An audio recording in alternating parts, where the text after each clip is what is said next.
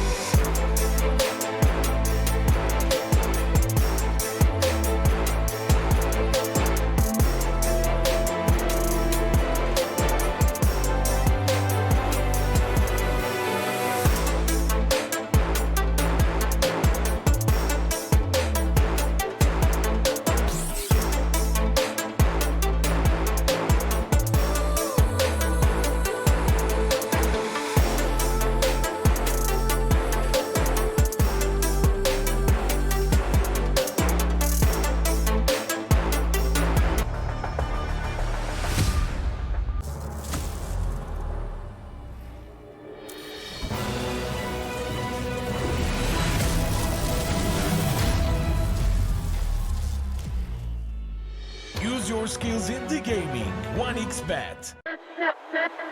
Respect from 1xBet. Respect from 1xBet. Respect from 1xBet. Respect from 1xBet. Respect. From 1xBet. Respect from 1xBet. Respect.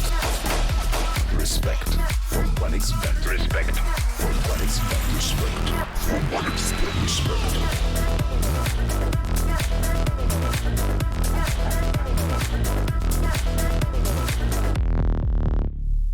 Hello, son. Hi, Mom.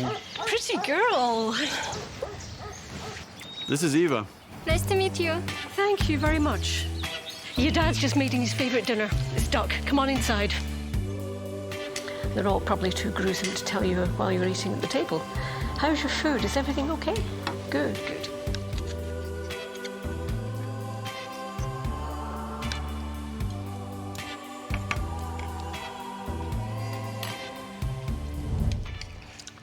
You seem to know each other. Yeah.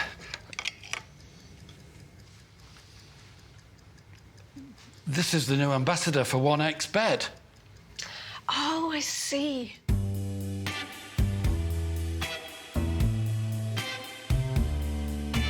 Everyone felt good when Eva Elfie became the new ambassador of 1xBet.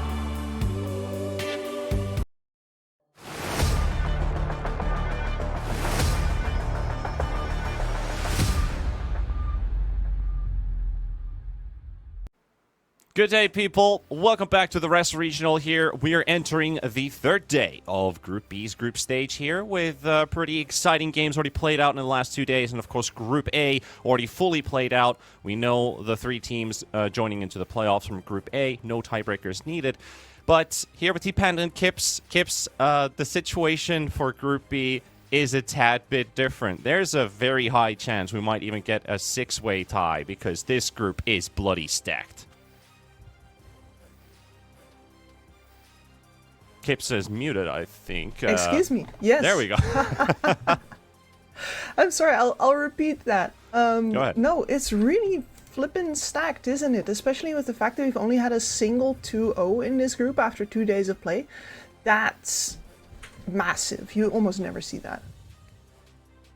Yeah, I hope the trend stays because even with the tie scores all over the place, we've had some really competitive Dota games going on. Even the one that you and I cast a couple days back, really good mind games going back and forth, some very high-level strategical decisions being made, and just tells about how competitive this group and the teams inside it are. It's hard to say, is anyone actually going to take a 2-0 over the other? Because a tie seems more likely. And yes, this has definitely been one of those groups where a tie is more than likely to happen.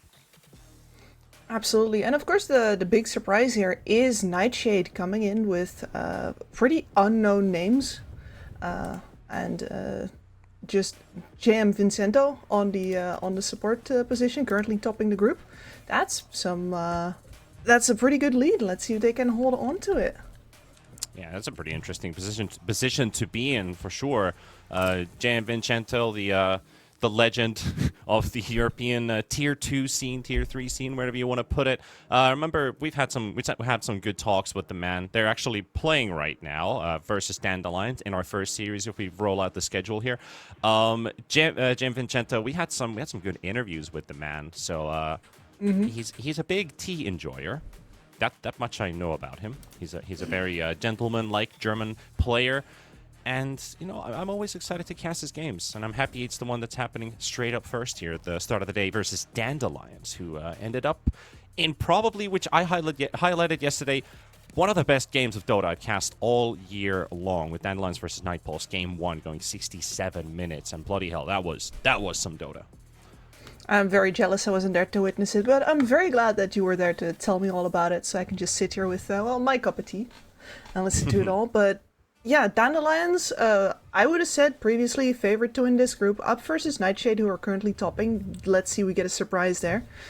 And then Monte versus Nemiga. Also, I would have tapped Nemiga to be one of the teams that's going to end up lower in this group, but, well, we're currently doesn't even look like that yet, because they too have had 2-1-1s, including one versus Nightpulse. So But let's focus on this one first. Thank you, production. I'll stop sidetracking here. Yeah, Jan Vincenzo and the boys. We've got a very, very rich lineup and something that you don't get to see too often. A British carry, a Latvian mid player, a Serbian offlaner, a Russian pos 4, and a German pos 5. Very international colors. Almost feels like EG-like when you look at like a roster like this. But 3 names, or actually you could say 4 names, still to make a name out of themselves, plus JM Vincenzo. So let's see what how the team fares up, because this challenge, Dandelions, they've had their ups and downs, more ups than downs. Of course, yesterday we saw some rough games from Palantimos, but still able to contribute to his team despite having a abysmal laning stage. He still provides so much for the team. So this is going to be a big challenge for Nightshade.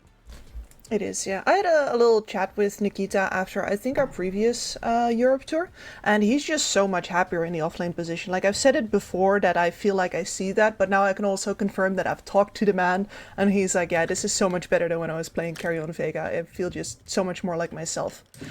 So that's probably behind why he recovers so much better these days. 5 seconds remaining. Happy to hear that he's in a good place. The role is very interesting. Yesterday we also reminded ourselves with Bowie that offlane is the new mid lane in a way, where all these... actually, I'm quoting Bowie on this. He was saying, at the start of 736, it was all the mid laners that were being targeted as the best heroes in the patch. We talked about Storm Spirits, Shadow Fiends, Leshrax going around. TA. And since those nerfs happened, offlane has been the one that's been unchecked for the time being. That's why we see Darkseer. That's why we see Beastmaster. We see Brewmaster being banned in the first phase. These three, this trio, is definitely something that has to be targeted. And I notice, as the draft is live, one of those is still out there. Yeah, I mean, listen, I'm just glad I don't have to see a Brewmaster this game. I'm good without Brewmaster for a little bit. It's a nice enough hero, but can we can we take a break? And the TA is still out at the end there, just to be sure. So we are pretty likely to see openings for example, the SF then here. Because what you say, like the targeting of the offlaners here does leave these mid laners open. We haven't seen first pick Storm a lot anymore, but that SF might definitely make an appearance here. Yeah, Shadow Fiend was an interesting one because I think it was a third phase ban a couple times in the games yesterday, and we saw 2 Shadow Fiends. We saw one in Rest Farmers Namiga game 1 and Monte Nightshade game 2, and probably because of the threat of the Shadow Fiend being out there, we are looking for an agility hero counter, which is the Elder Titan, removing all of that armor. So interesting to first phase this one, but it is JM Vincenzo. He loves his plus 5 Elder Titan. I don't think when you look at this specific team that's a weird pick. Yeah, no, but it's not a weird pick in general, dude. Right now we see so much Elder Titan in all kinds of levels of pro play and in pubs as well. The amount of damage that you get to output as a support with the momentum is absolutely huge from the laning stage onwards. And then you only need a little bit of farm to get that shard up and going, get some real good contribution to team fights. Mid game you hit that Aghanim Scepter, and that's where you just straight up have poor levels of DPS. We are going to go for the first phase. Palantimos Visage once again to the offlane position. He ran into a CK Lich yesterday, which is a really difficult lane to beat, and it definitely proved to be one where his laning stage was pretty much destroyed. Doesn't have the armor to deal with the 2 heroes, doesn't really do that much damage versus the Frost Shield, but mostly it's just a hero with a slow, another with a catch, and they both have DPS. Visage does not like those lanes, so he wants to punish. But let's see what the answer from Nightshade is going to be around this time. We are going for the Jakiro at least. Beastmaster is still in the pool. He is, yeah, and Beastmaster pretty darn good versus Visage as well. So this is I mean, that would be a pretty easy pickup. The only thing that I could see arguing against it is that maybe you don't want to lock yourself into a potential double melee lane here for Nightshade immediately, but you can still play the ET as a boss 5 as well, so that doesn't necessarily have to be the case. The other thing that you could do here, straight up, is pick the Rubik. Make sure you get all of that Jakiro goodness without actually having to play Jakiro, which would lock you into both of your supports, of course, but... you could probably also think about Elder Titan 4, pick a Clockwork for your safe lane, and pick yourself a duo that benefits from this clock going around all over the place. It semi-counters the Visage in some of these team fights because the cogs placement in general.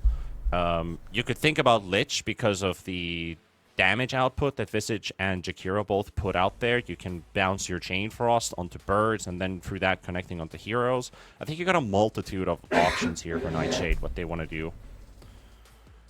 And they're carefully rifling through all of them, it seems like. Yeah, and also, like, do they want to keep that Elder Titan as a 5? I think that's the main question they're thinking about here. So, a hero that can sit in almost any position, to be honest. So, keeping it open. Yeah, but screw your armor. You're not getting any this game.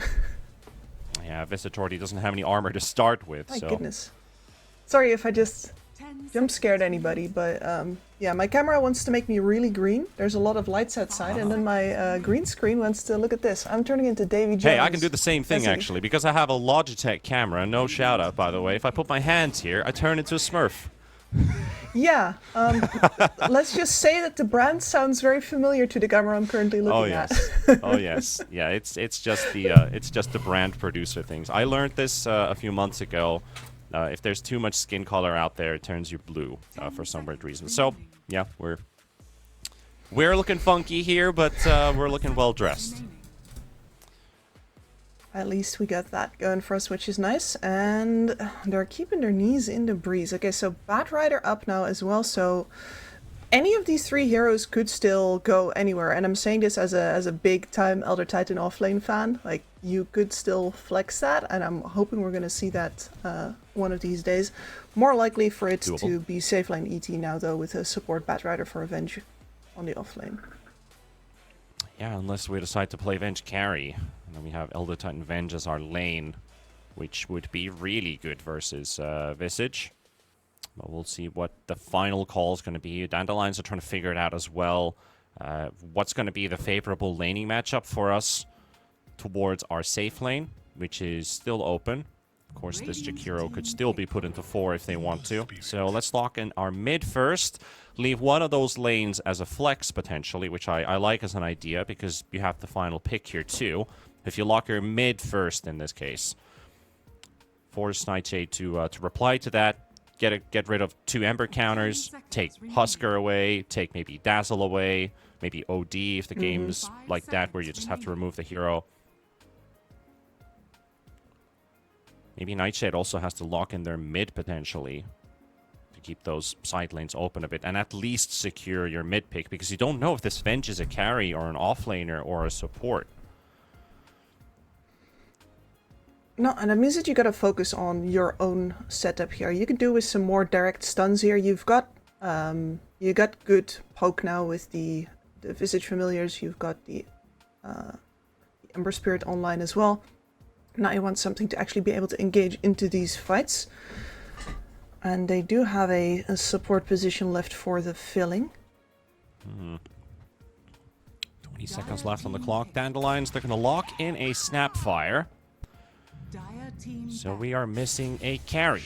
And there's the Shadow Fiend coming out. So this was kind of suspected. This is going to happen. You're going to have to bite the bullet on the mid lane. But...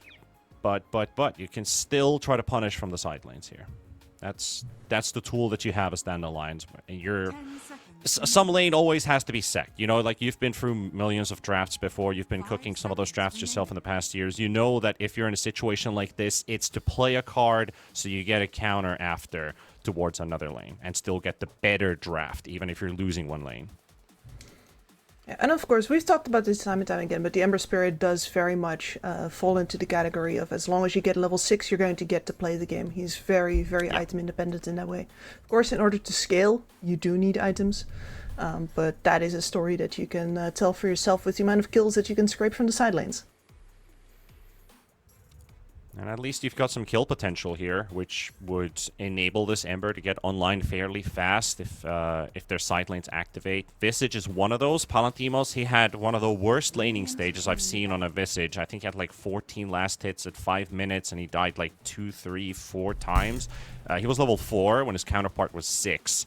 So if he's done any preparation coming into this game. He wants a good lane for himself. They banned the Beastmaster finally, by the way.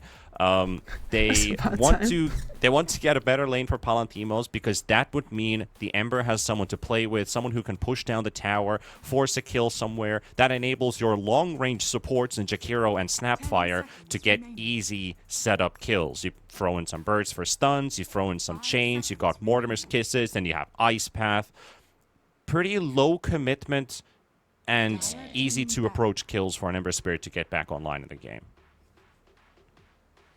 And the implication from these bans here as well is that Nightshade is going to go for the Vengeful Spirit carry. Dandelions seem to be fairly sure of that.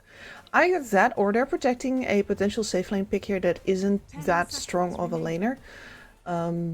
Which would be, like, in a game like this, what would I favor here? I don't know, Phantom Lancer perhaps? I was thinking Lifestealer for a second too, but yeah, I think Phantom Lancer could potentially work. PA with Venge could be an idea. I'm gonna go for the Morphling instead. Have they played Morphling before? I have to take a quick glimpse at their previous games. Not there. Nope, so it's their first Morphling for Nightshade. 10 seconds See, this is the kind of hero where I'm always very excited to, like, get to know the combination for the first time. Well, that's not a Phantom Lancer, but that still really capitalizes on the fact that Nightshade does not have a lot of AoE damage. They're very much single target focused, single target disables. The only AoE that they're bringing is on a big delay with the Elder Titan. So this is, yeah, that is exactly the kind of last pick that you want to bring in if you are Dandelions here. And you're Nightshade, you're in a little bit of trouble here. You've got all of the minus armor in the world, but if you can't catch the spider, you're not going to be able to squash her. Well, the good thing, you do have catch towards the spider with Venge, Batrider. These are two good heroes to at least initiate on the Brood and have a follow-up on it. Elder Titan, Vengeful Spirit, this is a classic stomp swap, what you usually look for. Then you also have Jan Vincento on his Batrider. I was thinking he'd play the ET, but I'm unfamiliar with Kisco, so he's the one to pick up the +4 ET. But JM Batrider, I've seen this so many times. I've cast so many games of Jan Vincento playing this hero. So I think they have a really good setup in terms of their offlane to support positions, but they have two glass cannons. The SF, the Morphling, you're up against Broodmother carry that hits a ton of damage. Visage, great burst. Ember also has some really good burst. Positioning is key. Yep. If you're in the wrong place as a Shadow Fiend, you're gone. Yeah, exactly. This Broodmother is going to be running and chasing both of those cores down. You're going to have an Orchid very early on as well. Simon is going to hate that all the way until he grabs his Manta Style, and it is, you are just going to be later than a Broodmother in that regard. And then, of course, you can't ever use it in a situation where you might be found by that Broodmother still. And there's also an option for Palantimos to go for another Orchid still. Like, there's... Dandelions have a lot of freedom as far as their itemization goes, I think. Yeah, they've got a lot of ideas, a lot of potential in this lineup. I think the one thing that I'm worried about is if this Shadow Fiend mid decides to go for Yules, you catch the Brood once, you Requiem, blow him up, and you're going to have to build up some BKBs, very item-heavy, maybe on the side of Dandelions to get this game rolling, but... Again, Shadow Fiend versus Ember. How does that lane go in the end? It is Mobe, who's been, at the moment, probably one of the best mid laners out there in almost all of these European tournaments so far. Really kind of holding the bar pretty high up there. So this is going to be a challenge. It's been impressive. Is that Ryman, or have you checked on the pronunciation here for our mid player? Because I thought it was kind of like, like Rifleman, like Rifleman. I would expect it to be Riemann, just because we're dealing with the and you said it's not the Anglo side of Europe, but our production also said Riemann. Okay, Riemann, yes. All right, so it's not Rifleman. Cool.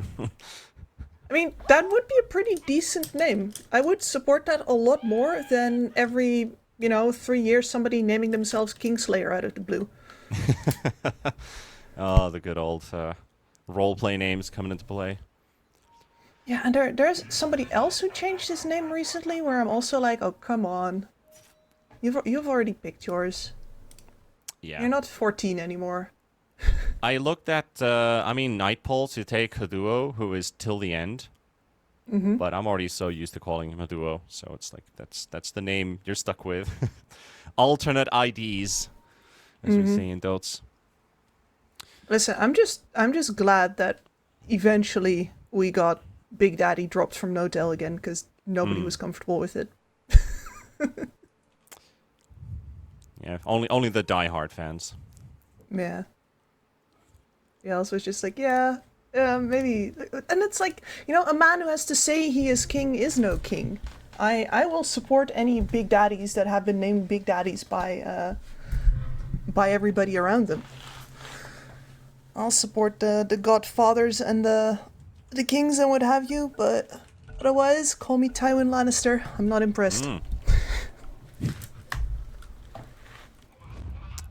Well, odds are saying Dandelions should be the favorites here. They are the European gatekeepers in terms of points. They've accumulated the most out of any other European team, and this being the second last European tournament, they are the team to beat. Nightshade might be leading the group for the time being, but margins are very small, as everyone has just played ties, and they have that 2-0 versus rest farmers. So we'll see if the Dandelions storyline stays true. We already got our lovely necrotic webs placed down in the mid lane, which will help the Ember a little bit in terms of 15% HP regeneration reduction for the Shadow Fiend. Which is not enough to make a difference here, I don't think. The SF really, this matchup, it's about mana regeneration. It's about getting the raises in. It is minus 6 HP per second when you use a bottle charge. That's how good it is. It's super annoying, don't get me wrong. I'm just not sure if it's enough to tilt the tide of this SF favorite matchup into neutral territory. Oh no. And it's going to be 3-for-1 in terms of bounties, because Simon and JM Vincento able to steal one away from Palantimos and Desire. So that will make it a strong start in terms of bounties. JM Vincento also gets rid of one of the sentries. We've got 2 Ops wards placed down right next to each other's in the mid lane, so they should know about both of them. One for Riemann, one by Mobe. Mobe placing down his own.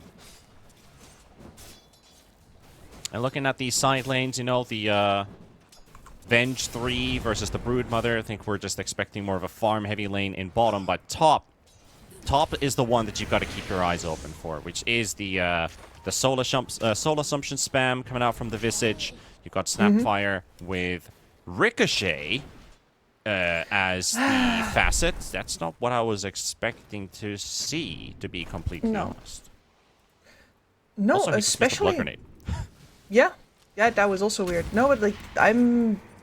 Especially in you're versus 2 ranged heroes here, you're most likely going to be operating from ranged regardless, and the buckshot change is just... I think this is way more important for core Snapfires, who are actually going to be using that little shredder all the time.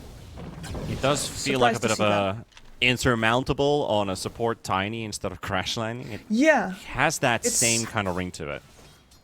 Yeah, it's not quite the same, but it might make a difference here. To be fair though, Palantimos should have a good lane.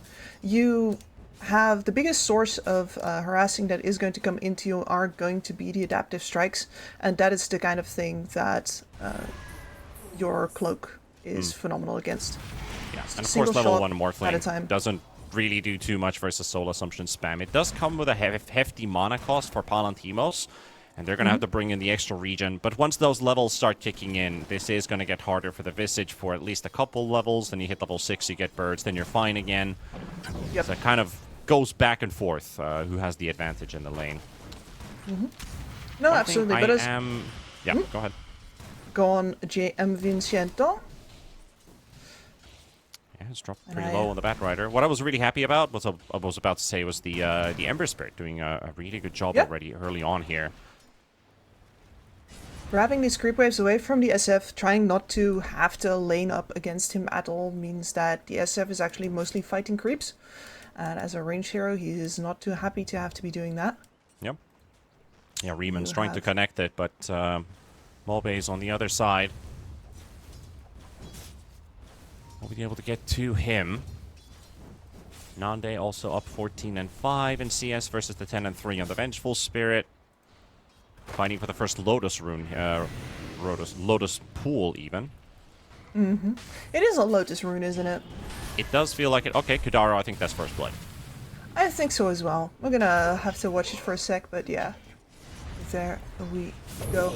The fact that this Broodmother, I was wondering if they were perhaps going to swap lanes as well, but the fact that this Broodmother is not on a side of the map where she's going to be providing any threat or pressure for the enemy carry immediately does feel a little off. On the other side, though, the Broodmother is going to start move, but okay. Never mind. I thought for a second, because the icons overlap, that was a solo kill. Kisco Well, still keeping up the pressure on both Nande and Kidaro. Only level 2 in the lane, but still feels like this guy's like a level 7, throwing in those right clicks, especially in a matchup where you get to hit. You'd suspect you don't get to hit much versus a Jakiro, but you certainly do. Dire are scanning. not that fast. I think the mid lane has officially been salvaged. Yeah, Between Richmond. that kill, the fact He's that got Desire right next to him here. Shadow Fiend already feeling pressured a bit here. Like, what the hell is this guy doing over here? Yeah, Yep, there's soaking just- some there's- XP. there is no threat towards his visage on top whatsoever. They'd have to run him down with the Batrider in order to get a kill. As long as Palantinos watches his HP, that's just not happening, and that means a lot of freedom for Netley to move around the map. Yeah, this laning stage already going so much better for the Visage compared to the one we saw yesterday. So Nikita really hell-bent on that. Meanwhile, Nande goes down in the bottom lane. Chodex and Kizko able to go for the dive, get themselves a brood kill. And important to pick that one up. Meanwhile, Batrider does die solo to Desire. A quick support trade-off there. Mulbey, oh, he might actually get the chance to kill Richmond here. Under the tower, pretty low on HP, has to wait for another slate. Maybe he turns around and goes for the hit. The bottle charges, though. Long-range rays coming out as well. Just not quite enough to kill him. Now Desire's coming in, and there's your bottle refill, Jan Vincento. That's solo kill from Netley, though. Vincento's levels are looking painfully low. Vincento's around. Snapfire is quite deep in the jungle here. Palantimos also hoping to snipe the Morphling, but not quite enough damage to finish him off while they're diving under mid. They take down Richmond. And there goes your Shadow Fiend. Maybe a reply on the Snapfire, Jan Vincento. Not a lot of damage required. He's got it. The smoldering resin doing the job in the end. The Elder Titan as well dropping pretty low, but he gets his astral form. Though it is not enough versus a hasted Jakiro. Radiant are Absolutely not. Okay, this is the kind of momentum that Dandelions need. I've been worried after this draft that if especially the mid lane Chodex. doesn't go away. Nande, does he go for the dive? No, I don't think. Yeah, he doesn't have a point in Insatiable Hunger. No, it's a no-go. That's a no-go. No, but the scaling capabilities of Dandelions definitely leave something to be desired, so if they come out of this laning stage looking bad, then the slowdown is going to close their window of opportunity for actually winning this game that much further. So the fact that Desired. they've salvaged this mid lane... Alright, they're going in for the kill and Palantimos top now.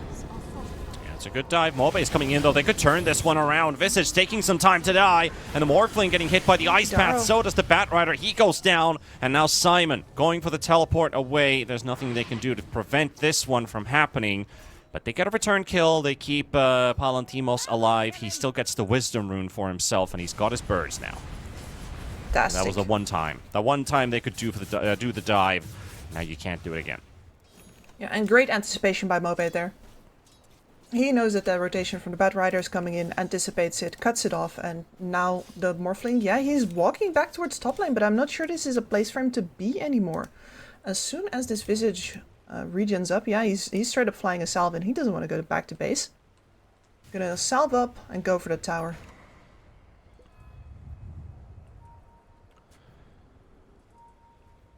I was looking at the Brood a while ago when that dive was happening. He was still level 4, sharing it with the rest of the pack. At least he's 5 now, but so is Kadaro.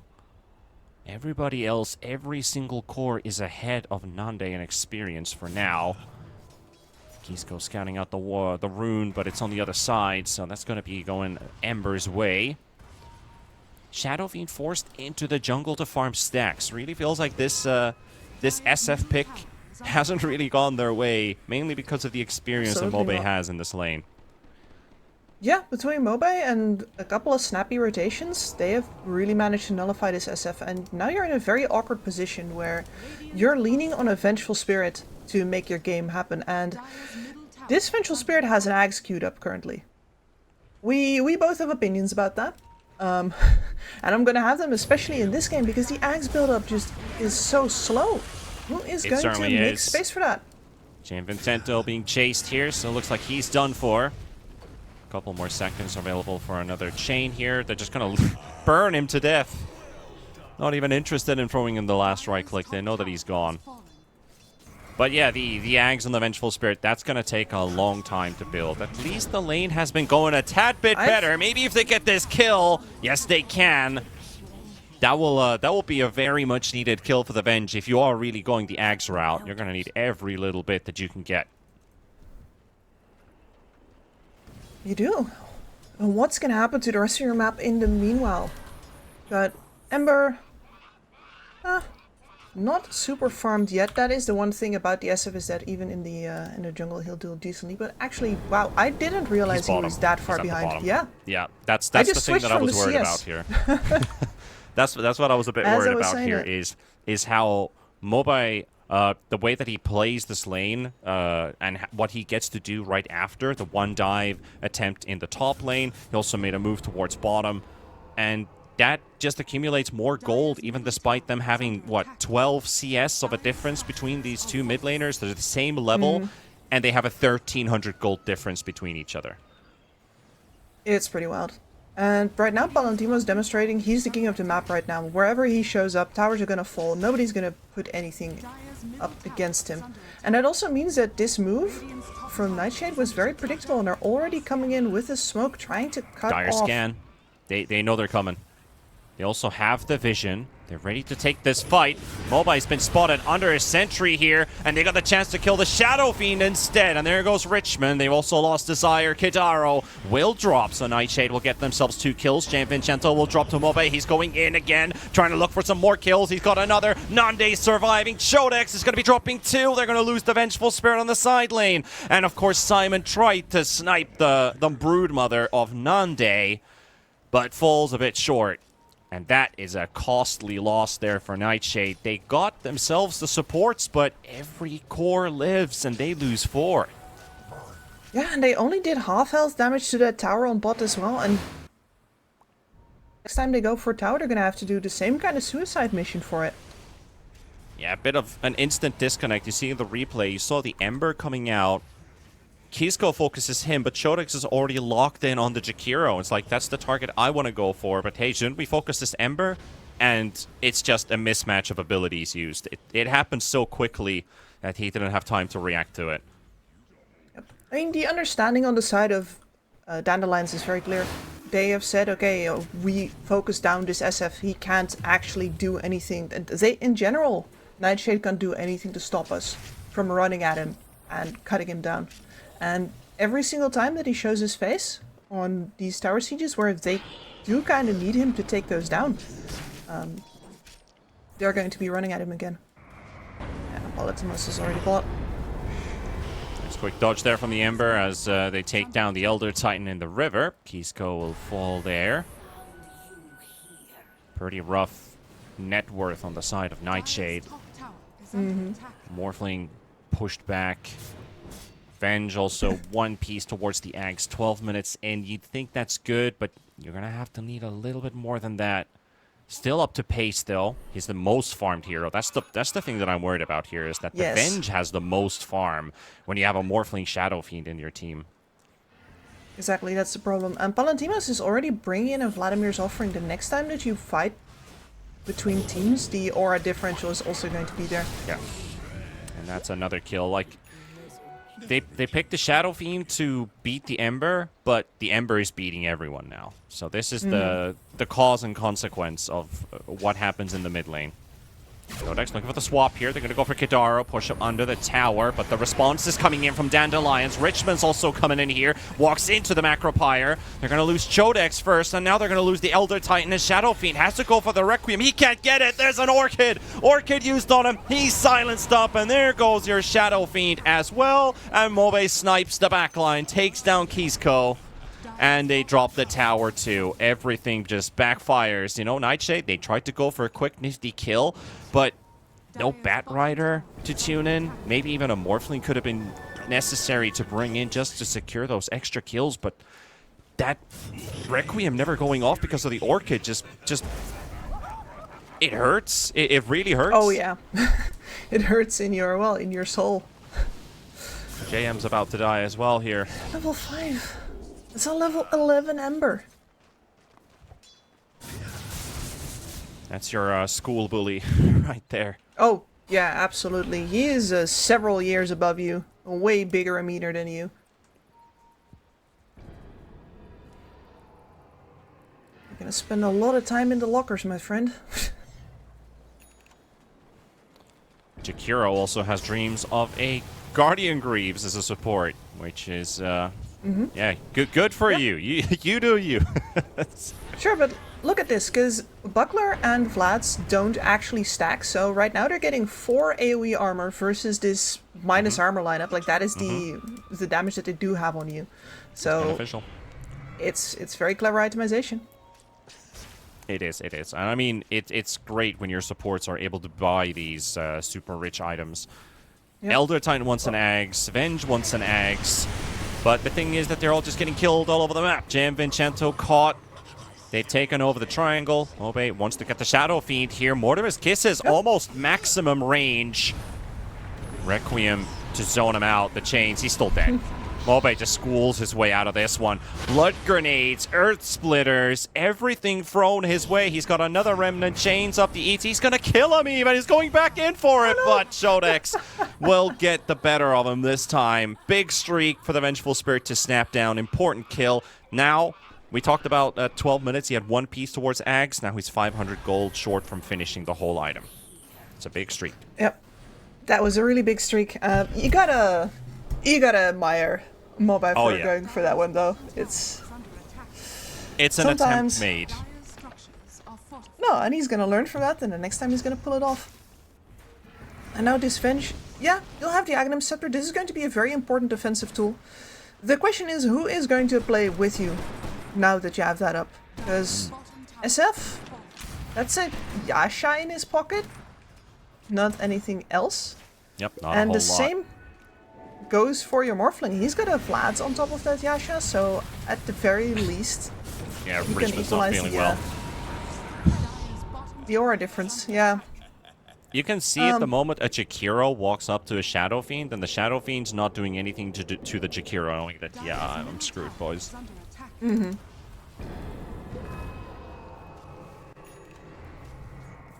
Palantimos is already flying in his next item as well. Yep, Boots of Bearing online. Easy, easy. They really want this man. Being focused on. They're going in for the wraparound from behind. Simon also got the Grave Chill on Visage, turned into a Visage himself, and that's going to be a very big kill for them. This time without casualties, most importantly here. Still chasing Desire. Another Grave Chill cast from Simon. Break through the shield of the Snapfire. Right-click him down to death. Richmond gets his first kill of the game at 17 minutes on the Shadow Fiend. Also, Reben was also overdue a break in this game. This is the hardest part as a snowballing team to keep a hold of. When you're taking down the last tier 2 towers, it's very easy to do that before you actually have the tools to control all of that territory and start playing too far forward, slipping up, giving away some kills with big streaks and big golden EXP differentials behind them.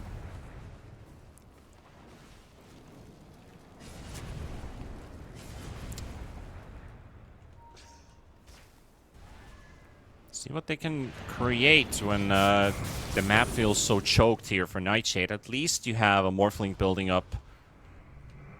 But it is not easy for these supports. Jan Vincento is also level 6. He's so far behind the rest of the pack. So even if he goes for a Blink Lasso, he's very vulnerable to any sorts of damage. And of course, the moment you blink in for a Lasso, very likely you're going to get chained up by the Ember Spirit and you're moving nowhere. Yep. This is the worst kind of game for a support Batrider. What you normally do on this hero is you wait until a couple of towers are down and then you start farming these waves as far forward as you possibly can. And of course that's scary in a game when there's an Orchid against you. But, you know, normally at the very least you're buying space. Yeah, and this game there's just towers in the way. Batrider ability to actually take neutrals has been nerfed into the ground, so it's going to take such a long time to farm his way through the jungle, and even then, like, these camps are not necessarily for him. There's 3 cores squeezed in a tiny amount of space. Top tower is under attack. Yeah, I'm surprised he's actually allowed to farm this ancient camp. Right now, Jan Vincento taking a while, but he's going to get these ancients cleaned. They are running out of time. They need their items very, very soon. I just saw the Bloodthorn up on the Broodmother, and how quickly Roshan dies is, you know... I've been saying Broodmother is one of the top 3 farmers in the game from the carry position. And you can definitely see it. Ember's been farming kills, and Nande's been farming creeps. Is under attack. Yep. And that's sort of from laning stage, nowhere to be seen. Okay. High ground is going to be a different kind of beast, though, because not only are you working versus 2 forms of force displacement with both the lasso as well as the swap, but you're also now up versus the Aghanim Scepter on the Elder Titan. Yeah, you gotta kill someone, or maybe even both supports, to be able to push on towards the high ground. Otherwise, it's a no-go. Killing the Spat Rider might feel good, but he's so small level that he's already back up in 10 seconds. So you gotta find Venge, you gotta find Elder Titan. Those are the ones. If you can kill them, high ground becomes so much easier to penetrate. Oh, look at that! Ooh! Well... Oh, that is just Spain without the S right there for the Vengeful Spirit. That was a Bloodthorn and Spiders, nothing else. Yeah, I mean, you wish it was just regular Spain. You'd be European champions by now, but no. No. At the very least, killing the Venge does nothing for the ability to go high ground, because her illusion is still there and that can swap as well. So, just backing off, keeping the choke up. There's a couple of interesting things that you could talk about if you are the choking team here as well, the winning team, right? Because if you push all 3 waves out constantly and you don't farm enough neutral camps at the same time, what you do is you end up actually more or less equalizing the farm, because you're shoving 3 waves into 3 cores. So you got to be careful with how you do that. And usually it's more beneficial to leave one of these lanes open anyway, because in a situation like this, you see where Simon is? You could, with the 3 cores that you have right now, smoke cross map, cut him off. That's the kind of thing that you get, because the enemy will naturally be on the one lane that isn't shoved in. It'll be further away from base, further away from help, and that is where you can cross-map smoke and get a kill. Yeah, I like the plays where you basically have a turtle formation forming up here, where Nande's right now, you cut the wave, instant smoke to the bottom lane, and just try and cut somebody off there. Like, those are the really cool moves. But Nande, actually, he's found the whole team, and he's lost his Aegis. Mobe coming in with an 80 rune. This could be very, very dangerous damage. They take down Nande with the burst that they have, and they'll take it. They'll take it with open arms, because they also get to defend their base, not losing any objectives inside while taking down an Aegis Broodmother just like that. The whole team was so spread out on the map, and not a whole lot of vision to play with, so surprisingly... there's no response coming out from Dandelions, and Nightshade like, oh, there's no one there, just kill him. Yeah, I mean, the understanding very clearly was like, hey, we got to spread out when we're choking them out this much, because we need to farm more than they do. But then you need to only make aggressive plays that are necessary to intimidate, not hard engage onto enemies who have a tower nearby and presumably several people sitting around. Alright, another smoke. Good old intimidation tactics.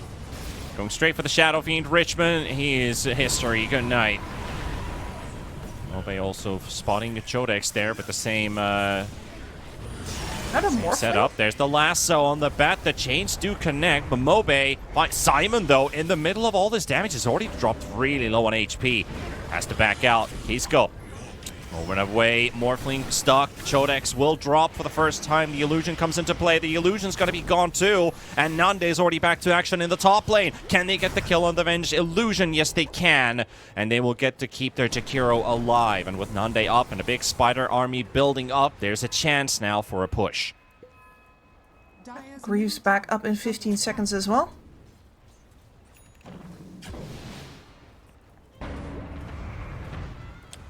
Drums are being popped. Gian Vincento, he's level 10 with the blink up, so still no level 2 lasso. Can't reduce that 15-second cooldown. That would be really important to get. Yeah, and that duration was also... It felt quite pitiful at this stage of the game. Yeah, those are very, very short lockdowns. Catch the Morphling with a stun into the cookie. Follow up right there, but he does have his strength gain on, but with the Bloodthorn, the swap has to be used to save his life. And that's 2 ultis on a defensive play. And now there's room for Dandelions to make some more happen here. Poking the Vengeful Spirit. The stomp on the low ground. Only catching the Ember Spirit. Everybody else able to dodge it. Snapfire with his Ricochet. Able to get some damage in there too. But this tower is surely but slowly falling. And Mobe is Slowly but really surely. milking this chain gang for all that it's worth. It's something that I haven't seen out of a lot of core Ember Spirits. Even if they did take the chain gang, I haven't seen people actively using their remnants to chain potential targets with this effectively yet. So it's been pretty nice to watch. And it is really good for this high ground push too, because you don't have to put your hero in danger, and at the same time your opponents are thinking, well, I can't stand next to this remnant, so that's another place on the high ground I cannot be in. So I do like the theory behind that chain gang for a high ground push. Smoke on smoke. Who pops first? Simon, Kisco. Kisco's in the front. They know that they're pushing the lane in. Kidaro is also very aggressively positioned in the front. Nande trying to catch some attention as he's the hero that is not smoked up right now. They need Chodex for the swap. They need the stomp follow up from the Elder Titan. A lot of things need to go right for Nightshade to find a pickoff, which tells about the level of execution for a team that is, you could say, a bit inexperienced. Well, at least in the eyes of Dandelions, you have to say inexperienced between these two teams. Comparatively, But they haven't given up hope. They haven't given up chances, and I think they're standing their ground pretty well in terms of what they're facing against. Yeah, no, they look really organized. They haven't dropped the ball yet with any weird giveaway pickoffs or anything like that.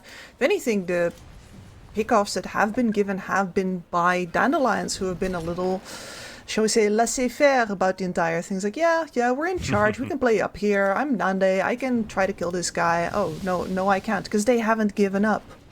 Dire's bottom tower is under attack. There's no demoralization over on the other hand. And if you're used to that happening, then it's That's a sometimes key word. really weird to play against it.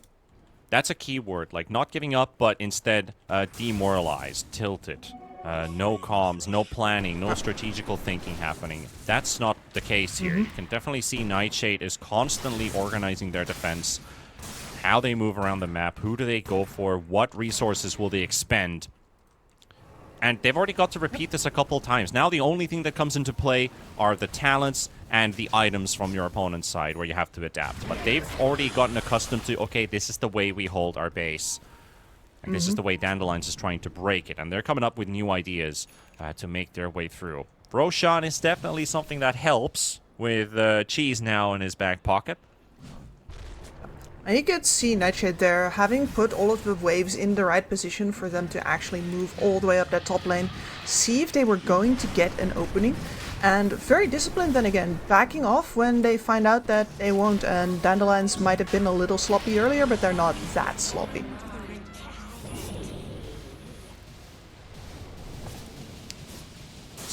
got the Aegis and the cheese both on the Broodmother for now. Only has 2,000 HP, so that cheese is pretty much a full heal. That'll be very annoying if you're trying to kill a hero that has lifesteal built into it and then just suddenly get full healed, and Gianvincenzo cutting waves, getting caught, but at least it keeps the mid-wave out. Downside is there's a tier 1 tower that pretty much destroys the wave. And Mobe there to help him out. The creeps are already flowing in from top. Simon's trying to push out bottom. Desire is there to meet him, playing it safe in the jungle. And Nande is going on the high ground now. He's going straight for the tier 3 with the spider army. And they're splitting.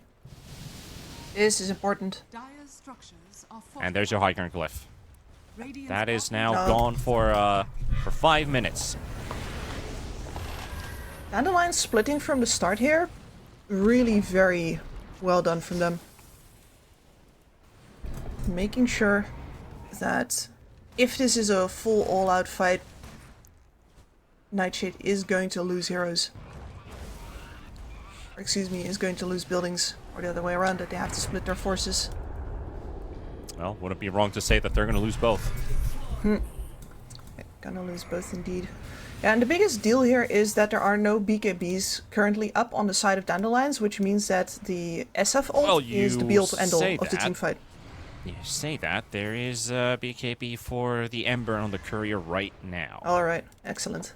He literally bought it as you said it. I was like, yep. He's has addressed. And I think that is At a least really he big did. one to have. Also, this Yeah, is of course. BKB on the Shadow Fiend. They're going to go for the Jakiro. And we've seen how quickly they can delete Nande. Kidaro is not going to be any different to that. Ember, oh, look at that. Mobe jumping into the backline with that fresh BKB. And he's making the play and catching them off guard. The chain gang hits everyone. And that, you got to tip the Ember at this point.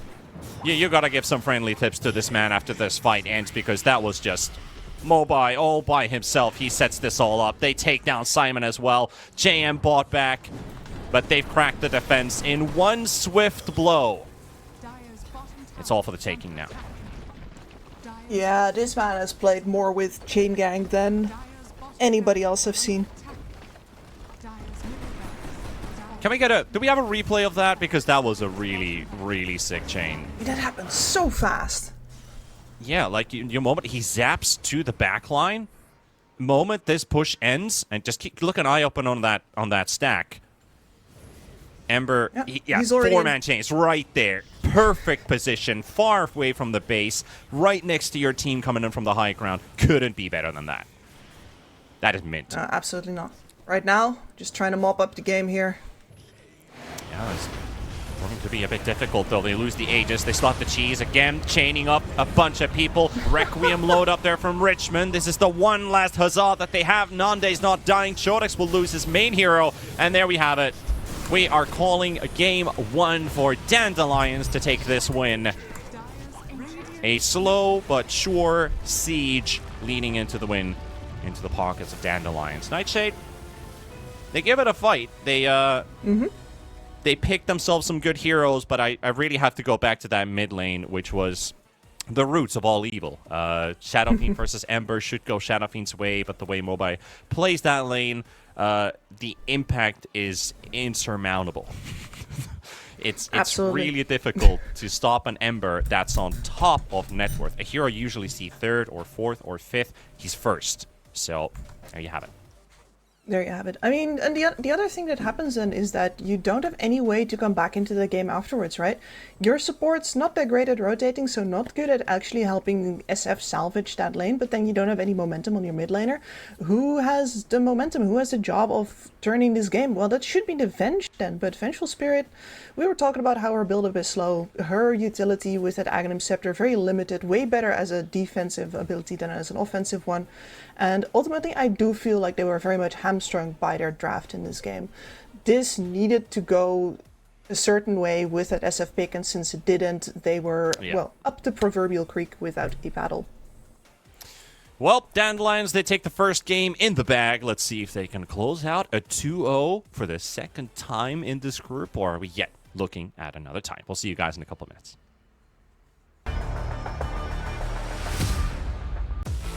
OneXBet and Eva Alfie present Betting on all esports events on the website and in the 1xBet app. 1xBet. Play with Eva.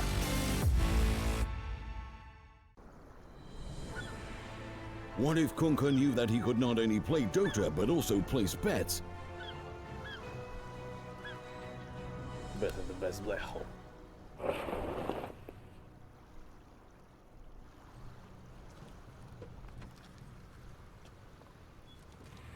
1xBet, bookmaker company.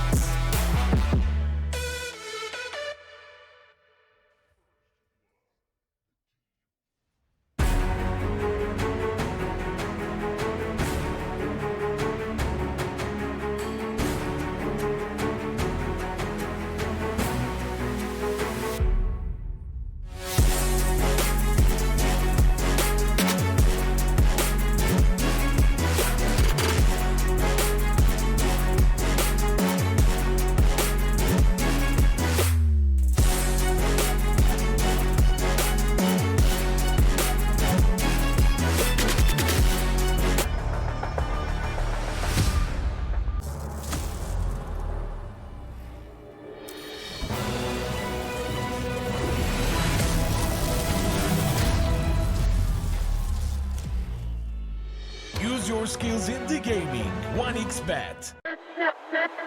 Respect from 1xBet. Respect from 1xBet. Respect from 1xBet. Respect from 1xBet. Respect from 1xBet. Respect from 1xBet. Respect.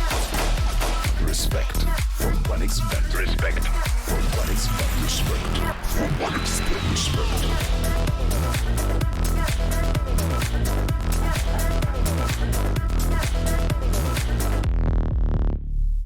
Hello, son. Hi, Mom. Pretty girl. This is Eva. Nice to meet you. Thank you very much. Your dad's just making his favourite dinner. It's duck. Come on inside. They're all probably too gruesome to tell you while you're eating at the table. How's your food? Is everything okay? Good, good.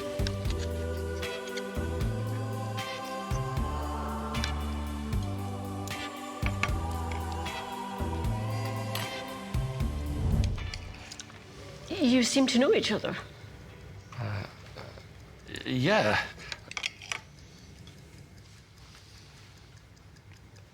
This is the new ambassador for 1xBet. Oh, I see.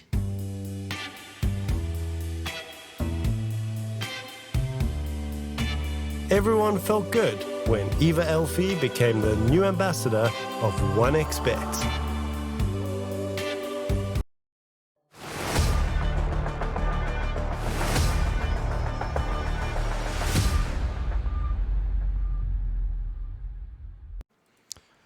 Time to get ready for game number 2 here at the start of the day with Dandelions versus Nightshade Esports. Pretty one-sided affair, you could say, from Dandelions, mostly through a unknown mid player called Mobe, kind of taking over the map, taking over the game, controlling the set and the tempo. So when you look at the second phase of game 1's draft, Shadow Fiend to the Ember Spirit, you'd think that it goes the other way around, but nope. Almost doubled the net worth of the Shadow Fiend in the end here. The most impactful player, easily the MVP of that game. But can he repeat that performance? And what is our mid lane matchup going to look like? I feel like there was a lot of potential for Nightshade with this Morphling getting to play his timings.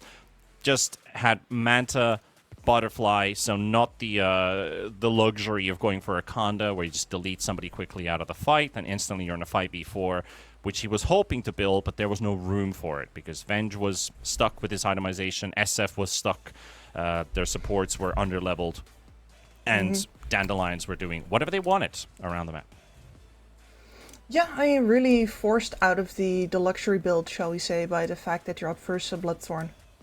And I do think that even if the Broodmother wasn't as effective in like the early to mid game as you would have wanted from a Broodmother pick normally, the fact that you get to itemize that way does mean that you keep the enemy cores out of the game for even longer than they already have to wait. So in that regard, very successful pick.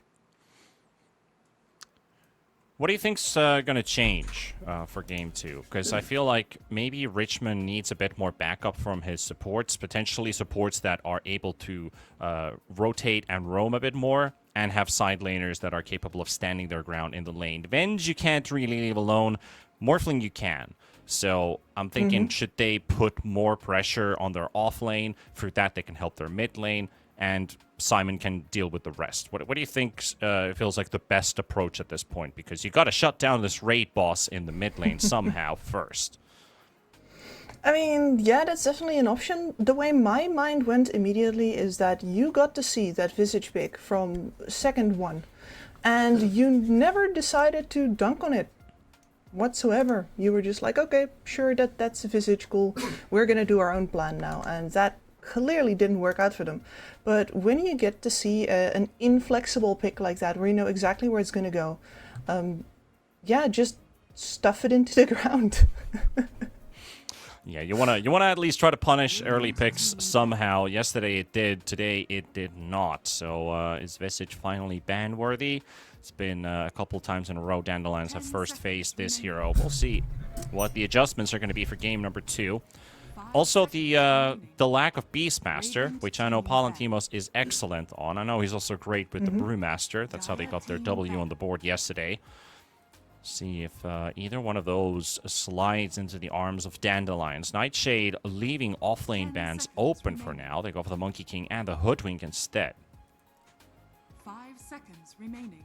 And I'm still expecting to see Radiant team the ban. tiny bite the dust here as well at some point, unless Nightshade want to give that to Dandelions. I'm pretty sure Dandelions is just going to snap that up on the first pick 10 immediately. seconds remaining.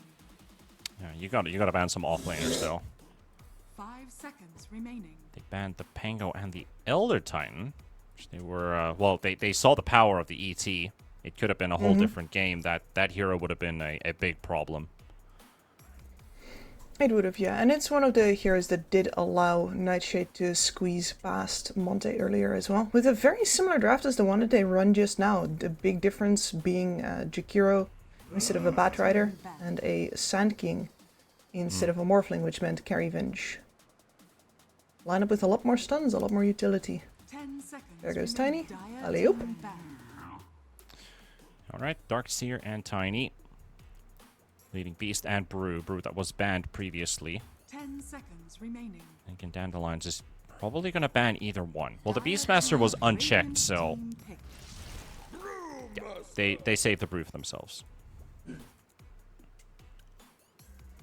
That's where it was going to go. Now, I'm curious about Palantimo's itemization on this because everybody has been building the Radiance on the Brewmaster up until this point, but we're seeing changes in the pro meta where slowly more and more people are starting to go for different auras, which is something that I think is a very good development because otherwise you don't really do all that much if you don't have your ult. Like, Radiance is nice, but it's not the same as coming into the fight sporting, well, drums, lads, literally anything else. It means that you are somebody outside of your ultimate as well. Yeah, I know you're a big enjoyer of Vlad's, certainly, but we saw the Vessel rushed yesterday. Dire team ban. Vessel into Radiance into Vlad's coming up, so very likely you're getting what you're asking for. Good. That was also a pretty interesting lane where he decided to pick up the Drunken Master because you're playing against a troll in a lane. 10 You need to seconds have remaining. that facet if you're playing a lane where you know you're very likely to 5 lose it. seconds remaining. If you know you're going to win the matchup, if you know you're going to have a good time in the lane, you go for the barrel. But that's a good saving tool, the Drunken Master, against the hero that you can't normally escape, that being the troll. They banned the So Beast they- and the Doom, so we might be looking at another Morphling game for either side with the Doom being out. 10 seconds You remaining. might yet. I mean, Nande, pretty darn great Morphling player. 5 seconds remaining. Never sad to see him play that. Yeah, and also the troll's you know being what? targeted by it, because even if you pop ult, you get doomed, you get no lifesteal. So that is another thing that actually makes Brew's laning stage a little bit better. But if your opponent picks troll now, I think we're going to see the same thing as yesterday. The troll versus the Brew. Probably not going to straight up second pick a troll here. That would be foolish in my eyes. A little overzealous. Other options on the board here. Dandelions should be thinking about Rubik. I mean, it's such a... I have to mention it every time there's a Jakiro in the game. You gotta think about Rubik. Radiant team pick.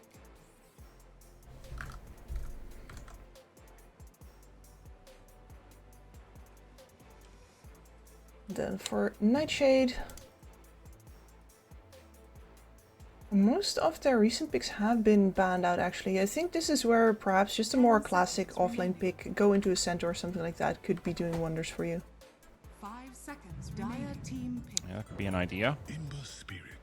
Lock in the Ember early on. Okay. It's an idea. I feel like this is a hero that you can pretty much pick in any stage of the draft, and you're going to be happy with it. But you do want to have some bans left over usually, 10 because seconds remaining. there are a bunch of matchups that dunk on this Ember Spirit, most notably the 5 Huskar. seconds. And that's just something that you really can't afford.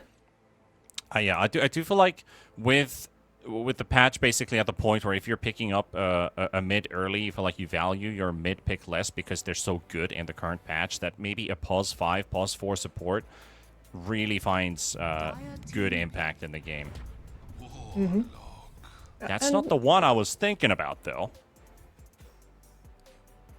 That is unusual, yeah. That is highly unusual. Warlock being picked here. What's our Warlock statistic looking like? Is this the first time? It might be. It's the second time. So who's played the first Warlock? This is probably from the Group A. It was Sohi from Shibai team, and they won. That was versus... Okay. Who is DEC? Dragon Esports Club? Yeah, I think it's... Dragon Esports Club. Yeah, I casted that match, actually.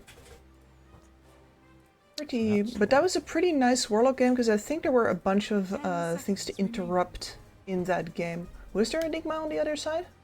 5 seconds remaining. Maybe.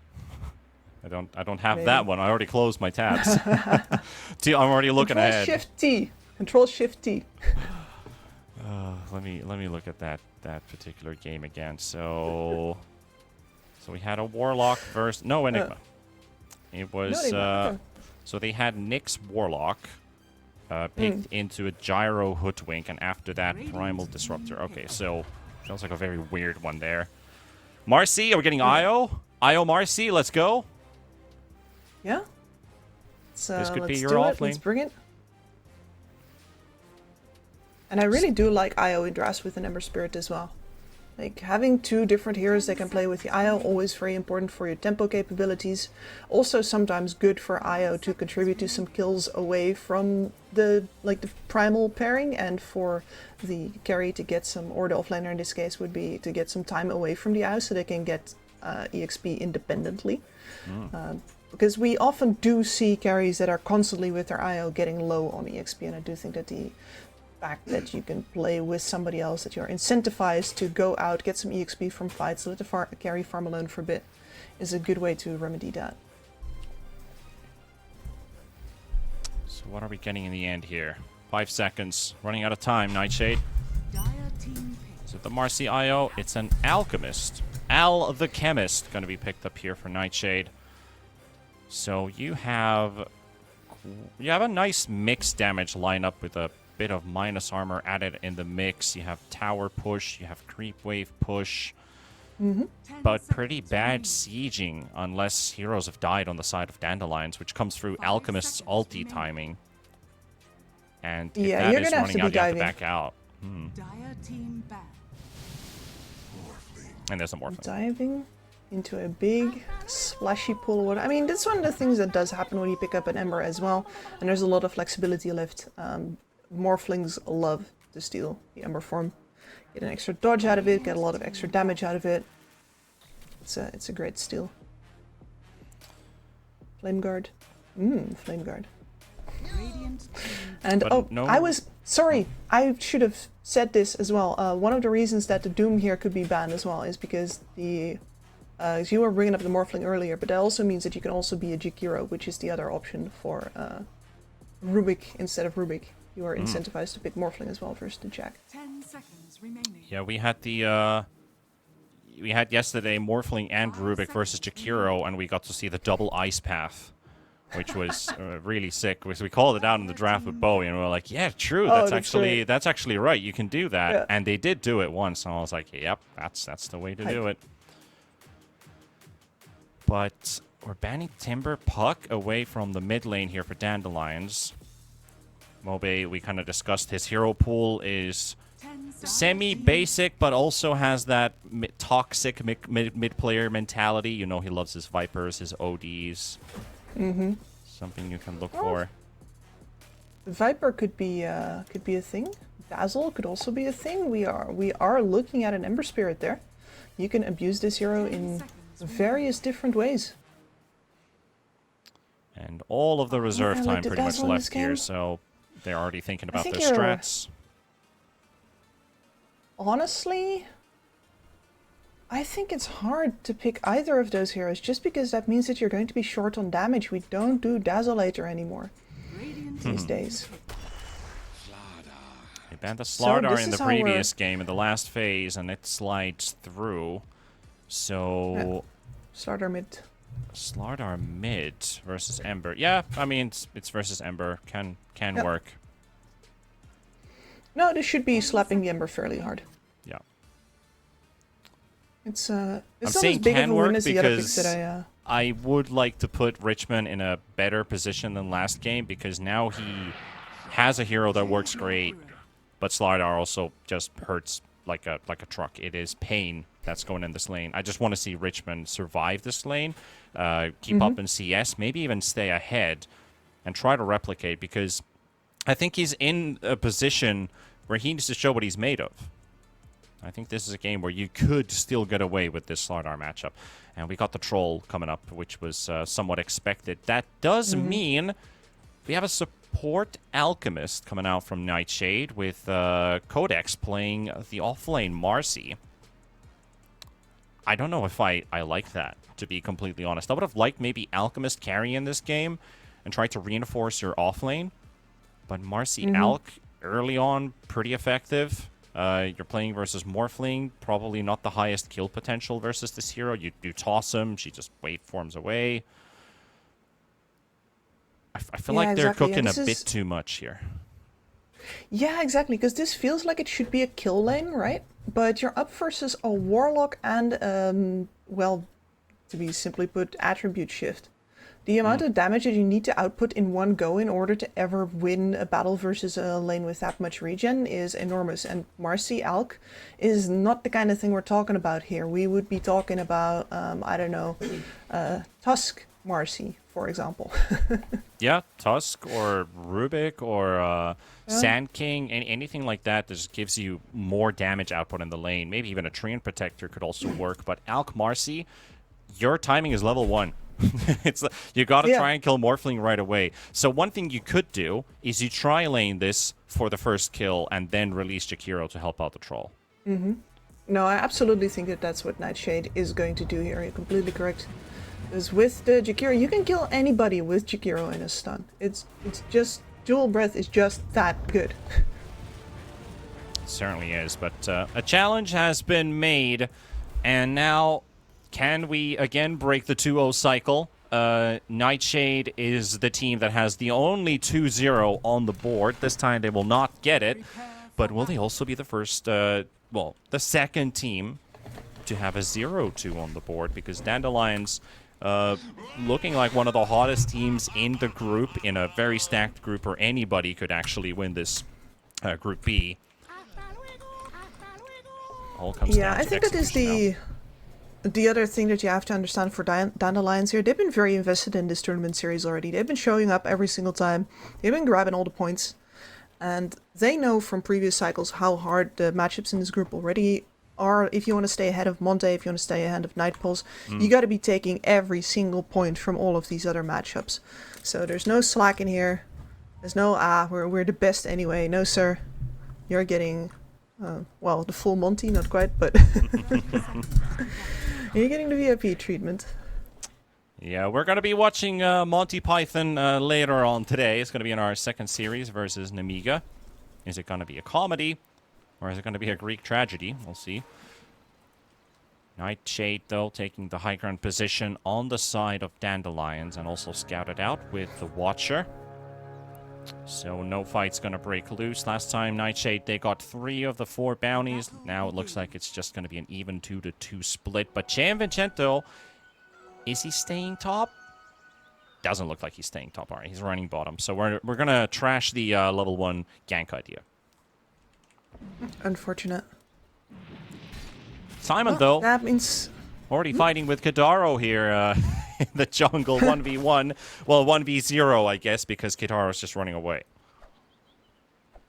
And Simon is now going to have to choose between slapping his Warlock around more. Yeah, and Kidara is like, hey, you want some more? Want some more? You got a farm. I mean, I'm doing my job here, just kiting you around. Unfortunate, indeed. But that does mean that we've got Morphling and Snapfire up top. Oh, Morphling though, could so die. That's the level 1 we were talking about. There's a chance for it, but Nande's regenerating. Kizco has to back out. And there goes that opening. They tried it with the Dispose and the Acid Spray. But unfortunately, Alch had to back out. Snapfire leveled Lil Shredder. So able to dish out quite heavy amounts of damage. Push the Alch away. And they're foiling that kill attempt. Yep, and now the Alch, well, might, forced out the Dispose there, otherwise the Alch is going to get foiled himself here. It's the armor loss that's really messing with the Alkir. Yeah. Not that high of an armor anyway, so he ends up at -2 once the Snapfire lays into him. And those Morphling right clicks Simon. hurt. First blood right there, Balantimos. One carry in trouble in the other lane, but the other gets killed. So, Dandelions on the board first. Mm-hmm. And not too many seconds after, there comes the trade-off, which could have been the first blood here for Nightshade, but no. Trying to set up a Nande I'm here. gonna try. Yeah. Concoction from the trees. Surprise stun right there. The damage from the dispose with the sidekick, and they've got it. Yep. Acid spray there as well. More efficient as the Morphling goes further into strength territory, loses armor.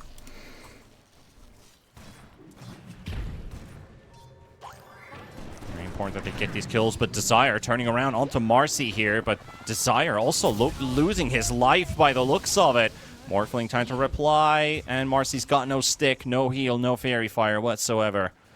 So Morphling will get the reply back on that. Only a total of 10 CS in the top lane, where we had 7 on the Morphling and 3 on the Marcy, but it feels like you're getting more kills than last hits here. Yep. I mean, that's also leaves the other lanes with, well, that means that they're pretty much solo for now. No rotations are going to come in anytime soon, as long as this lane stays as kill heavy, which I think both sides would want it to. That does mean that the Slardar is beating out the Ember Spirit pretty handily at this point in time. Yeah, so maxing out the Crush, which you can use to try and bait the Sleight of Fist out from Richmond, but also you can try and dodge the Crush. It's just really down to who presses the button all the way to the end. Mm-hmm. And if not, well, unfortunately for you, that Crush physical damage, so Ember Spirit's Flame Guard does absolutely nothing to help him. Yeah, on the positive side, he's sitting right next to Simon his is tower, getting so slapped. he's getting his +3 from the tower. Nande gonna have to shift up as Simon also getting killed in the bottom lane. Nande dropped very low on HP. Big stick heal though, so Kisco can't retaliate more. 3-3 on the kills now. That is 2 deaths on the troll though, which does not feel great for Simon. No, especially not since this is supposed to be a counter Look at his kill. quick buy. Look at his quick buy. He's got Ags in from Phase Boots. You never see this build coming through from a troll. I hope he doesn't keep that. Not gonna lie. No, for sure. Like, Get a Maelstrom at least. yeah, what are you gonna do without your attack speed on a troll? just get the treads. Because if you go Ags, are you really getting that much kill potential out of it? If you have no farming item, your farm just sucks right away, right? Well, Palantimos Ags is a might farming have gone item. a bit too deep here, but axes are missing, and also the bonds are Drunken killing Brawler. this troll slowly but surely. And there we go. Chodex actually goes down in the top lane. Simon dropping low. I also have a cat blocking my screen right now, so I can't see what's going on. Kips, what's happening? what's happening? Well, Knight has just fallen. Simon has been tangled up, so he's returned back to the lane. Mid lane is going to become very dangerous for Kisco? Richmond on this last hit. Well, and Kisco's talk dead. about jukes, but it's not enough.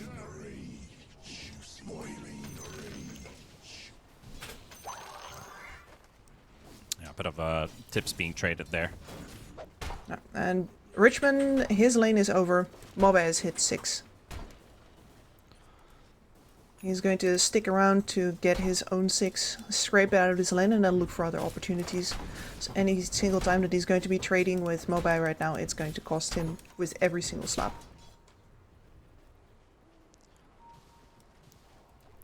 I think this goes already mid. I'm sorry, I'm pretty occupied here with this feline interference on my table. Those wires It's a are not for spy. chewing. Sorry, cat. Please This, don't do by that. the way, guys, this is the man who's told me that up until now, the cats have never chewed on his cables. they have So not. you're but this witnessing one a is. world first. Yeah, actually, it's not even the wires that she's interested in. It's actually the napkin package I have on That's the a good table. rotation.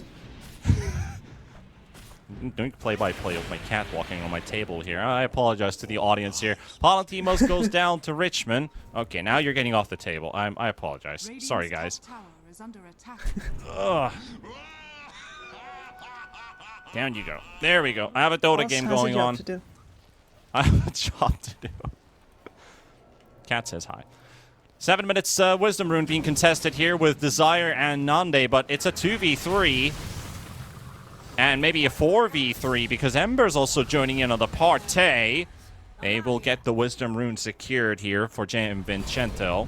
And they're also going to trade off of Desire. Same thing for Simon. Oh, the troll is here all by himself. The whole team was shown on the other Wisdom Rune.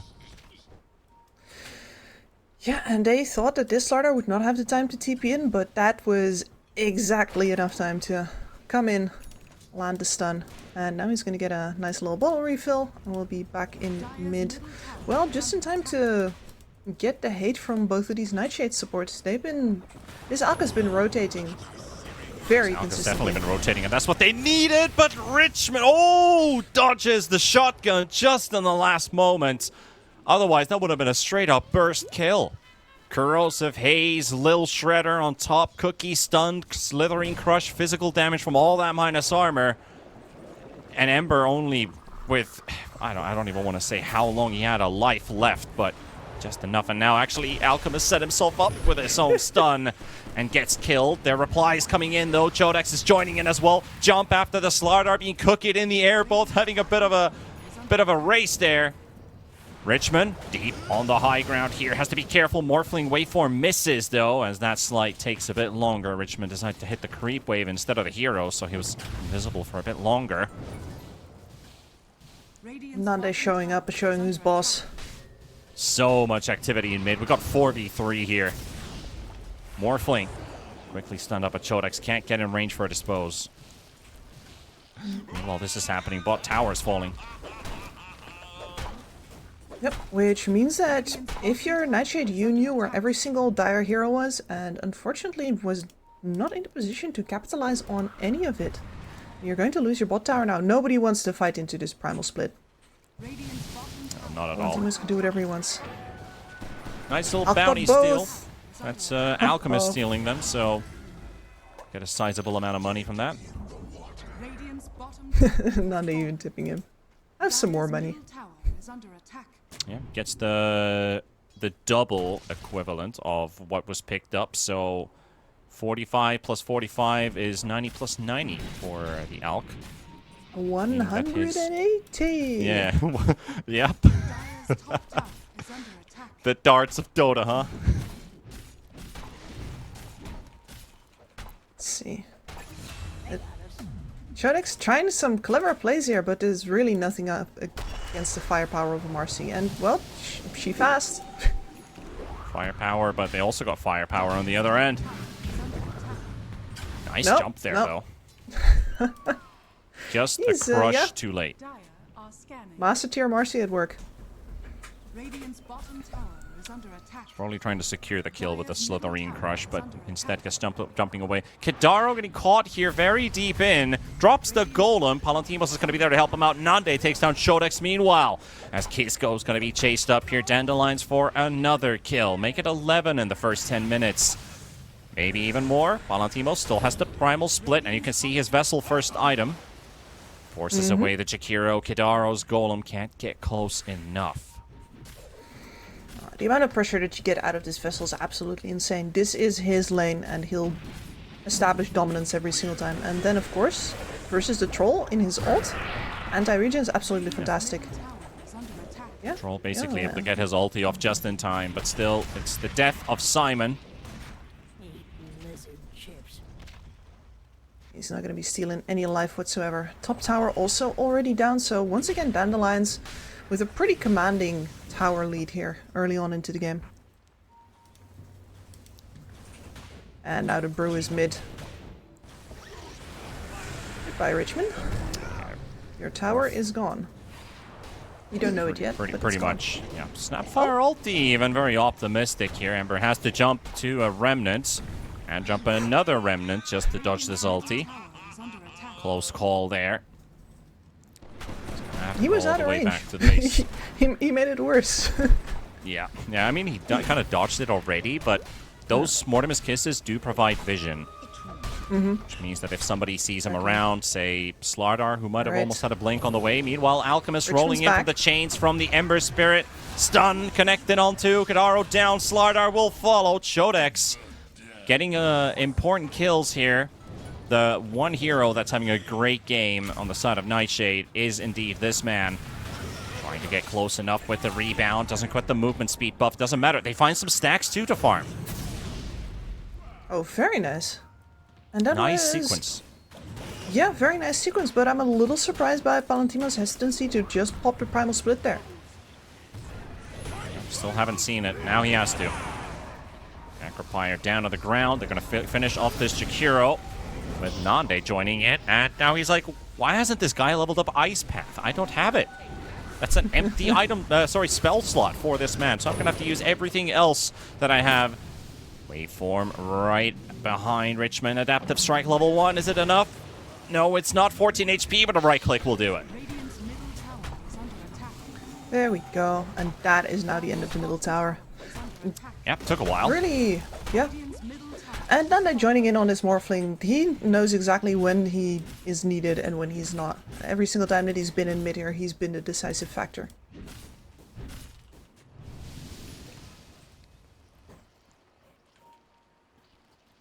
He's got the Dragonlance as well, so a lot of stats for him. Afterwards, Mantis Troll does not have a game. Simon's trying to TP out. They're going to use a Golem for the cancel. Might as well.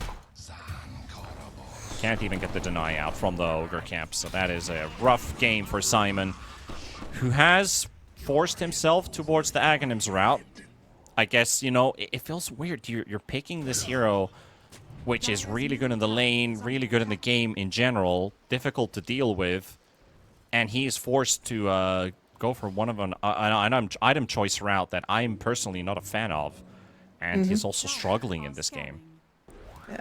And it's not the worst, though. Like, with the amount of regen that you get and the fact that the cooldown on your spells are so low, you do get to spam your different axes as farming abilities. It is definitely increase in farm, but of course not as efficient as going for the Maelstrom. Gleipnir would have also been pretty nice this game with the Ember up. Yeah, absolutely. Would have kickstarted your game Simon's a lot faster dying as well. here. Oh god. He had to ulti for this. The Golem almost killed him and the camp. He's got a bit of freedom for himself. Gianvincenzo is around, but Palantimos did not want to stick about for this one. They know Troll has no ulti now. And they're going to smoke. They're going to smoke straight to the triangle. Hope to find somebody here.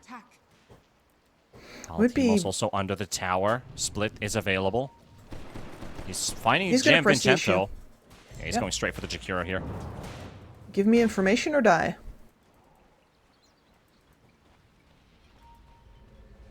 Taking some time here. The webs do connect here from Simon. Simon, remember, he's got no ult. He's gonna have to run away from this one. Jodex and Kiska, the whole team is here. Yeah. Palantimos, you could say that this is some space created. Trolls forced back to the fountain. They're just gonna wait for this earth ruling to come back in. It's a kill that they'll get. It's a pretty good one as well, because it is off the Brewmaster. It goes for Chodex, but this is a hell of a lot of space created. That took like almost 40 seconds. It did, and that's your triangle emptied, warded up. Troll, meanwhile, getting looked at on the other side of the map. Blink Dagger was on cooldown, though. This is territory that you're not getting back. Now, the big deal here is that Chodex has a game, and he has a BKB as well. And this is the kind of hero with the sort of leverage that you need in order to make plays right now. Especially if you get a good opening kill. Nande's coming in, though, from the side. Kisko wants to kill the Warlock. Nande wants to kill Gianvincenzo. Simon is dead again. That was killed by the rest of the Dandelion squad. So Kadaro, he's happy to die for this one. If they get 3 kills for one, yes, they will. Maybe even 4. Marcy, BKB's up, goes for the teleport out. But Mobe does not have the stun loaded up, so Marcy's going to be happy to escape this fight. Ember also out, but 3 kills for Dandelions. Just for a Warlock. Yeah, just for a Warlock, and a timing moment lost here as well. Like, one of the reasons that they were so far up on Nightshade is because they were looking to leverage... Oh, Richmond. Richmond. Rich man, poor man. Map choked out. Tier 2's in peril. Nande and Palantimos have been strolling behind this bottom tier 2 tower like it's their area.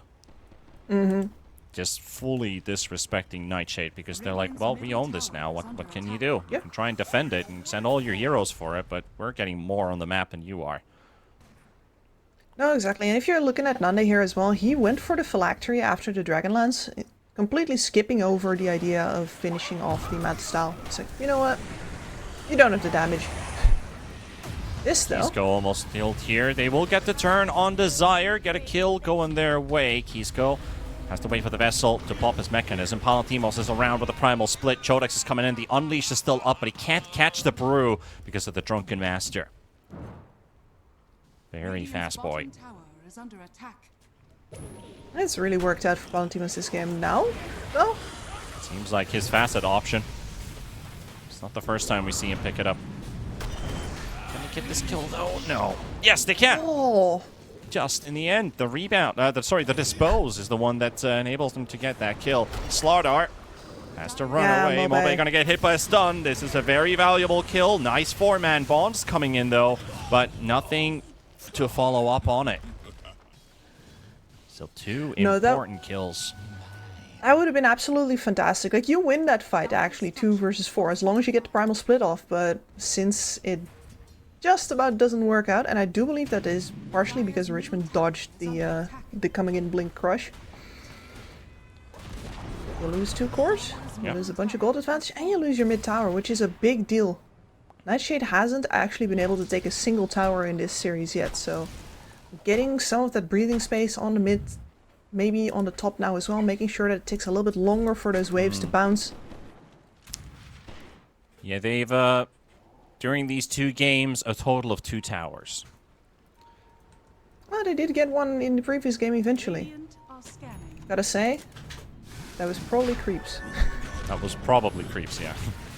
They had one of the side lanes towers taken down, and that was all there was to it for a very, very long time. They are reading this Roche play, though. Snapfire kisses into the bit. Kadaro not dropping the Golem there. I was thinking about it for a second, but the kill Desire now onto Nande. They go as well. Morphling doesn't have to back up. Now they do. Golem onto 4 with the bonds out there. They've got yourself the Axe Troll, though. He's going to instantly dispel it. They're going to take down Kadaro. They're going to take down Palantimos as well without the split going off. And Nightshade. Well, that last fight, you could say, well, that was important for them because it was a really close call. But this one was a more decisive fight win because they not only get a couple kills, they secure Roshan, they can get the tier 1 and top 2. Very disconnected from Dandelions, though. Go in and 1 by 1. Yeah, they were not in time with the read on display, and then no TPs to that tower either in time. I'm a little, well, it felt like this in the previous game too as well, right? That they felt like, okay, we're ahead now, this is where you should be demoralized, this is where you should be giving up. But the problem is that you should have realized during that last game as well, you're playing versus a team that clearly doesn't just have a map leader that is getting listened to, but also an emotional leader that's getting listened to, that's keeping everybody in line. Nightshade, it's paid off for them before, and it's going to pay off here again. Emotional resilience.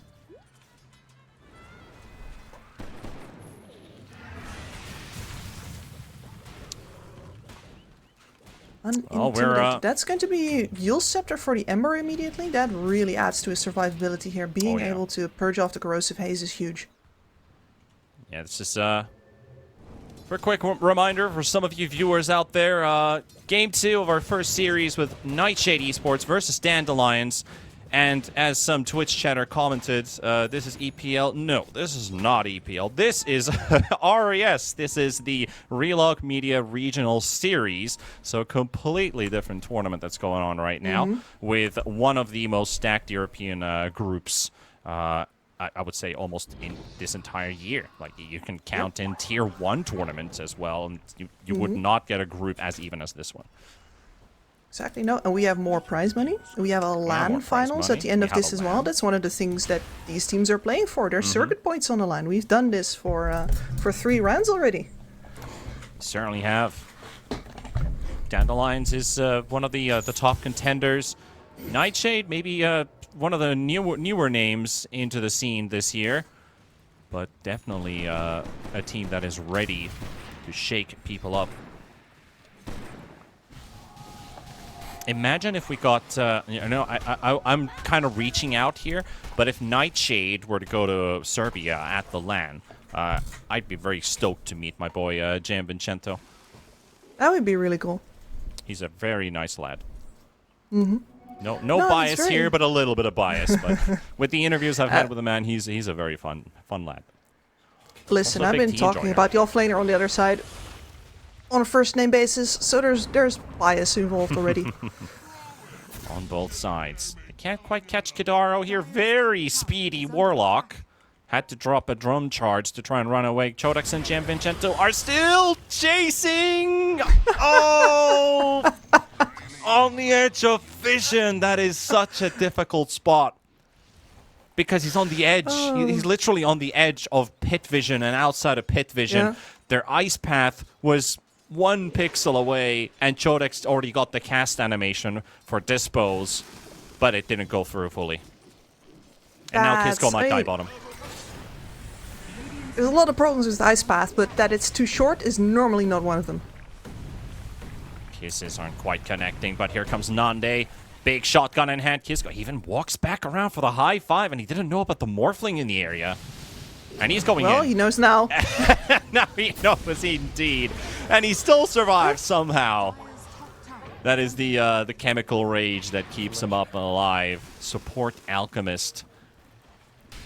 Yeah, and haven't been charges in that Spirit Vessel for a while now. Valentimo's coming up empty-handed in the last couple of fights. Well, shotgun blasted. Yeah, Golem dropped down pretty early on here. There's a chance for Nightshade to turn this one around. They're going to take down the Morphling first, and they're not done yet. They're going to go for more. I think Kidaro maybe let his fingers slip a bit early there, because now it ends up hurting them more than what they were bargaining for. That's already 3 heroes down. Chodex will drop.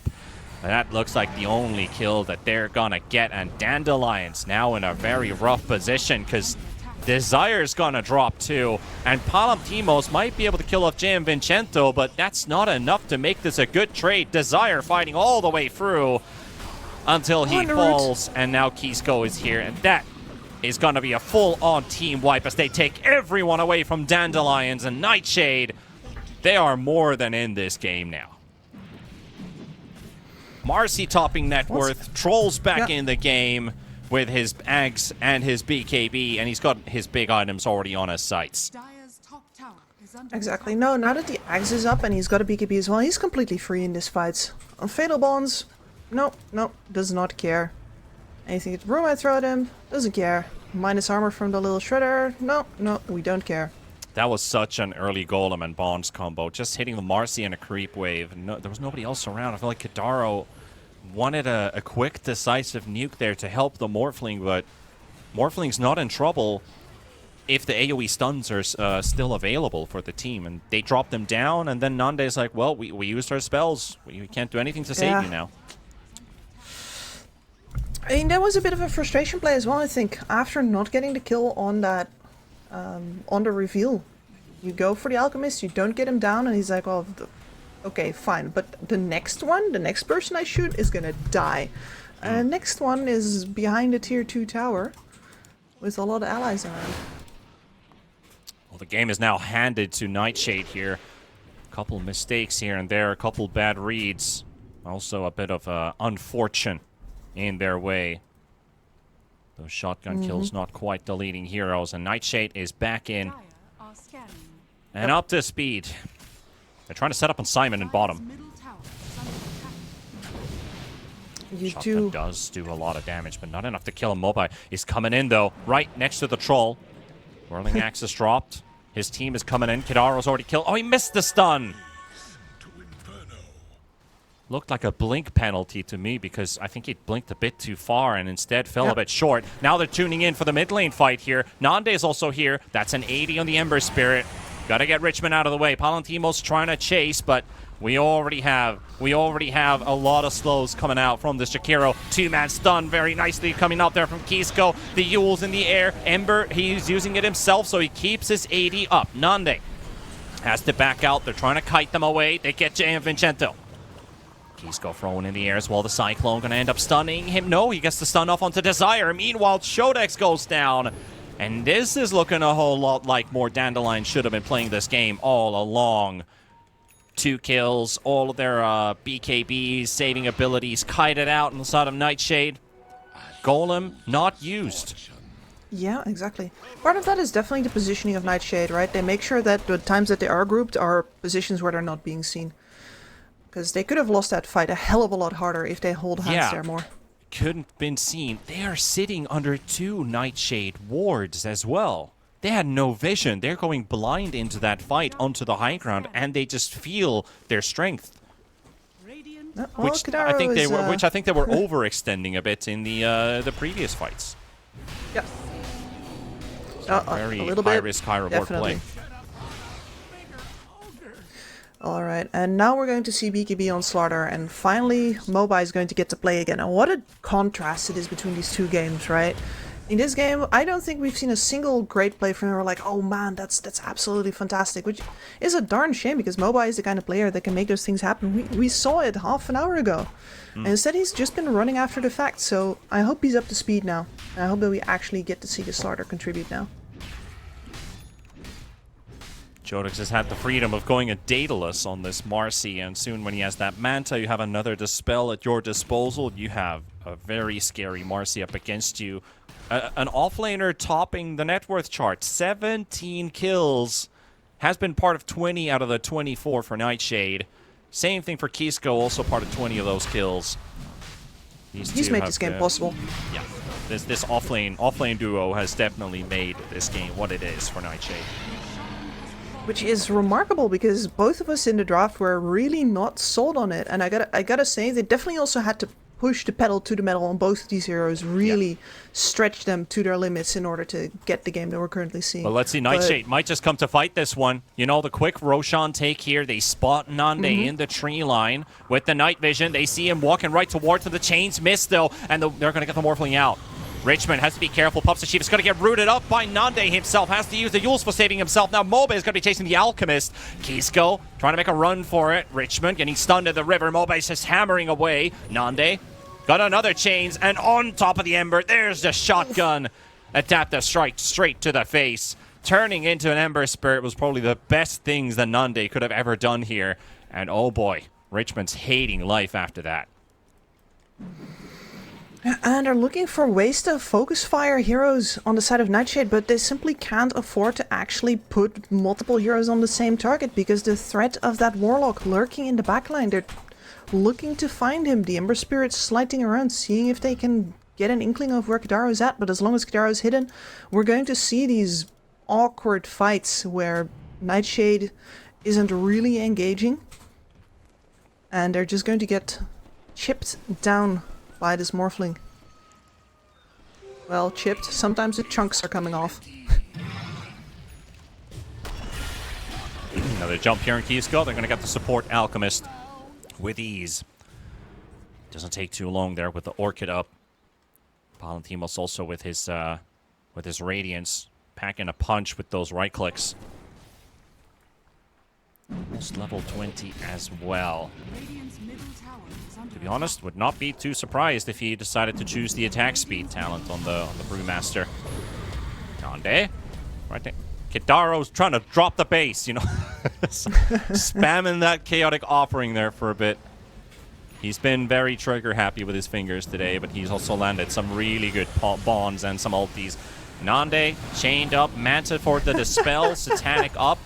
Didn't really get too much healing. Chodex jumping in, trying to get a quick kill on the Warlock with that Daedalus, So but close. doesn't get the crits to burst him away.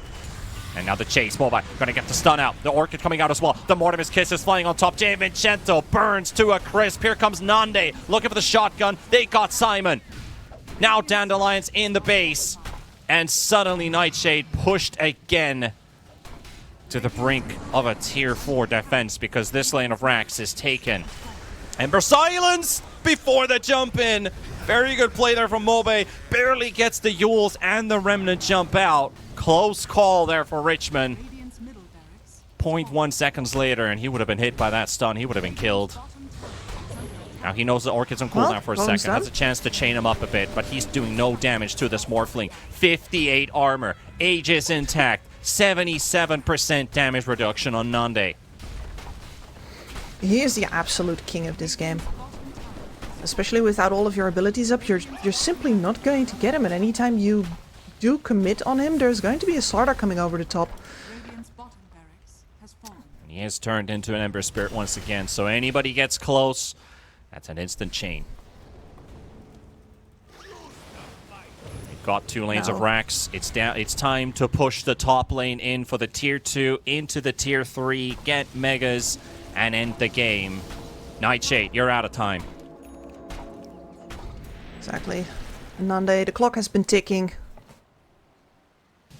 It's been ticking in his inventory, item by item. Got a BKB now. I don't think this Morphling dies. Between the BKB and the Satanic, there is absolutely no way.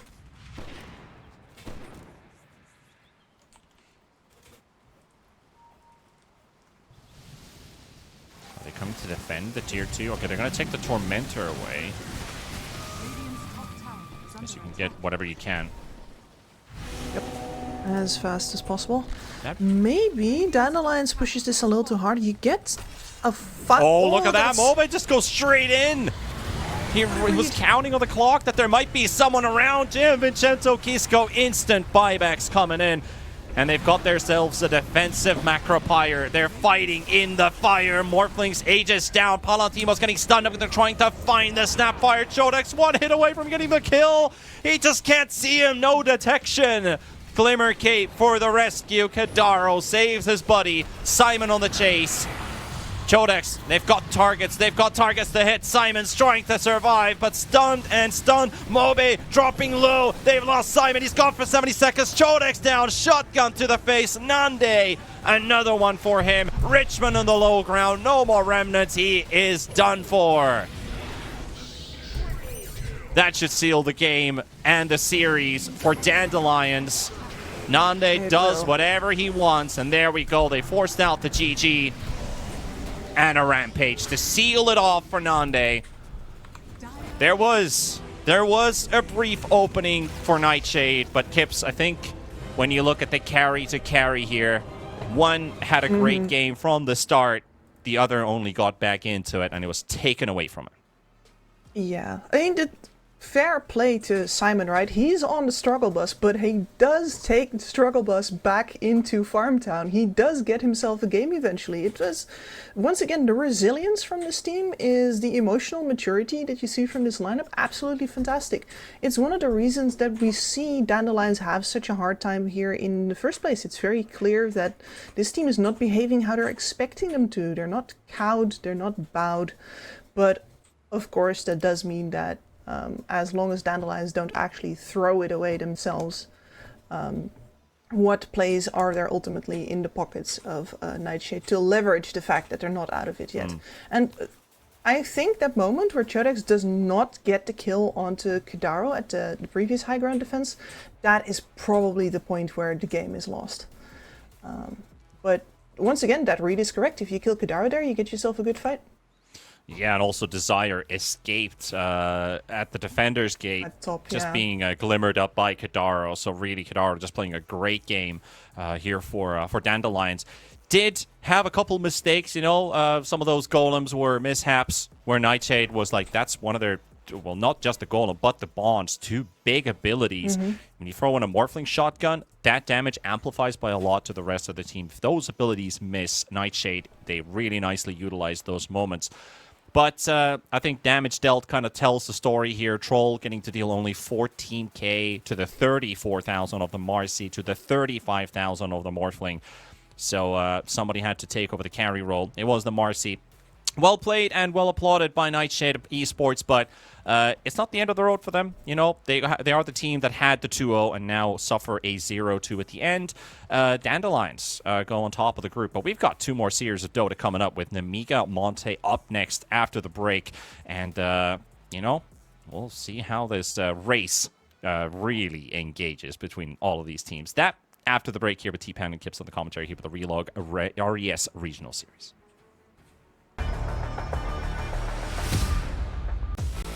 OneXBet and Eva Alfie present betting on all esports events on the website and in the OneXBet app. OneXBet. Play with Eva.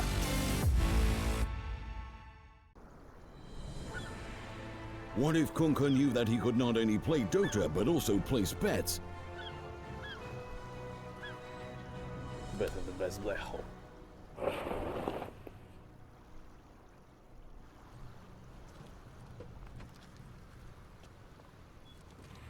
1xBet Bookmaker Company.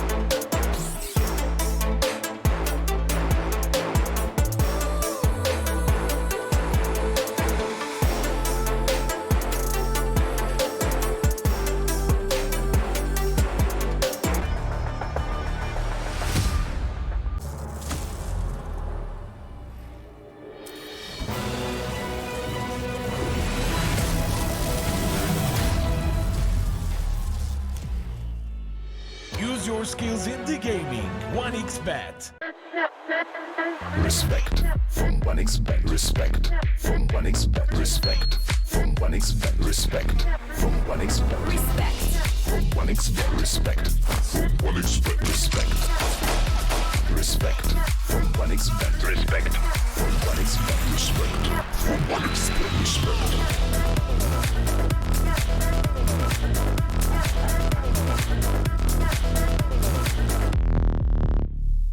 Hello, son. Hi, Mom.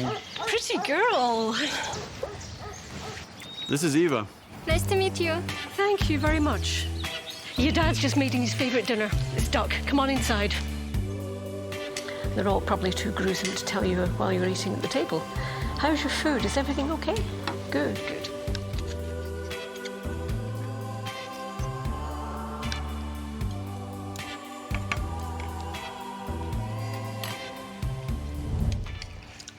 You seem to know each other. Yeah.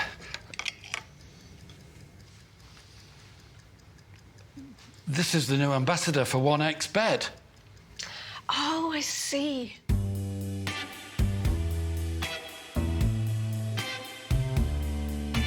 Everyone felt good when Eva Elfie became the new ambassador of 1xBet.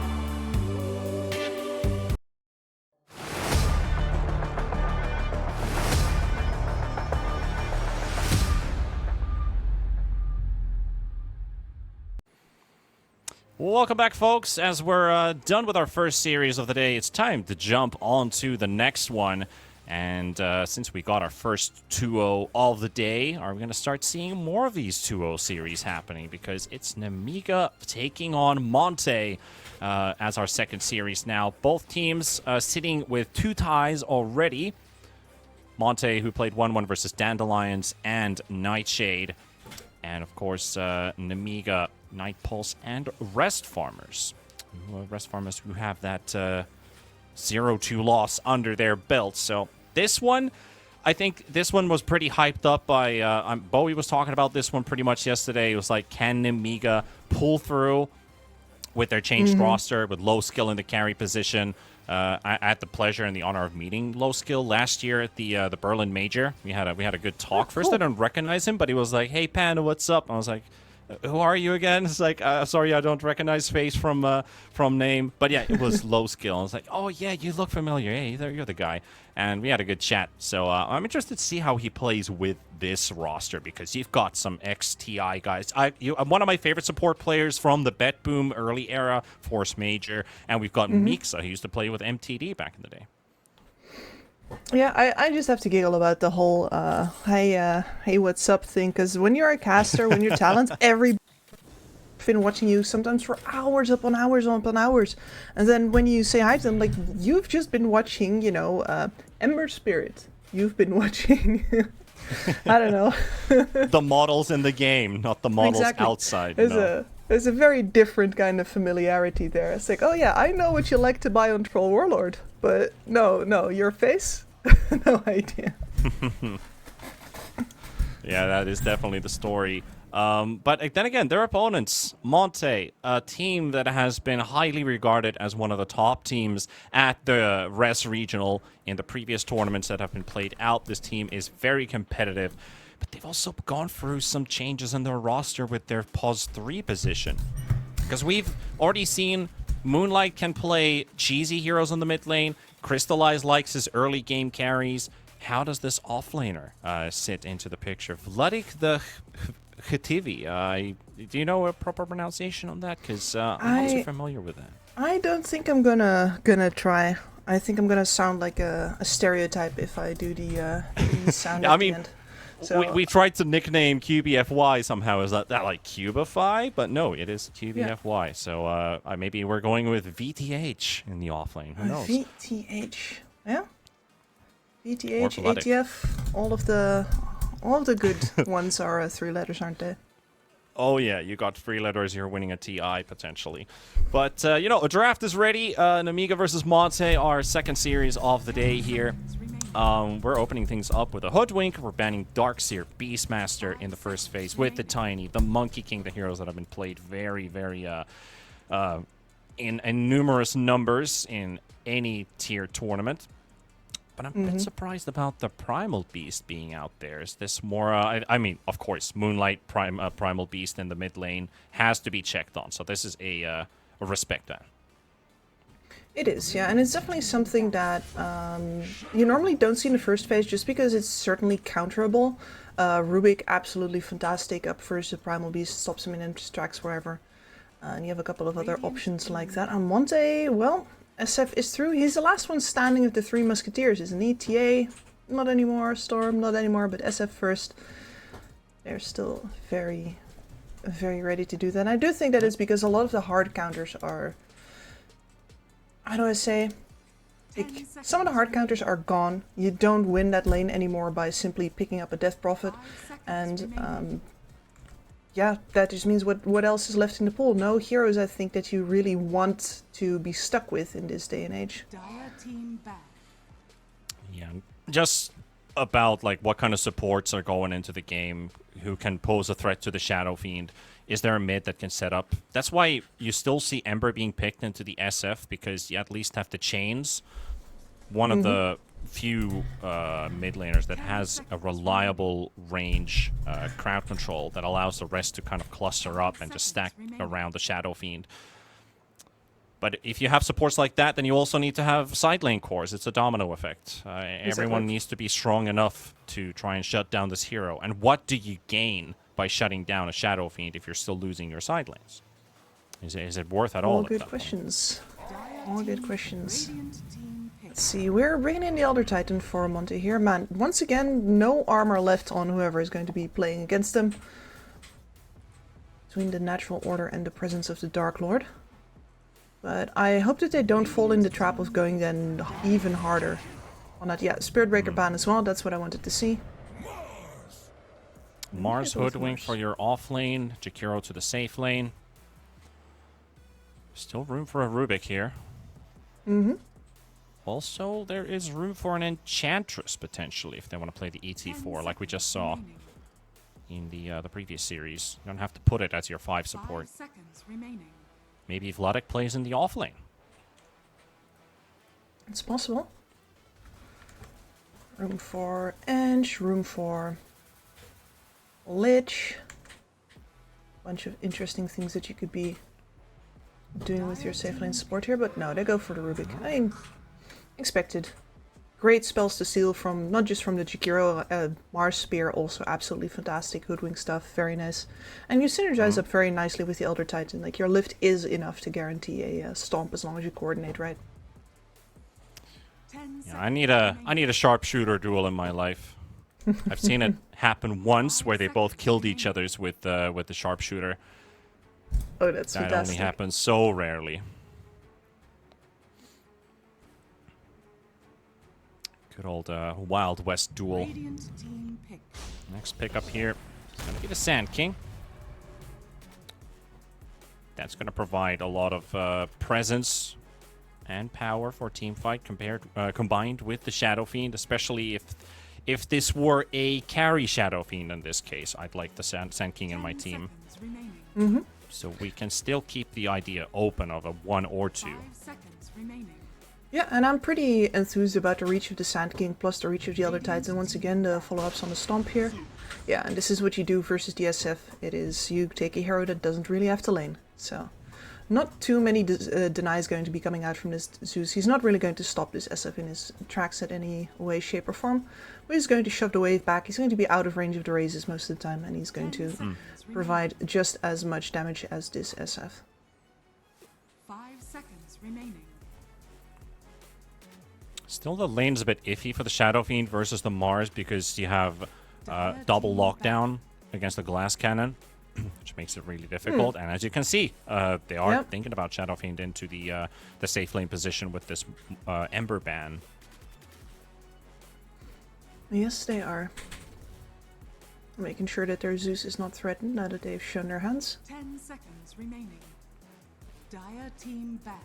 They don't even see a right clicker, so don't know if they want to do Razor here. Though Crystallize does like his Razor, but then you'd have to put the Shadow Fiend versus the Zeus in the mid lane. Which is fine, right? Again, this is one of the reasons that you picked that SF up early, is that most of these counter mid lanes that you're going to get aren't actually counters so much as survivors. You're going to have your CS. And the Troll and the Sven. Two heroes who would have a field day with the Sand King for sure. 10 seconds. If they put Shadow Fiend mid... Okay, I actually have to think about an Amiga first here. So if they already have a lot of team fight locked down, nice amount of burst in the team, Mika go could for a reliable right-clicker here. whatever, yeah. You could think Lifestealer could be really good this game. You could be thinking CK, potentially. CK, there's a lot of AoE, maybe not the CK, and you'd like Manta style as well. We have seen the time zone Faces Void already been played out in the Riyadh Masters, so maybe Faces Void. That is low skills most played hero. Is He also has a pretty sizable win rate on Wraith King. 32 games, 75%. Every 3 out of 4 games is a win when he's been playing that hero. how old are those particular statistics though? Because there used to be a time where most people had those rates on Wraith King. Yeah, 6 months ago, so it was the previous patch. But Wraith King is still damn good in the current meta. At least in pubs, just not in the pro scene. But I guess if the game is right, you could pull off a Wraith King here. You could. I mean, I'm saying that we're also sleeping on Lycan currently. I'm very glad that Snapfire's finally here. Like, I remember a couple of weeks ago being like, Snapfire, where art thou? And she's here. Finally, they have caught up. So now this is the Lycan waiting room for me. They have spent 1.5 minutes with their final ban, so they're discussing quite a lot about their options regarding the Shadow Fiend. And of course, what does low skill want to play? Yeah, I want to do the reconstruction here. Like, hopefully from the ban we're going to get enough information to do forensics here and see what what this 1.5 minute was about. Storm? Well, Alchemist. What do you think about that? Okay. What do you think about the Storm ban? Is that the right way to go?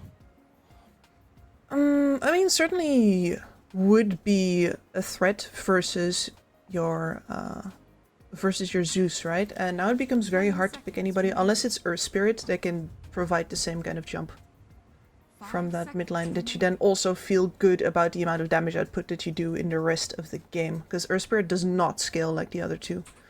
And you already have yourself a Sand King, so picking an Earth here would make this very much a solo core game for an SF. That's never good news, especially versus the Alchemist. I'm trying to think if there's any dastardly assassinating mid-heroes that I'm forgetting about. But if they keep that Shadow Fiend here, you got an Alchemist on the board. Also a good idea for a Wind Ranger for focus firing him down. Wind Ranger would be really nice. Crystallizes go-to. He really likes to pick that hero. If you have an enemy solo core, and this is definitely a case where it's just about the Alch for a very, very long time in this game, then Wind Ranger is absolutely perfect, because you wins any one-on-one. It's about if there's two scaling enemy cores, and specifically right-click scaling enemy cores, where her damage output really starts to fall off. And they don't have a Dispel on Windrun. Otherwise, Ursa could also be an option to consider in this lane. But it's gonna be none of those. It's gonna be the Gyrocopter, which Crystallize also enjoys quite a lot. Oh yeah. Just haven't seen him pick it up for a while, as he's also in this tournament. Just played the Weaver, the Ursa, and the Sven. So add something else to the mix. But it is a low-skill Alchemist. Low skill who's already played the Alch before. That was in game 2 versus Rest Farmers. Feels like we're insulting him every single time we're giving his name. A low skill Alchemist. He has a low skill picked his name himself, so we're only just reciting what's on our screens. That was a win, by the way. Maybe we should be getting on first name basis there as well. Yeah, looking at their draft in the Alk game, they had Zeus, Alchemist, Hoodwink, Elder Titan, and Darkseer. So slight little change there. 18, 1, and 20 on this Alk. So unstoppable force versus Rest Farmers in a 40-minute game. Died only once. Let's see if he can pull off that performance again. This is definitely going to be a very, very strong mid-game for Nemiga. Especially once the BKBs come out, I think that, you know, you have the classic Sand King fall off in that period, and then especially if this is also a magic build SF, which it most likely is going to be from the mid lane, I'm not sure how well Monte is going to do during that window. Like, eventually you're going to come out on top again, just because once you get the refresher on the SF, you win team fights. It's just what you do. Like, they can pop the BKBs for your first ult, and then you win the team fight with the second ult. That's that's how it rolls. But that's a long, long way off. And that window before that might just be all Nemiga. Yeah, if we get something like a South American Lumiere type performance on this gyrocopter, then you're gonna hit your timings really quickly here. But we'll see. New hero. Mixa's been spamming Mars throughout all these tournaments that I've been casting him in. That is nothing new. That is not a new hero. But you know, man's got the full kit. He's got a stun. He's got a nuke. He clears waves in 2 shots. He's got a team fight ability. He's got himself very good matchups versus range carries, which is one of the other reasons why I'm a little surprised to see a gyrocopter turn up here. Also would not be a bad idea to also consider a Yules on the Mars here if they need that extra bit of lockdown, which they already have quite a lot here. Ward plays down pretty deep here, nobody to be found. An Elder Titan Spirit also waltzing right through every hero, so Eknart's gonna pack a punch as he's gonna chase somebody here. But no. Jesvi, low skill Mixa actually trying to trap the Elder Titan here. Low skill. Loading up the stun here. Elder Titan going to be stunned for quite a bit, but they turn around. He has a creep wave to get to. Yeah, they all have appointments in the side lanes right now. And that does put us at the 2-4-2.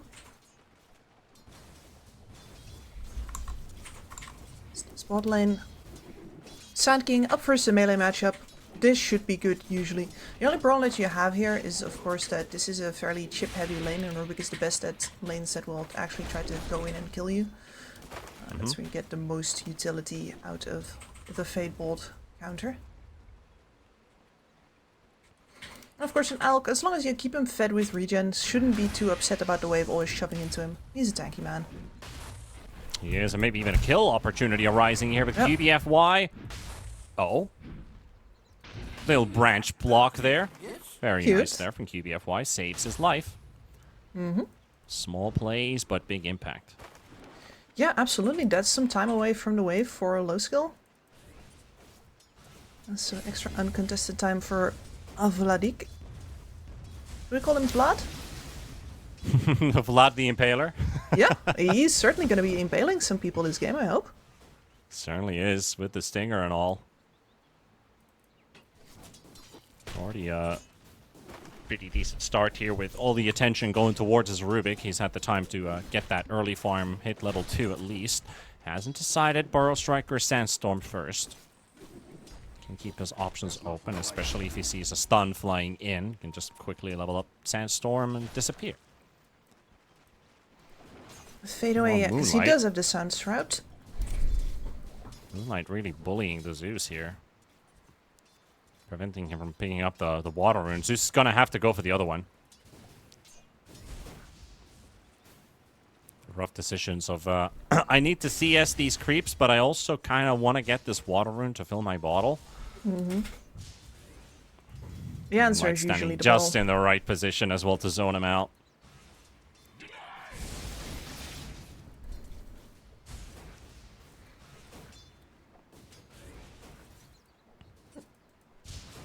And over on the top lane, not a lot of action just yet. This is a pretty hard lane to be a Jakiro in, I think.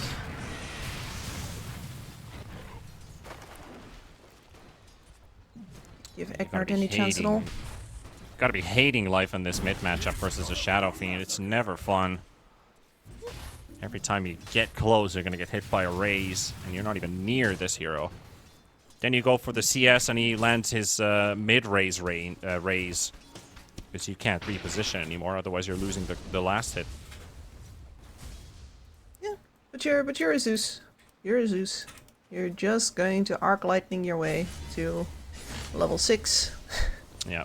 And again, he's down to half HP. It's like... Yeah. And the thing is, if you time those raises with a long enough delay, by the time your opponent is coming in for the CS, there's a chance to get a third raise to connect, and then you get that bonus damage even higher. Yep. Cooldown not Thankfully, being we as have a long. bit of a pause, because right now it looks like our cats are not done with the action.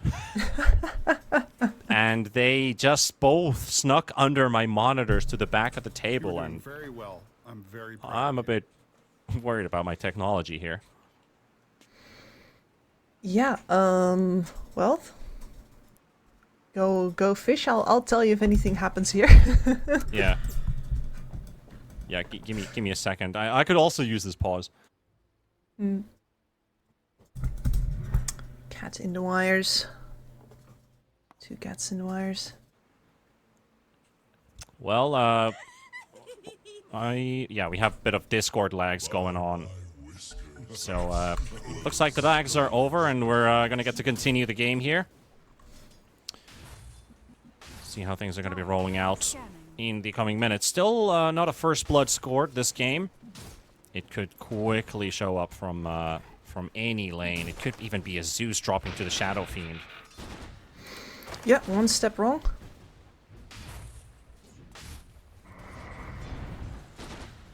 And he could be toast.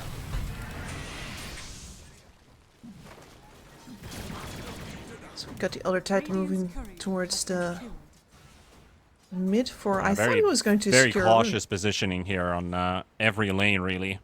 Trying not to overstep. Vladik could be in trouble, but Force Major can't close in fast enough, as QBFY is already stepping in between. It's really on the edge. Like, one misstep, and you got 2 stuns in bottom, you have 2 stuns in top, you have nukes in mid. Look at this chase going on here. Nikki Cool's like, I don't want to lane versus you. And it's like, oh, give me a hug, give me a hug. And now we've drawn our mid lane creep wave to the bottom bounty rune spot. Yep. Also 2 denies for Moonlight, so those are CS away from the Zeus.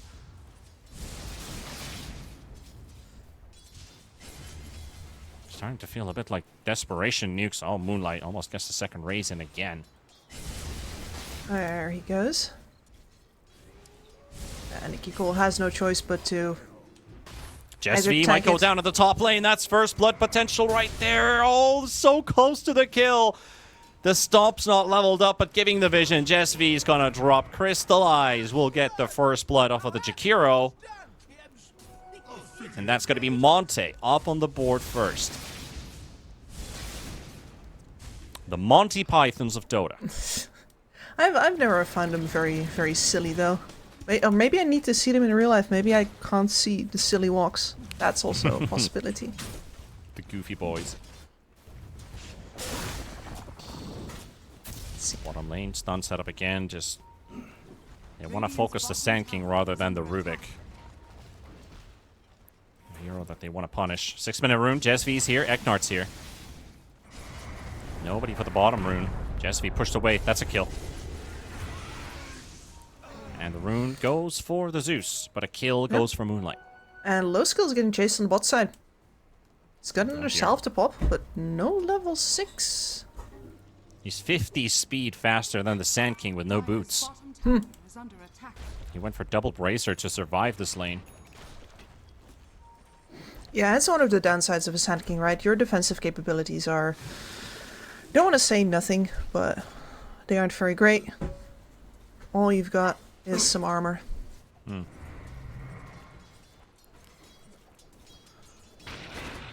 Alk, at least, is still on top of the board. Which he's supposed to be in. If the Alk wasn't first, I'd be worried for the Amiga. Yeah, this is not a very highly contested lane. See Jesvi fending off Eknart, who's going for the Wisdom Rune, but instantly thinks, nah, the Jakiro's here, I'm not going for it. No points invested in Ice Path, though. Also the Echo Stomp. Technically, I think Eknart, I mean, he might have died for it, but I think he could have gone for that that Wisdom Rune. Probably if Mixa wasn't that close by, he would have gone for it. Yes. It's really more the presence of the Mars there than anything else. So now ET on mid in preparation for the Power Rune to show Ulti up. ready. Can they kill the Sand King here bottom? That should be a kill. No. Lotus Heal, Magic Wand, Raindrops. Raindrops don't break from these heroes, by the way. Bushwhack doesn't do enough damage to pop it. Meanwhile, Force Major going to go for the TP out, but no. Denied. Moonlight, second kill for him on the Shadow Fiend. Second in net worth. Couple hundred gold ahead of the Zeus. Oh, and a little stack. Immediately moving on here, but he is going to give up the rune. No matter what it is and where it is. Second rune again for Zeus. I think they don't know about the rune that is going to be taking place there. Actually, Mixa TP's out. Backup was arriving, but it's an outpost, so no interruption. Now Nikki Cool's TPing bottom with his haste rune. Now they want to get this Sand King kill. That shouldn't take too long. There we go. Level 4 Arc Lightning. Always better to show up in person. Can still haste himself all the way back. He actually portals himself to top. Might find Crystallize here. He's low. He's low on HP. Nikki Cool shows up out of nowhere. He's like, what the hell is this Zeus doing over here? Would need a couple more lightning procs here. Mixa's a bit late for the party. If only Mixa was there right away, they could have used the arena for it. That would have definitely been a kill, but... That would have been maybe even 2 kills if they also caught the Elder Titan in it too, but it's a bit It of a seemed miss. a little improvised though. Mixa not quite at the ready. And I think we might be in for a slower game here. Neither SF nor Zeus particularly great at creating engagements. So the ones that we're going to be looking for are the Mars and the Sand King. And until they have the Blink Daggers, we'll most likely not see them go on the offensive as much as waiting for an opportunity to go defensively. And defending for what? Well, tower pushes, usually. Anybody have good sieging heroes or ults to do that with? Also no. So... This might remain a little farmy for the moment. Yeah, maybe the top tower will drop because they did just push away Eknart and Crystallize. They were bringing a 4th hero in, which was Jesvi's Jakiro. But since he doesn't have the liquid fire, it's not really melting these towers down. 10-minute rune, Nikki Cool, again for him. For me? No, not for him this time. It's on the bottom half. Shadow Fiend getting caught by the Bushwhack. Zeus ulti still available. Requiem and the lightning bolt to interrupt it. Spear flies in. They're not even using that Zeus ulti, which a lot of people would have pressed probably 5 times by now. Nice arena there from Mixa. Catches QB, FY. Bushwhack comes out. Spear coming off cooldown. And that will secure the kill for the Mars. Make it 2 kills for an Amiga. Very nicely done. And with the AoE of the Mars, right, you have just more reach as well than a Sand King. You don't have to be on top of somebody to put an arena on top of them, which is a big difference maker. The Sand King's only option is to be within burrow striking range.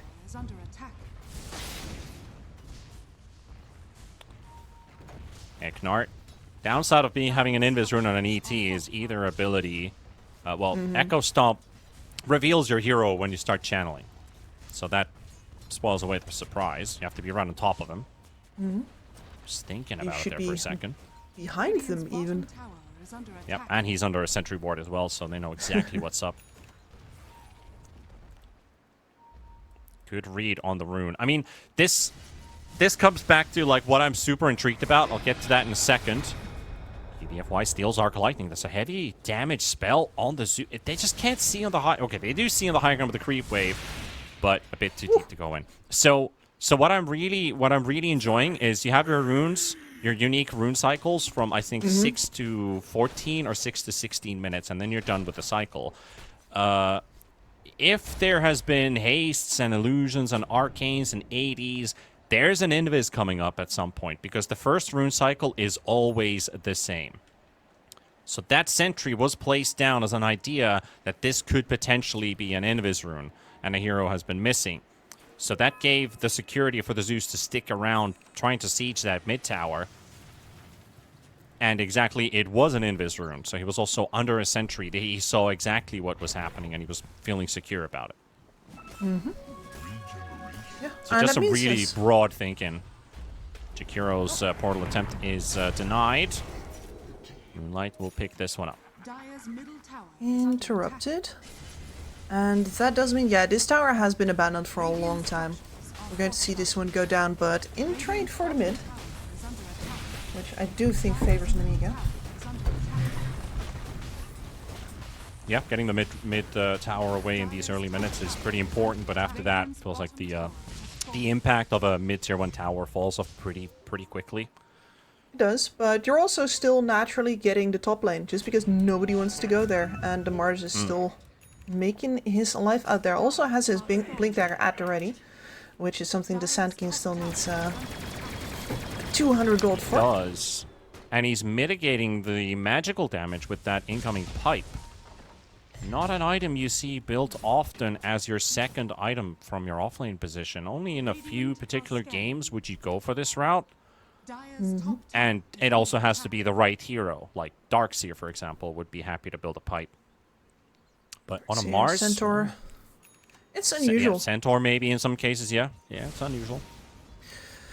Well, versus the amount of magic damage that Monte is up against, I wonder if the Sand King might also consider going for a pipe in this game. I don't know, maybe Elder Titan or Rubik might have to actually build it. Yeah, that's the thing, right? Because Sand King is the kind of hero that wants to build personal survivability. You want to go into a Yule's Wind Waker, that sort of thing. Yeah, that's what he's queued up right now. So... And he just picked up the Blink too, which allows him to make those plays in the first place. While talking about plays, a lot of clustering up here. Eknar's about to drop already. Zeus ulti used, and there's the Vision. Hoodwink misses on the Sharpshooter, and that allows Monte to retaliate here onto Mixa. Nice stuns there as well, burning down the Sand King to a crisp. Easy kill for low skill. Hold down coming in from Crystallize, trying to turn the attention towards him, and they might have gone a bit too deep on Namiga, because that's a double for Moonlight, and a kill for Crystallize too. Maybe even more. Triple kill for Moonlight? Yes, sir. No, Namiga definitely biting off more than they could chew there. Yeah, and going into deep vision, deep fog without vision. That's what I wanted to say. Yep. Completely surprised by the fact that a gyro was nearby. Next to a high ground. Up versus a bunch of heroes that are very good in longer fights. So this is how it all starts. Look at Gyro where he is. He's behind the tier 2 tower and top. He's so far away, but they're calling him in. You get the primary initiation out on Mixa. Moonlight's there for the burst, draws the attention, and now Gyro has arrived. Yep. And it's here Nicky Cool overstepping that really does it. He oversteps way too far. You can see that the other two heroes behind him do not actually want to go. They were already turning away when he moved further. Yeah. Ends up being a huge loss for an Amiga. That was an Alchemist tuning in for a fight where he got to hit 0 times, pretty much. Yeah, which is very unfortunate, especially because there's a Blink Dagger here. Epicenter load up. Oh, what a read! Straight on the Zeus, and the Alka's gone too! Under a freshly placed down ward by Eknard into an instant Sand King Epicenter load up. Used a Requiem and everything, and there goes your free farm Alchemist that gets to do nothing. 2 fights in a row now. There goes Mixa as well. The Earth Splitter is going to finish him off. And the call down will make sure there's nobody from the supports to save him. There goes a tower on top. Monte on an absolute roll now. Beautiful. The Alchemist there almost bumbles into a situation that really wasn't meant for him, but he's got that Blink Dagger in his pocket. It's burning a hole in there. He wants to do something with it. Otherwise, he should have just farmed more, but instead... That's an SF who built a Blink Dagger as well. He's a collateral.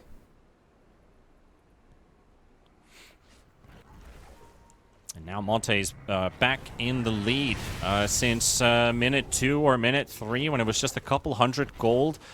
Over almost 15 minutes later, they are pulling off a couple thousand gold ahead, already being behind by 4,000 gold. So that's almost a 7,000 to 8,000 gold swing in just a couple of minutes for Monte. And look at Vlad's quick buy. Look at it. Oh, what does Mr. Vlad have on his mind? It is the pipe. You are right about it.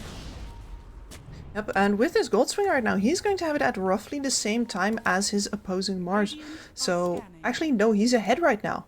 So, Vlad is going to get himself and his team to a point where, yeah, his damage is going to be negated by the enemy pipe, but his pipe is arguably doing more work because it's up versus a Zeus, which is the enemy mid laner, not the off. Sand King and Mars have the exact same HP at this time. 1660. Huh, twinsies. The other is just a little bit ahead in building the pipe. Has an extra bracer. And of course the choice of boots. The face versus the arcane boots on the Mars. So this Mars is not going to be a... you can already see from the boots choice that he's not going to be a damage dealer this game. If you go for face boots, you amplify that. And also, what do you do with armor this game? It's more about the extra movement speed and the potential Spamming extra your spells. damage and the armor, but this guy's going to be an aura provider instead. So maybe expect a slightly smaller role for Mixa this game and let low skill and Nikki Cool be the true playmakers. They need to be protected. Which is when you have yourself a Zeus, right? It's quite fair to count on the fact that there's going to be enough damage coming in. Otherwise you need to have words with your Zeus.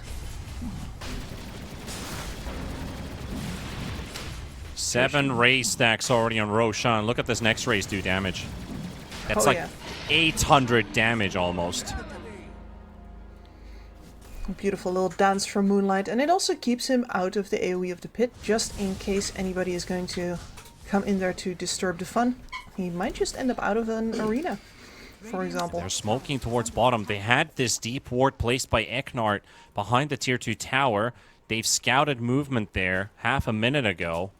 Now it's all down to the reads. I mean, Sand King's courier's flying in with that fresh pipe, but that creep wave's going to reveal it. Okay, good. Courier micro there. So nobody is shown in bottom except for Crystallize, but knowing there's the threat of the Aegis, this protecting move from Monte is not going to draw the attention of Namiga. They're playing elsewhere. They see Mixa in mid. They see Hoodwink in mid. And Vlad going in first. Smoke's already expired at this point. First guy he sees. You can see Misa's also super cautious with his placement. He's spearing from the high ground. Gets to blink out before the Sand King catches him. Knows that they were up to something. Yeah, that daylight moment right there. The sun comes up, he catches a glimpse, and he's out of there. And you know what? Get some information, Nikki. Yeah, quick Zeus ulti. Check the whereabouts. What are Monte up to? Where are they coming? That is a Kaya phylactery up on the Zeus. So he's got a pretty strong timing here with the hero. Sadly, it doesn't feel so effective now with the pipe on the Sand King and Gyrocopter already having all of his core items up. And they might just find him first. They're right next to him. Smoke's not popping though. They don't know about the Zeus on the high ground. Very with the Tormentor unfortunate. also taken away, they won't get that either. They're just getting the 21-minute XP. Radiant's top tower has Yeah, quite low payout. That could have been 3 different things: a Tormentor, a Wisdom Rune, a kill, and you're only getting a single one. Yeah, technically 2 out of 4 when you think about T1, T2, XP, Tormentor.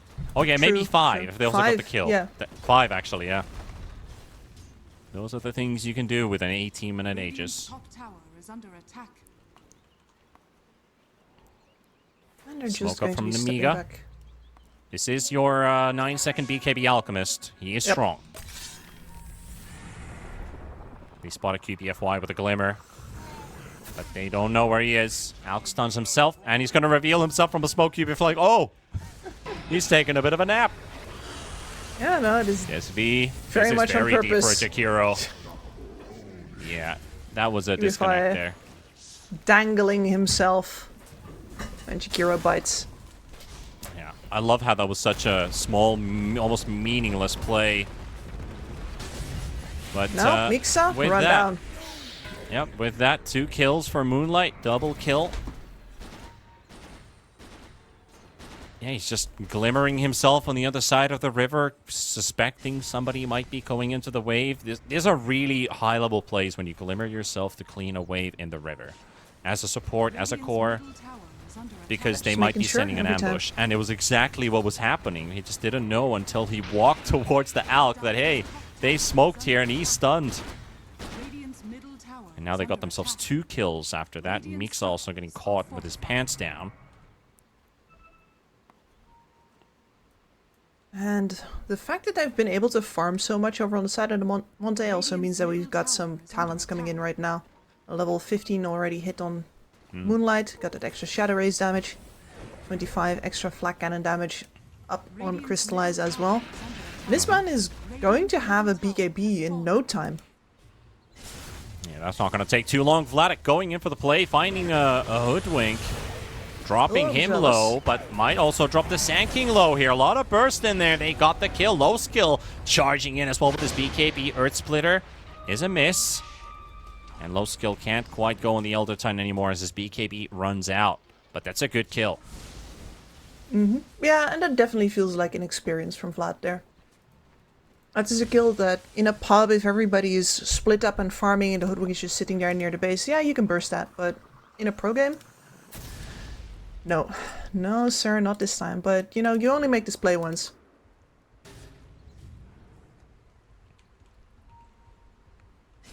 Oh man, I can't wait till we have Ags on Jakiro. That's going to be a really big item.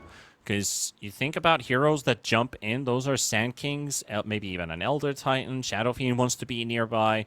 If that Macropyre has 1 or 2 heroes in that 60% slow, very juicy for all the damage that Zeus and Alk want to do. Alk smacking and Zeus following up. And we were actually warned about this particular pause. It is a tech pause, as Monte yesterday also had an issue with local power.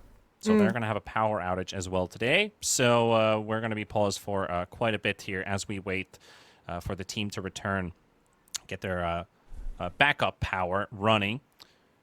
So with that being said, this is going to take a few minutes. I don't think it's going to take too long, but we're going to take a tech pause and we're going to throw you guys on a break for a bit because otherwise we're going to be filling in for a very, very long time by the looks of it. We have no idea how long this is actually going to take. So with that being said, we will return with the Dota in a moment. We're going to roll you guys some highlights and keep you guys keep yourselves up to date with what's happened in this game so far. We will be back in a couple of minutes here with a commentary.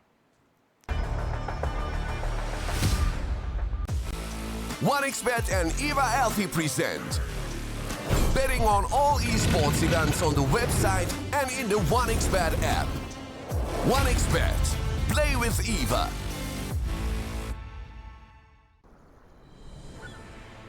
What if Kunka knew that he could not only play Dota but also place bets?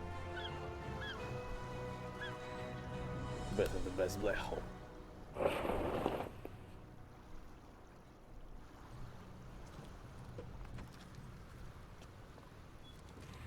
1xBet, bookmaker company.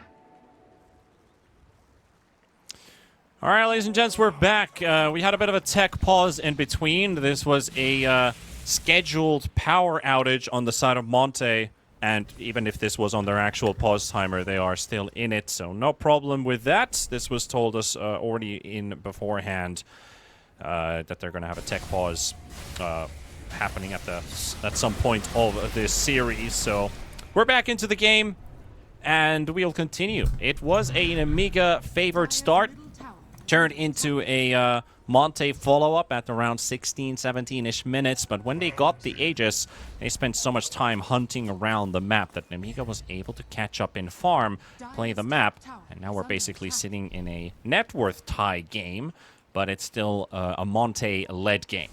Here with T-Panda and Kips on the commentary. Yes, sir. And yeah, I mean, this is an Alchemist game, right? Being equal with an Alchemist is still very much being behind. So this gyrocopter will continue to lead this game onward, and I'm not entirely sure if Namiga feels confident to stop him off at this point in time.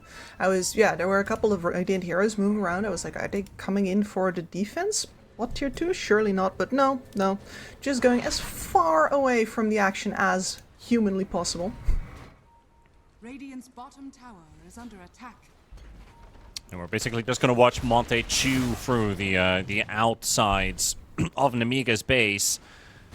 We're just going to have to see what their reply is going to be. When are they ready for it? We do have an AC flying up on the courier for the Alchemist, so he is feeling very strong. He's feeling very powerful. But what are the rest of the cores looking like? Because we did talk about the Pipe Mars, that he's going to lack in damage. It's going to be the Zeus and the Alk to provide that. And we only have a Yasha Kaya Phylactery Zeus, which is not quite to the farm you'd hope your Zeus to be. Maybe he'd already have like a third item already built up by now. As we're going to spot Eknart here. Namiga's playing aggressive, low skill. We'll get the kill on him. And only Vladik arrives here for the rescue.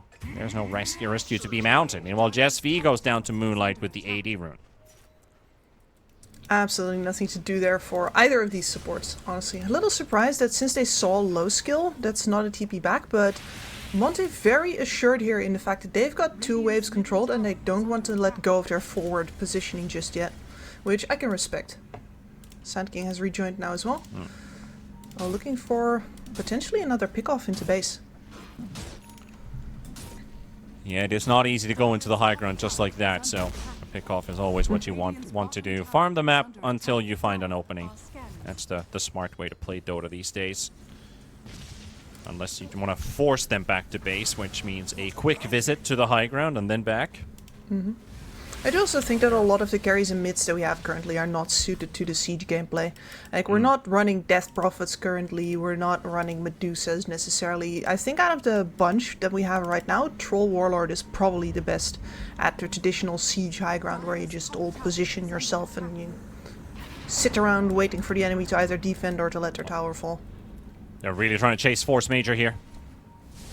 A Hoodwink found about. Able to push them back. Bushwhack connects only on 1. Can't get it to connect on the Shadow Feed. Oh, the jukes!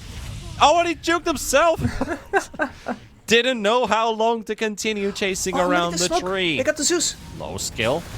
They got the Zeus as well, but at the same time, they're trying to make a secondary play happen, but the Zeus is gone, and now Namiga, you got 2 heroes in the fight here. Moonlight sort of popped his BKB2. Eknart goes down to low skill for the teleport away, and the Yule's precast on him. But he's made his way out, and at the same time, Mars is not so lucky. So you got 3 separate events happening where the Zeus is killed elsewhere. An unlucky chase, which leads to the death of the Hoodwink, and after that, also a follow-up on the Mars and the Alchemist.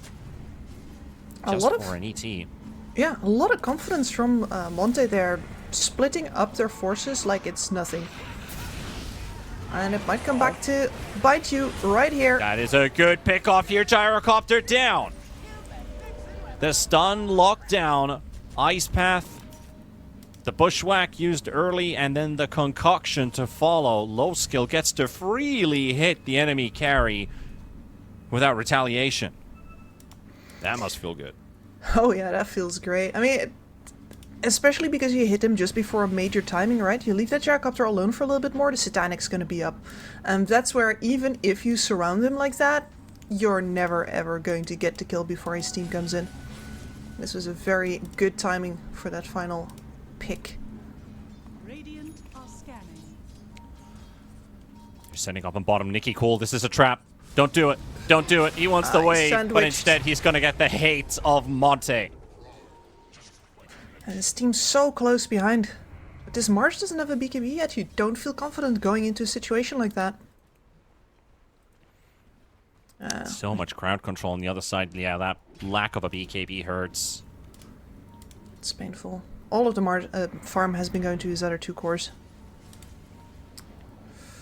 And I see the end of the game approaching. It's reflected off of that refresher orb the Shadow Fiend's going to buy. Yeah, refresher, Ags, Blink. That is a beautiful, beautiful game being made for the Shadow Fiend. 12-1 on Moonlight. He's been a part of 15 of the 18 kills, almost everywhere. Roche is roaring, but Nemiga, they're too slow to approach this. They can't get there, and they can't get there in time.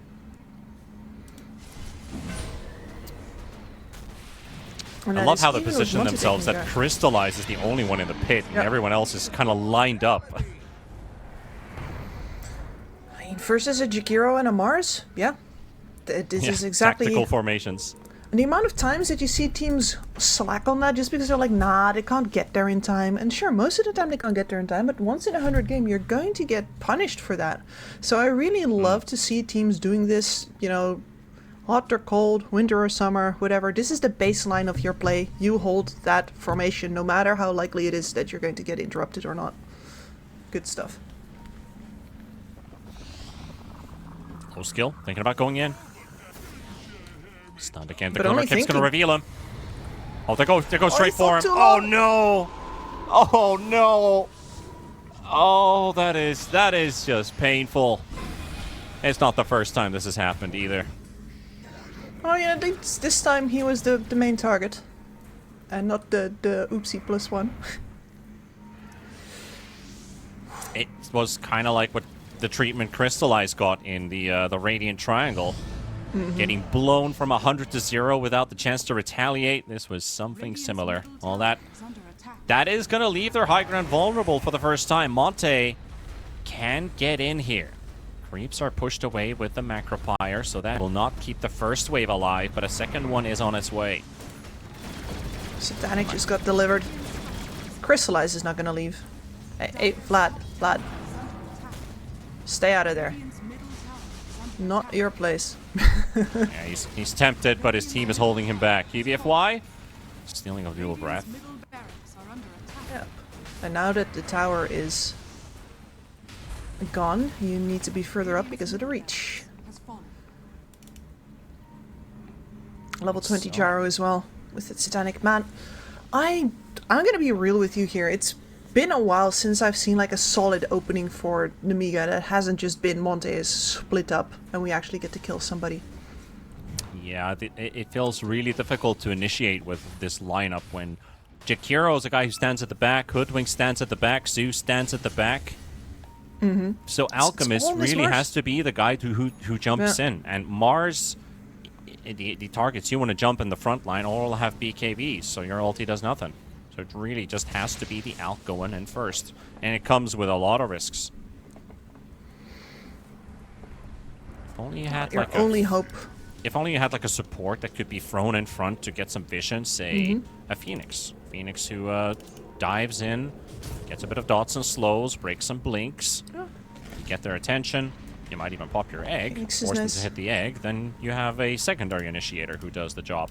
But now it's two very important heroes. They go in once, they're not getting out alive unless you fully commit. So it's not easy for Nemiga to play this. No, you are in fact fully committed every single time. Yeah. That's the reason why low skill died that last time. They tried to find a concoction opening. Glimmer Cape ran out, and they're like, yep, let's go on him. Now Nikki we Cole go. was playing with fire. Rough one. they Oh, went on crystallize the again! Aegis just goes out right away. Low skill has a chance to turn this fight around. Moonlight coming in with a refresher. The Ags, the fears are on all of them. Even connecting onto the Alchemist. The tier 2 tower is gone. Jess V is getting killed to the backline. The Jakiro is going to be history. And the rest of them get to move out, but they lose Mixa. They lose Jess V. They got the Aegis, but no epicenter used. No cooldown used. BKB Satanic still up on the gyro because of the Aegis. It was a good setup with the supports and the Alk to get 1 life, but this guy's got 2. This guy's got 2. It doesn't even really matter that much that the SF tools are down. I do think the Crystallize is big enough to take this on 1. And is he going to be bluffing during the push? Yeah, he's going to step up. I love these kinds of risks. Look at that. That fake out.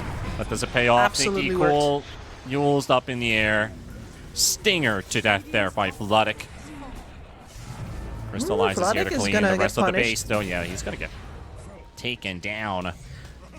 That's going to cause him to back off. Something for an Amiga. Force Major very deep in here. Does he get the bushwhack on anybody? No, he gets lifted up in the air. He gets the crit gyrocopter, but he's dying to him. QPFY steals the sharpshooter. That could be scary if he gets to load it up and connect it on low skill.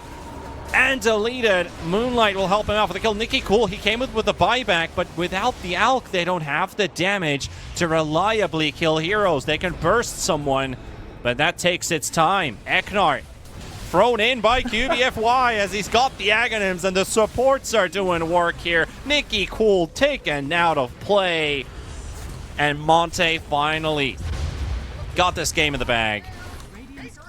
Going to be hurting Namiga a bit here with a couple failed initiations, but really this was a bit of a drafting fault. It was quite hard to play this lineup in the end.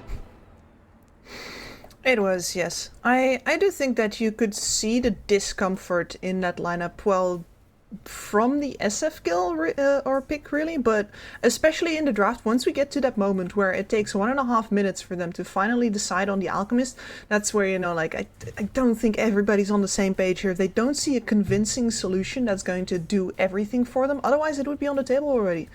And yeah, the Alk ends up indeed not being the answer to all of their problems here, unfortunately. Yeah, and damage mitigation, Pipe, yeah, that doesn't seem like it did anything versus the Aghanim Shadow Fiend.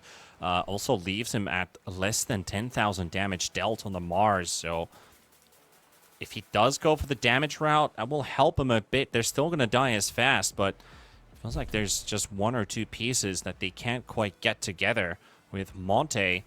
Look at the amount of damage that they dealt on these heroes. Crystallize with Satanic, BKB, Ags, Crystallis, he did 12k. He didn't need to hit heroes. Shadow Fiend's doing all the work for me. The setup coming from his allies. Even the Elder Titan's doing more damage than the Mars and the Jakiro.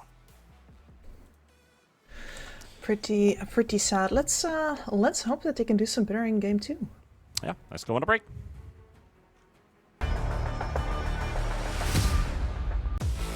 OneXBet and Eva Alfie present betting on all esports events on the website and in the OneXBet app. OneXBet. Play with Eva.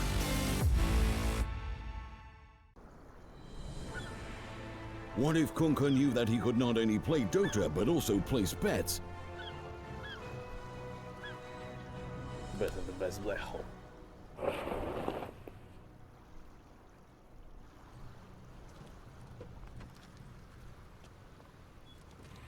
OneXBet, bookmaker company.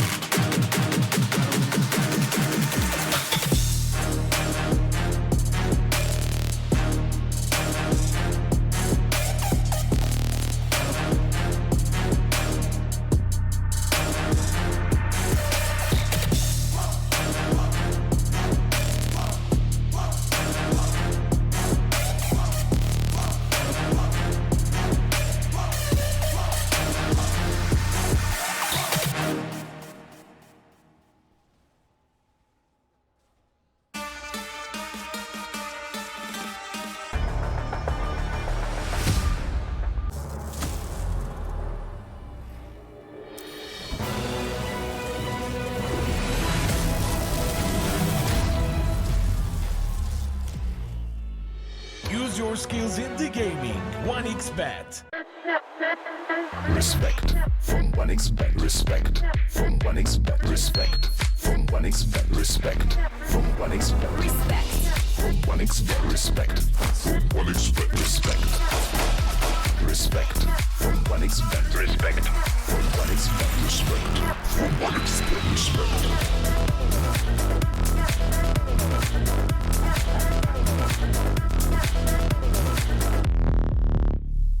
Hello, son. Hi, Mom. Pretty girl. This is Eva. Nice to meet you. Thank you very much. Your dad's just making his favourite dinner. It's duck. Come on inside. They're all probably too gruesome to tell you while you're eating at the table. How's your food? Is everything okay? Good, good.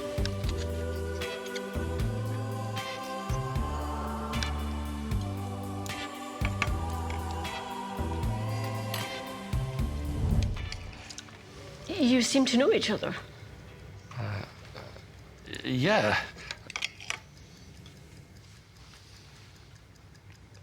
This is the new ambassador for 1xBet. Oh, I see.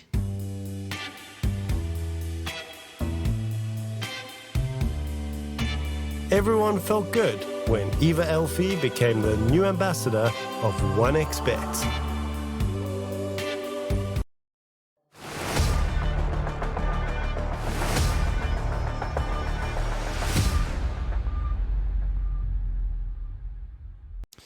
And off we go from our break. We return. It is Monte versus Namiga Gaming going into game number 2. A draft is starting shortly as well between the two teams.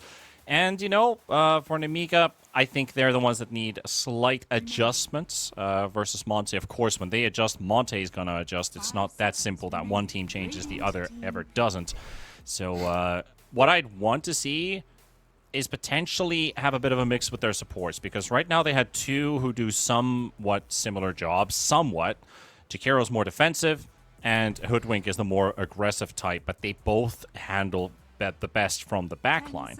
I'd like to see, you were talking about Earth Spirit, even if it was a mid laner, something that allows you to go in as a core, deal damage while initiating, while giving vision, and then your offlaner has an easier time to help out with the primary initiator so that he doesn't have to be the sole force to start the fight. That's what I want to see in Amiga adjusting, is have a secondary, and maybe even in a positive way, if they want to look for team fight, a tertiary way of initiating fights.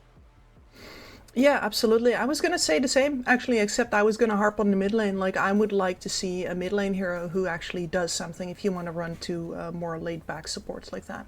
Of course, Hoodwink, not always laid back, but definitely the best as a follow-up, right? Well, you mentioned this this fine birdie over here. I'm not going into that with Amiga, but you know what? Snapfire can make moves. Yep, Snap can make moves. Or a good brawler in the laning stage. We've seen Ricochet being picked up a couple times now in the support position, even despite the longer shotgun distance. Was favored on the Snapfire for a very long time. Have the buffs finally done their job so that that facet is no longer prioritized as highly? I am going to look up on Dota Pro Tracker just to see the facet selections here. Ricochet is the more popular one by 57% over full bore at 43. So it has been buffed to a point where it is prioritized above full bore now. Interesting. I mean, I do think that if you have a lot of use out of the minus armor in the laning stage from the little shredder, then it might make more sense, since all the way from the start of the game you're going to be using your right clicks more and you want those shots to actually be hitting. But if you're still going like full Scatterblast cookie build, I still don't see the point. But that's just me. Sometimes getting raisin cookies above chocolate chip cookies, it's a pain. Well, outside of the offlane pool, which is still completely open here unless we see like a 3 Phoenix come out, they have banned out all the usual suspects here. Darkseer, the Beastmaster, the Brew. We're going to look for something else. And we have seen this Primal Beast in the hands of Luddick before. Also know that Moonlight is another enjoyer of it, but this is going for Namiga instead, who have yet to play the Primal. Where do you think this one's going to go? Which one do you enjoy the most, actually? I'll put it that way. I mean, I think that a Primal Beast, a well-played Primal Beast from the mid lane is an absolute joy. Like, you start rotating at level 5, just the earliest out of basically anybody in the game. And then you just don't stop, because laning is for wusses, and we want murder. We want to romp and stomp. So that's the kind of gameplay I want to see here. Yeah, I was expecting you to say mid lane, because this is the change for the mid lane that you probably were hoping for, that you also brought up here, that you wanted a change for Miki Cool. And this might just do the trick. Though it is a pretty early Primal Beast.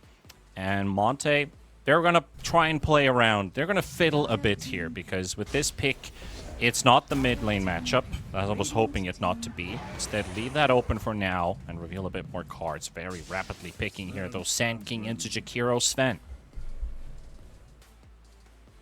With the option of the Rubik off the table, I mean, that's the thing, right? They offer the option to pick up a Rubik there for Monte on the second pick, but that leaves you with Phoenix Jakiro, which is a super passive, very reactive support duo in a game where the egg is already under threat because the Snapfire has been picked up. So you need something more out of the second support. It can't be a Rubik, therefore they go for the area control of the Dark Widow instead. The silence also very good versus this versus the Primal Beast, so you have two ways of keeping him either locked in place or running away, which are the things that you'd like him to do.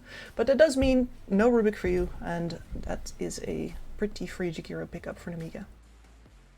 Yeah, it does feel like it. Of course, with the Snap and Primal still flexed in this draft, we might even get a rare support Sven in this particular occasion. I wouldn't say it's rare in the meta, but rare in the sense of how do you flex these heroes around. You might actually opt to put Sven as your support, but I do feel like this is a low-skill hero, which he likes to play quite a lot. He is a he's very fond of his melee heroes. I feel like low-skill is one of those carry players you only see playing melee heroes. Yeah, absolutely. And unless the draft takes a really big turn here, I wouldn't favor a support Sven either, because you take those in games where you get a lot of use out of the heavy plate, right? That physical damage barrier and the extra armor, that's what you'd be aiming for. And so far, only magic damage on the board up until this troll. And even he is, depending on the build, decently magic damage heavy. So unless you go for a secondary right clicker here, like, I don't know, Wind Ranger or something, I think we're pretty safe to say that this is a safe lane Sven. Yeah, it should be. Yep. I mean, they have a nice amount of mixed damage, considering Sand King's Stinger is physical, and that also hits quite hard. There are not high armor heroes on the side of Namiga until they itemize, especially if Primal Beast goes mid or off lane. Then we could see like Shiva's Guard, something that mitigates some of that damage output being sent his way. Though mid is most likely open, and Nikki Cole's Caudle is removed. Unless they decide to put Snap 3, Primal 2, and then they ban a 4 Caudle away from Namiga. But I doubt that's the case. I really do enjoy the amount of flexibility that an early Primal Beast pickup offers you. The fact that this could still be a support, the fact that you could still promote the Snapfire as well. It's a great opening, and it's got so much disable and so much good synergy between the two as well. I mean, there's a lot of orange out there on Namiga. It's kind of like a bit of a Dutch draft going on here. Except for the Sven. Can only ever support it. Sven representing Scandinavia there. Mostly the part where you're really cold and you have to bundle up all the time. Does it ever get cold in the Netherlands? It used to get colder when I was a kid. Real talk. We used to, I mean, like, long distance ice skating is our thing, right? There's a very traditional ice skating tour, which hasn't been held in decades, basically. Right. So it's been a very long time then. And you guys are all into bicycles. I remember the last time I visited, it was like, yeah, there's bikes bloody everywhere. Yeah, and I've learned since it's very easy to be into bicycles if your entire country is flat. Like, the Finns definitely have a bunch of bicycles as well, but uphill, it took me years to get used to a long uphill. My brain didn't know what it is. It's like, I'm used to just taking a hill fast, because then you get it over with, and I was pumping those thighs, getting up, and the hill doesn't end. Yeah, very sporty here. A lot of Yes. lakes and I won't say mountains, but a lot of hills here in Finland. Though, is it a hill to climb for an Amiga? Surely is. They at least get to respond to the final pick of Monte, and that is going to be a Bat Rider coming out. Not your usual mid laner in this current meta. Used to be back in the day a go-to mid hero. Yeah, and I just have to imagine him being mid because the side lane doesn't feel right to me. There's one flex again- you can do here. I'll say it right away. Phoenix mid, Bat 5, and Willow goes into 4 with the Sand King. That's something you can do. If the mid matchup sucks, Phoenix is really good versus particular matchups. Take TA, for example. That is in the pool. They're going to go for the puck, so that's going to even things out a bit. I think we're looking at Bat mid now. There we go. Yeah, Moonlight Bat. has to be, exactly. Otherwise it doesn't work out. Because I was especially concerned with the mid matchup versus a Primal Beast, but since this is now Mixa, that has also been alleviated. And I wonder if Monte read that, if they were like, nah, this is a bluff. They're gonna go for a mid hero at the last here. Now we gotta get ourselves a flexible pick for whatever they pick up. So, Bat Rider Core, it's been a while. And I gotta say, I think you need a lot from the supports in this game, especially the Dark Willow. The fact that you don't get to put your Bedlam on this Bat Rider anymore, that's gonna feel real sucky right about now. Because you need to be close every single time this Bat makes a play, and you need to be there to put in the damage, because otherwise, well, I guess the Stinger also adds a lot, but that's about it. After that, the fight becomes slow. So that burst damage needs to be enough for Monte. There's actually been more mid bats than offlane support bats in this tournament. We have a total of, I think we have 10 or 11 bat picks, of which 6 have been in the mid lane, and they all have a 50% win rate. Every single bat support, according to Spectral, has lost. Bat support has not won a single game, including... Wish I was more surprised.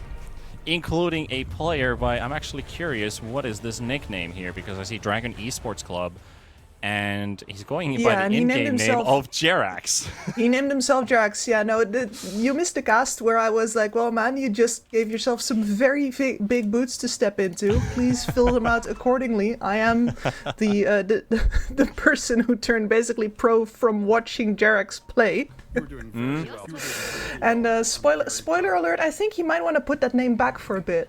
Yeah, that is a pretty big name to have out there, but unfortunately not the original, but an imposter, a copycat.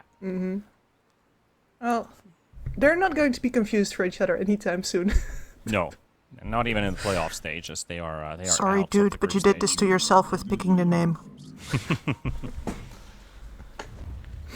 With that, game 2 is slowly rolling to a start, and Amiga scouting out a freshly popped smoke, which means they're going to go take a long That's a hike. scenic route. I mean, this is the way you gotta go if you want to walk up into Mordor, right? You gotta go through the stairs, not straight up into the gates. They might run into someone, maybe a QBFY. Does he go on the low ground? They turned around. They turned around at the last moment. That could have been first blood.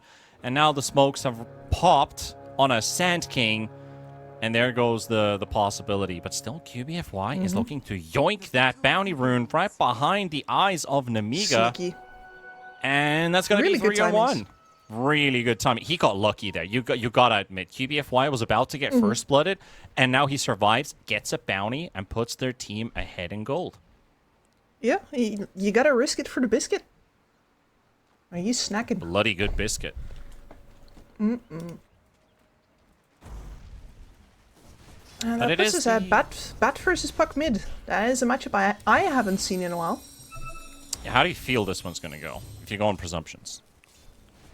Going on presumptions is that, yeah, the Bat is going to be decently oppressive, but Puck has never cared that much about oppressive matchups. Like, the hardest levels are the first 3 or so. He's got a magic wand coming on the courier right now. Was rocking a nice 6 napalm stacks. Unfortunate for Moonlight, didn't get to right click in between.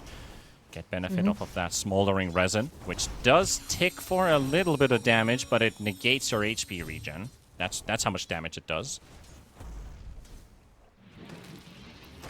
I haven't actually gone back to my my core right-clicking Batrider since the start of 7.3.6.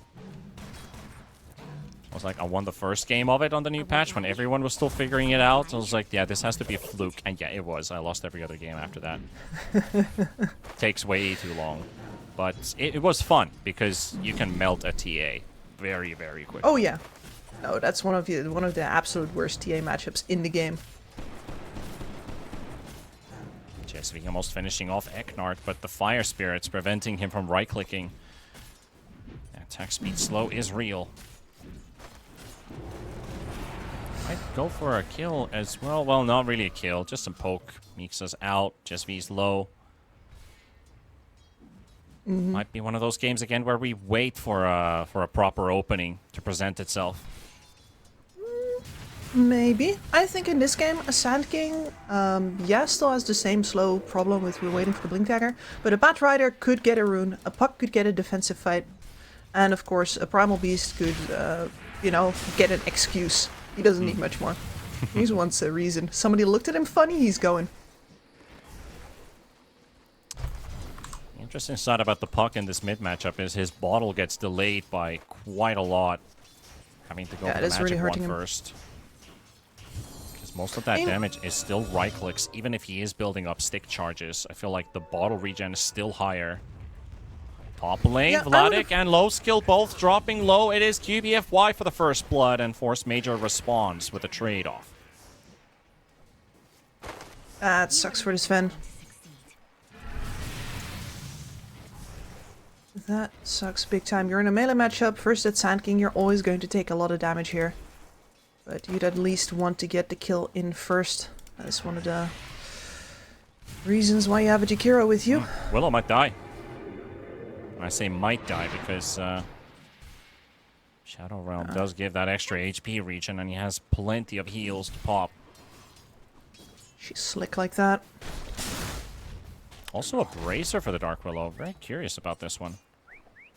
Not too often do you see Willow build a Bracer. It is a great stat item, not gonna lie. Like early on, especially if you're brawling, it is great. Extra HP regen, which benefits your inits. Also works with your Shadow interesting. Realm. QBFI has also taken the Throwing Shade, which is, you could hear me being worried about their damage output, right? Early mid game. And with extra damage amplification from the Dark Willow, that is going to definitely help them. True, yeah. 30% damage amp. Yeah, up to 30%. That is based on the duration. The enemies being inside that range. But surely, yeah, that does help heroes quite a lot. It's kind of like the old Shadow Shaman with the Shackle damage amp. Oh, sorry, the Hex damage amp. Yep. And you're going to be presumably hugging those heroes for a little bit, because they will be lassoed. That's the game plan. Yep. Looking like a pretty splendid idea. Of course, Willow can then later on in the game opt to go for the Aghanims. But of course, we're talking very late Willow at that point. But maybe with that facet, you can think about building it earlier. Yep, absolutely. This is the facet that will enable that Aghanims build more. And to be fair, I don't see much reason for her to go many other supporting items in this game than a Yule's. I think most of the hard supporting can be done by a Phoenix in this game. You'll be short on Glimmer Capes. She might have to step out for that as well. This time we're not getting an Aghanims troll. It is the back to the Battle Fury route. Also having a bit of a better laning stage than Simon's troll we saw earlier on today. Was struggling in the lane. Yeah. Now, up versus the Primal Beast, especially the first couple of levels are fantastic because you are a ranged hero with great damage. And you're just going to be able to lay into him. Later on, of course, eventually the risk of getting dove by this Primal Beast increases, and these slows from Eknard are really going to have to do a lot of work. This Primal Beast doesn't even need to attack that often in order to deal damage to you. He just needs to be trampling. I'd love to see a Disperser on the troll at some point of the game because of this primal beast being out there. Same thing for the Sven. Mixa is burning up to Eknart. He's gonna have to roar and charge away. The support forces him out. Jess V finishes off Eknart and he dies with a teleport up. Meanwhile, Force Major will finish off Moonlight. Oh, he's gonna kill QBFY as well.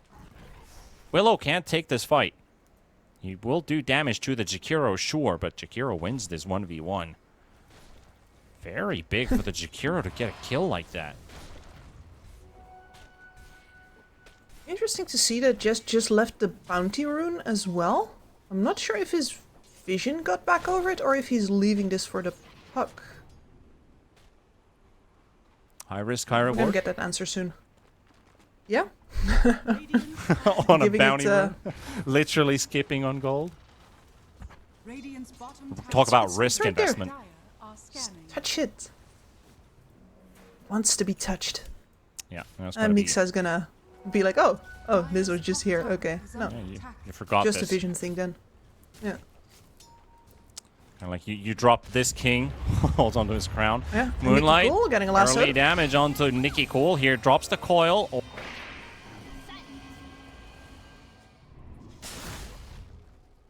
Both ultis used. I think you feel pretty darn good about that as a Bat Rider. It's a lot harder for you to get a good gank off on these side lanes, whilst for a puck it's simply a matter of waiting for the opportunity. And now that the coil is on CD, the puck is tied up in this mid for a bit longer. Though his earlier trouble with the lane has now stabilized. Here's the dive. Yeah, troll, not much to do. Yeah, not a lot he Primal can Beast. definitely do there. Even had the bat showing, even the bat was showing up bottom, but doesn't quite make it in time. So miss rotation there for Moonlight. Pushes away Nikki Cool and snatches an 80. Pretty solid. Well, it does give him a reason to go top if he wants to. And hey, this Sand King is currently not queuing up a Blink Dagger either. Yeah, what's up with this Bloodstone idea he has? Bloodstone, yeah. What's up with that? That is a very passive way of playing the game. Like, if you want to just sit forward with the Sand King and dare people to engage into you, then I can see that. But then you need a lot of engagement from the other heroes on your team. And I gotta say, that's only a Bat Rider. This is not a CK, these supports, no Earth Spirits or Tusks here. You're leaving your team with a single initiator, and we just saw how that went for Namiga. You are right about that. I don't like it. He's gonna exist. Exactly. Sometimes when things exist, you can, acknowledge them and ignore them.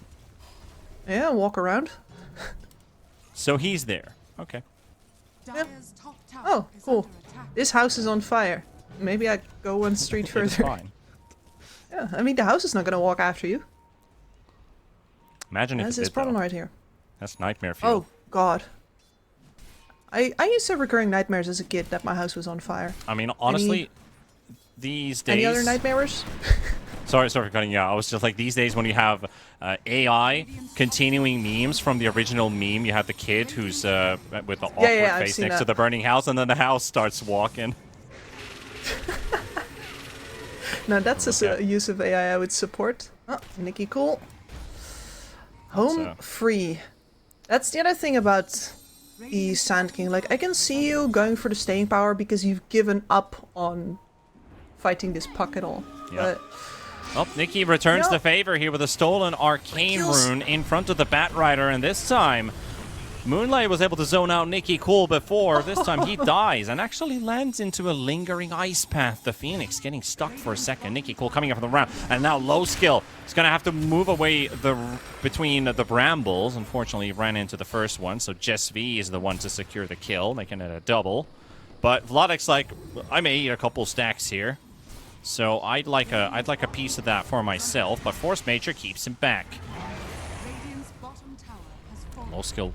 Hope you have to farm them and that's a lot of damage. exit the premises. now, Monte, you would really want to be able to pick and choose your targets here. Bat Rider Radiant's middle tower is under attack. Such a long way off of the blink as well. I thought with the amount of gold that he had, surely this would be like boots of travels already at least, so that you can actually amplify your farm. But that's not the case here either. He's got power treads. He's actually geared himself up for a potential, dare I say it, right-clicking future? Very unusual. There's a couple of item builds in this game that I'm confused about. Yeah, this Bloodstone Sand King has to be a thing of his own doing, and a thing of his own making in his own pubs. So I'm curious to see how this one works out, if it works out. But obviously Monte are willing to try some new things. I think Sand King never told his team that he's building a Bloodstone. He's just staying quiet about it, hoping that nobody realizes. Somebody's gonna click you. Maybe they don't. Especially if things go good. If things go good with a team, they will never click Sand King. It's like at the end of the game, oh, you had a Bloodstone. Huh. Fancy that. But if they lose or are losing, then they will be like, dude, what is this?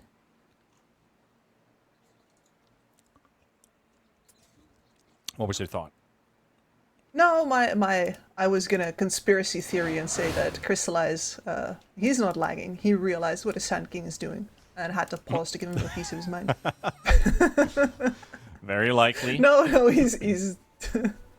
That was a quick go try. That lasted for maybe 0.1 seconds. Mr. Jericho is AFK. Sorry. Jericho. That's a Finn if I ever heard one. It's a little nickname for Yari. It's also a question in Finnish. Oh, you mean? Oh yeah. You mean Jerry? Jariko? Ah, yes. No, I know it's go. Yes. Huh. Greetings from Nikki Cole. I mean, this is such a free puck game as well. If I was this Phoenix, I might rush a Hex. Of course, then I already asked the question: who is going to be doing the supporting then? Because it's not the Dark Willow either. Right. So my my mind is fleeting here, and I'm thinking about Jakiro, because we say it like it's two separate words, and when we do, it sounds like Jakiro. It makes him sound like he's some kind of rapper. Jakiro. Yeah, like Ja Rule. Ja Rule, Jakiro. Maybe he is, you know? I mean, he's do be spitting fire though. Yep. Rapper confirmed. Jakiro the musician. Plus, he has the song and the taunt. So, I think everything clicks and connects. So whoever's been developing Jakiro and the Dota team, I commend you. Yeah, we see you, and we have our aluminium foil hats firmly on.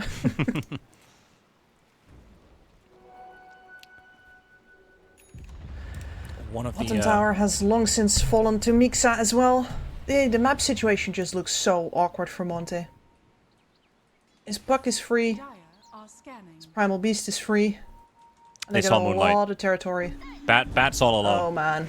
But they missed the Waning Rift, so this one is a pretty difficult kill in the end. Is it even a kill? Oh, 8 HP, come on!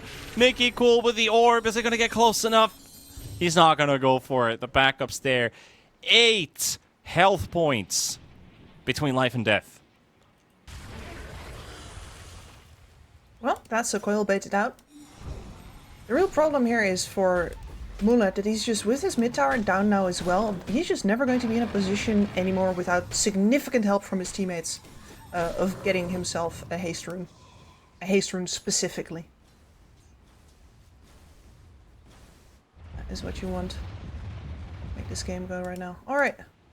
Bloodstone is up. This Sand King is going to be very hard to kill now. Not gonna lie.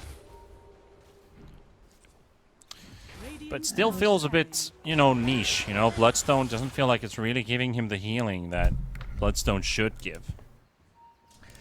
No, but it is continuous, and your AoE is going to be pretty darn large on the Sandstorm eventually, once you... Yeah, if you want to go for Ags, you'd like to have a small Sandstorm to guarantee more stuns, but I guess you could make Axe work on this hero with Bloodstone. Maybe. Dire's top tower is under attack. Oh, we're still going to have to wait and see. We only got 7 kills in 14 minutes. This is by far the slowest tempo game, even with heroes that like the snowballs. Take this Puck, for example, that is trying to hunt down a Sand King. That has been missing on the map for a very long time because all of these tier 1 towers on the Dire side are still up. Yeah. I could understand the Bloodstone better if you'd done like anybody else would do and you build it after the Blink Dagger. This is... I mean, this would still be a very nice game for you to have Blink, heals, Wind Waker, Wind Wakering people out of things like the Oh, the they Puck found the Coil, Phoenix. Quick, or out from under Sven. Oh, yeah. They have been farming this triangle way too freely. So I think it was about time that that one also gets addressed. Yep, and this is the Sven, yep, flying in Blink. So we have Nemiga online. Tower is under attack. As far as, well, I say online, no, sorry, I underestimated, or I overestimated the Primal Beast's net worth. He does not have the BKB yet. Give it another 6 minutes, I think, and then Nemiga's fully online. I'm just keeping tabs on the Sven.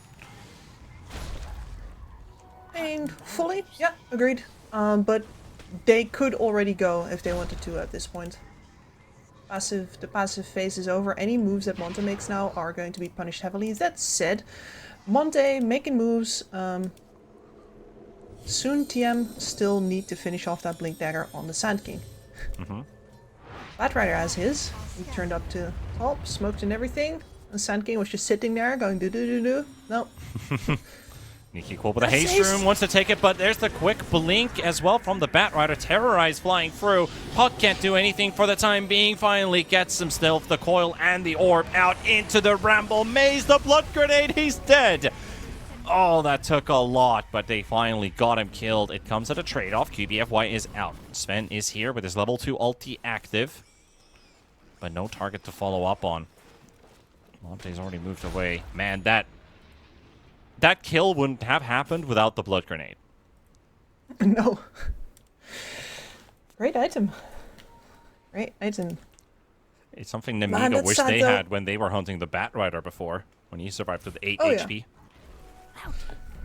They've learned. Absolutely. No, the Moonlight here, having to pop that haste just to make sure that he gets out feels really bad as well. You would have loved to still have that. Force Major just stacked the camp for Monte to farm. They were setting up for a kill in the lane. Jakiro stacked the camp. Mixa walked away, and Monte took the camp. Like, thank you. Oh, my kiss. And that's a ward right on the edge of a sentry, so Jesvi doesn't know about this. But now he knows there is a ward in the area, but where might that be? Yeah, pinged right on the money. It reads. Mixa spotted. I think. Oh, QBFY might have actually seen him. Mixa's got a BKB. Yeah, now they definitely saw each other. So yeah, they see Mixa's getting away, but he's too far now. So they'll finally get the tower. This has taken a while. By the way, I just realized we have an arsonist bat. Radiant's bottom tower is under attack. We have an arsonist bat. I never see this in pro games. Dire's top tower has fallen. It's a 38% pick rate in pubs as well. I have not seen arsonist on Batrider like ever in a pro game. You know, I haven't seen Batrider in a pro game, so. Interesting that's a lie. choice. I did in fact see our counterfeit Charax play a very underwhelming game. But this is interesting because your napalm works on buildings, meaning that you right-click a lot more. Your napalm cast also does damage to the tower. It scales with smoldering resin, which also applies a debuff, doing damage to the tower inflicted by napalm. So this is why I talk about my Batrider right-click experiments, because you can melt heroes, you can melt towers if you get the build-up, which takes a while. But for sieging, which takes a while, great. Yeah. No, it's fantastic. And I think this is behind why we've got the power treads as well. For some reason I thought that we just taken it for granted when I talked about the power treads being up here. Is where that facet of QBFY could have made a difference. Still not enough. Not quite enough. Yeah, we were kind of self-explanatory about it earlier on, but I'm still amazed that he actually has Arsonist this game. No, you are right to highlight that. It is quite unusual. He will be setting houses on fire. Sven, BKB. Think Namiga's done farming. I think they are. Radiant's top tower is under attack. This rune. Yeah, Moonlight, you were never gonna get away with that. Nope. That was not going to work. Sven doesn't hesitate with his god strength. He will go for that not even in your dreams. Yes, dreams. Radiant's top tower has fallen. Dreams are nightmares. Dire's bottom tower is under 20 seconds without the bat. They still have 3 minutes of Aegis on the Troll. He's getting closer to his BKB. Sven already has his 9-second BKB. His ulti has worn out now, though. And this is exactly why you want that Blink Dagger on the Sand King earlier. Yeah, you're smoked up now to go for a Blink Fail plays. There's 2 BKBs up on the enemy cores already. You better get them to half health immediately. Double stun. Either of them gets to pop the BKB. under attack. I really also like the the fact that Dark Willow is in this game because of Terrorize, because that's also an easy follow-up to some of these stuns that they have. I mean, their choke point fight is still really good, especially if you have ways to keep the Snapfire off of the egg. The amount of AoE damage on Monte is pretty silly. You never want to stack up on that. You do have plenty of AoE as well on the side of Namiga too, so I think whoever has more targets in the area at first is more likely to lose the fight. I can see that. I mean, the real deal with if everybody's going all out 5v5 is that I favor the lineup with the auras. Now, nobody's built any yet. But this Primal Beast is working on it. He's grabbing himself a pipe. So Mixa is actually going to bring a lot of negation of that magic AoE damage to the fist fight. Top lane, they found themselves a puck that's going to get instantly locked in. Rooted up for now, but the Terrorize to follow up on the orb doesn't connect. Nikki Cool is out. 4 seconds for a blink. They need to try and break that. Orb one way, blink the other? No. The orbs and blinks in the same direction. Man, such a free bloody puck game. Yeah, drop that smiley, my boy. Hell yeah. Yeah, you were dragging a lot of hostiles behind you. You've earned that.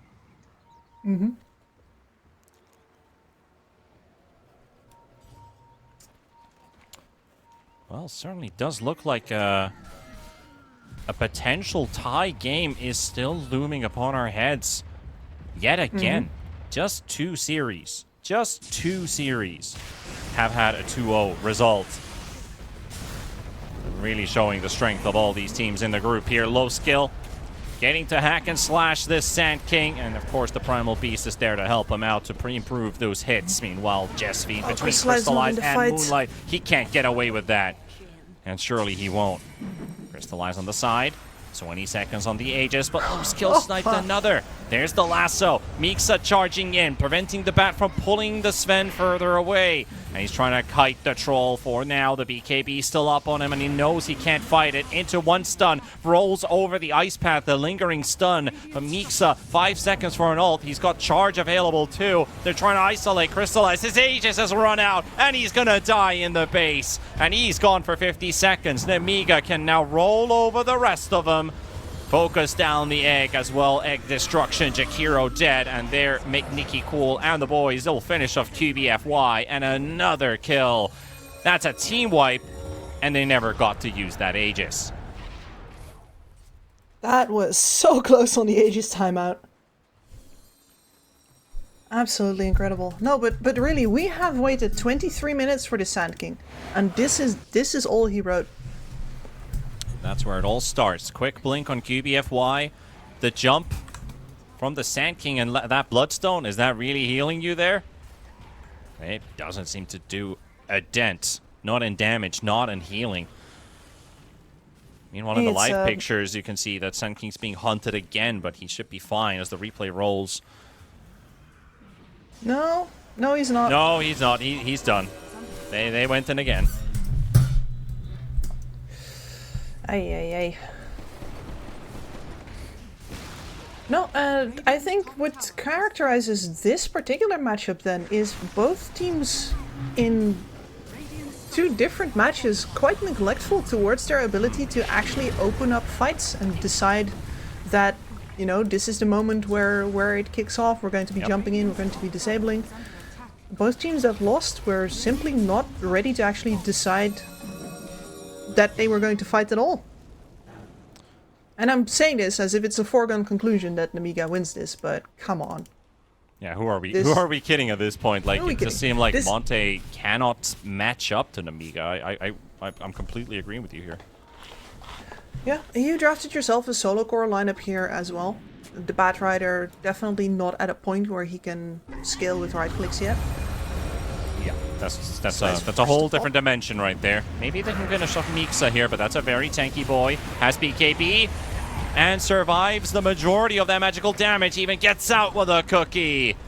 And Troll burns to death here. Jesvi will be the target of hatred. The egg explodes. Low skill. 5 seconds for his ulti.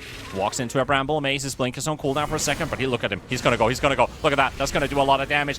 Oh, unless he cannot see Eknard. So that is not gonna do any damage. Nobody to hit. Well, there's a building. There's a building he can worry about. Still has BKB though. Vladik in with another burrow strike. Half of that Sven ulti kited. But that tower is now finally gonna go down. I have to say, so I've been looking up the Sand King Bloodstone a bit. It is the current meta. 71% of players are building it in the mid game. I'm not liking this at all. I know. I don't like it either. But like my objections in this game are also purely based on just the timing of it all. Like, and then on top of it, clearly that's the other thing that you can learn here. There is on top of it is it's great for longer fights. If you've got a tanky lineup, you're going to last a while. But you're up versus a Sven. The fight is either over in the first 2 seconds or you've won it. And because you didn't go a Blink Dagger, the Sven has gotten thick, shall we say. Yeah, I don't like this Bloodstone because I don't see its effect. I don't know how it works in other games. How can you make this a winning item? Because it feels like it's so non-existent. I mean, you're gonna be invisible in the Sandstorm. Yay. I presume that you're looking at the pub stats. Which Yeah, I is mean, I'm looking at detection. Pro Tracker and I'm just like, yeah, I see a very high percentage of Bloodstone. But I just don't see the gist of it. Why Bloodstone above something else that feels like a proven item? And it feels antithetical to the way that a Sand King, like the hero, encourages you to play. Because he is not the kind of hero that deals overwhelming magical damage, and he's also not the kind of hero that stays in the middle of fights. You want to be in, out, in. Oh, troll. That's why we play Yule's Blink. Well, and in the olden days, you would then go E-Blade for the damage. Yeah, you had E-Blade, you need tankiness, you build Shivas. If you want damage and a bit of RNG, you go for Ags. So many options. And I don't think this is anything taken away from Vladik. It's more about how the meta is being played on this hero that I'm just not a fan of. I'm not blaming the player, I'm blaming the meta. Yeah, but you know, being a meta slave is an insult for a reason.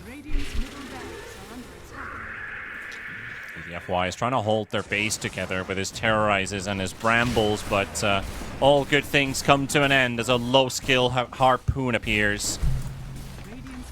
And that is their first lane of rack secured. Setting their sights for another. Troll is up. Bat is still gone for 10 seconds. Willow could buy back. So they're not staying. They're not staying to see what is going to happen. Already dealt the damage. 25k lead still intact for Nemiga. There's a Roshan up as well. You can reset here. Grab Rosh, then return and deliver the killing blow. And it is a battle on the high ground as well. You gotta still respect the lasso. You gotta still respect the fact that if you make a wrong move, somebody who you can't afford to lose gets pulled into base. You're creating an opening for a team that realistically should get none.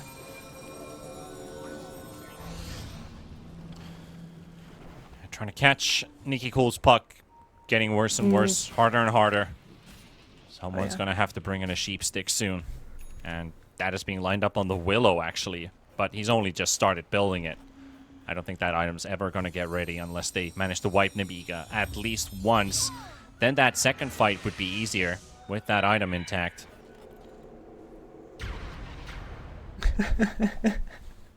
Roshan's on his way to his job. Choo choo. Classic. I love it every time that happens. I still want him to get the business hat and the briefcase for his morning commute. His little candle in the sleepy hat for the evening. Alright, well, let's see what happens out of this one here. Sand King in a difficult position, pops the epicenter, Bloodstone up, and he's just melting to the damage that is being dealt. He's staying alive. Regeneration finally starts to kick in, but the Phoenix trying to keep him alive. They take down Jez V. He comes in with a buyback, Vladik that is, and they take down Mixa. Low skill, could use some help here. Satanic crit heals him quite a lot there as Crystallize will die. Vladik going in for another stun onto low skill. Shiva's blink right in front, trying to slow the Sven down as much as possible for Eknard and Moonlight to get their damage in. Jesvi coming in from the side. Sand King melting, taken down, and losing the Phoenix into the Batrider dropping. That's going to be game. That's going to be series. We are going to tie it up, making it a 1-for-1, which has been the trend of this group so far. Yeah, and I for one welcome our what did you say again? Oh yeah, try. You used the fancy Latin and everything. Dang it. Three-way tie. Yeah, I don't remember which was the exact. I was talking about the 5 and the 6 ways for a bit, but it surely might just be the scenario with how this group is evolving day to day. Seems like the score lines are not changing. Teams are adapting and getting better for either having a strong game 1 or a stronger game 2. But again, drafting faults, drafting issues, I think that is really where it comes down to. When the teams are even in skill, you gotta throw in a tad of luck in the mix, but this one did not require that. This was really just, as you pointed it out really briefly, very exact. Monte, too many issues to answer, too few ways to get them out of trouble. Yeah, and I do think that both of these teams can learn a lot from this matchup because, as you said, I think that they're really very equally matched otherwise, and that is where the difficulties in perhaps itemization, in understanding, like combined understanding of your timings, for example. I felt we saw a disconnect between the offlane and the mid lane definitely here. That's a growing pain. Because of course the offlaner for Monte is very fresh to this team. But these are exactly the kind of games that will help you sort that out real quickly.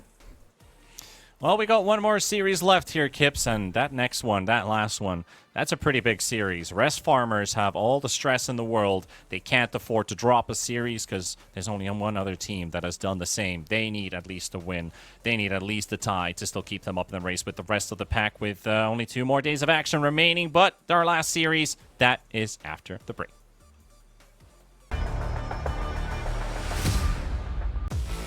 OneXBet and Eva Alfie present betting on all esports events on the website and in the OneXBet app.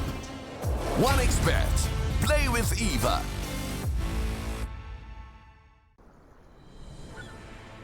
What if Kunka knew that he could not only play Dota but also place bets?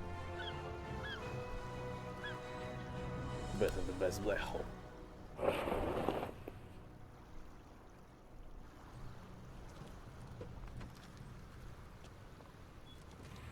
1xBet Bookmaker Company.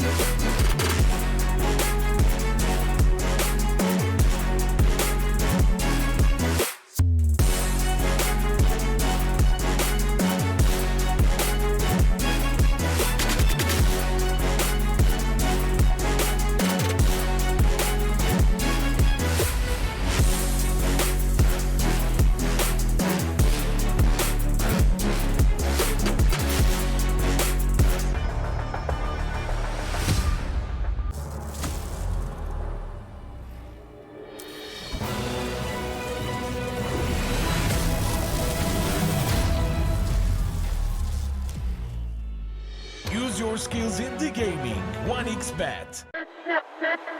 Respect from 1xBet. Respect from 1xBet. Respect from 1xBet. Respect from 1xBet. Respect from 1xBet. Respect from 1xBet. Respect. Respect from 1xBet. Respect from 1xBet. Respect from 1xBet. Respect.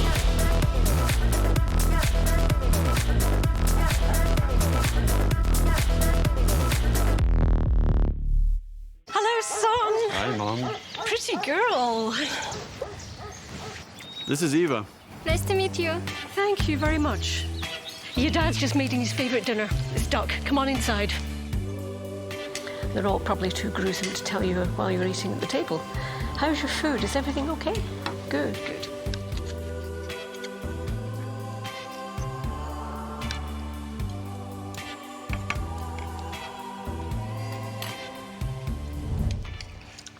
You seem to know each other. Yeah.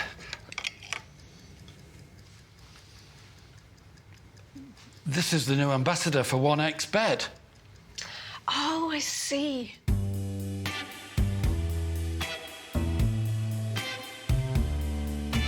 Everyone felt good when Eva Elfie became the new ambassador of 1xBet.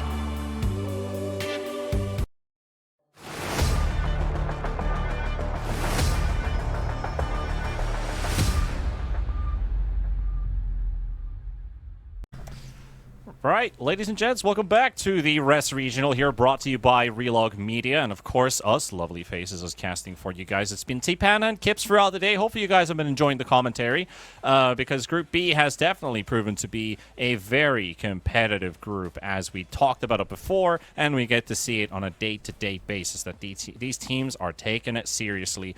And right now, I think this day is coming towards its climax, because Rest Farmers are in a tough position. They need to start scoring some points to avoid being left behind from the rest of the pack. We're only talking one game behind the rest, but that one game, that will start to haunt you if you lose this series 0-2 to Night Pulse, who looked very good yesterday, versus Dandelions. We had a 67-minute hype game going on, with an Invoker popping off in the first 8 minutes. He had ridiculous CS going on and farm. He started his laning stage with a triple kill.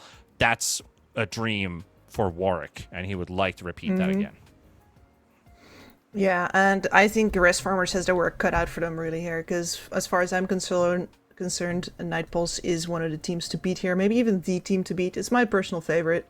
We've got VTune, we've got Dream over on the offlane position. We've seen him mess around with offlane Morphling plenty of times before the changes, and they've done so after as well. It's just been a very impressive roster all around. Yeah, till the end, and Janter have been looking solid on the support position. They really make their cores shine in these games. So Rest Farmers with slight changes with their roster. Of course, La Joya and Flash, maybe the newer names in terms of their original named roster, the ones that we've seen in the previous tournaments for Rest Farmers. But otherwise, it is the good old chat at Zantic, and of course with Mind Control. I really do hope that this team can pull themselves together. The opponent is not easy today. Absolutely not, no. But they've switched up from the Swedish 3. I'm curious to see how that's going to change their playstyle in total. Definitely with Mind Control previously, when he was just a stand-in for them. The thing that I found the most impressive about it was that the fact that he came in and immediately changed the way that the map play of this team worked. It looked so much more solid. But unfortunately, that was also in a period where he himself perhaps wasn't feeling too fine.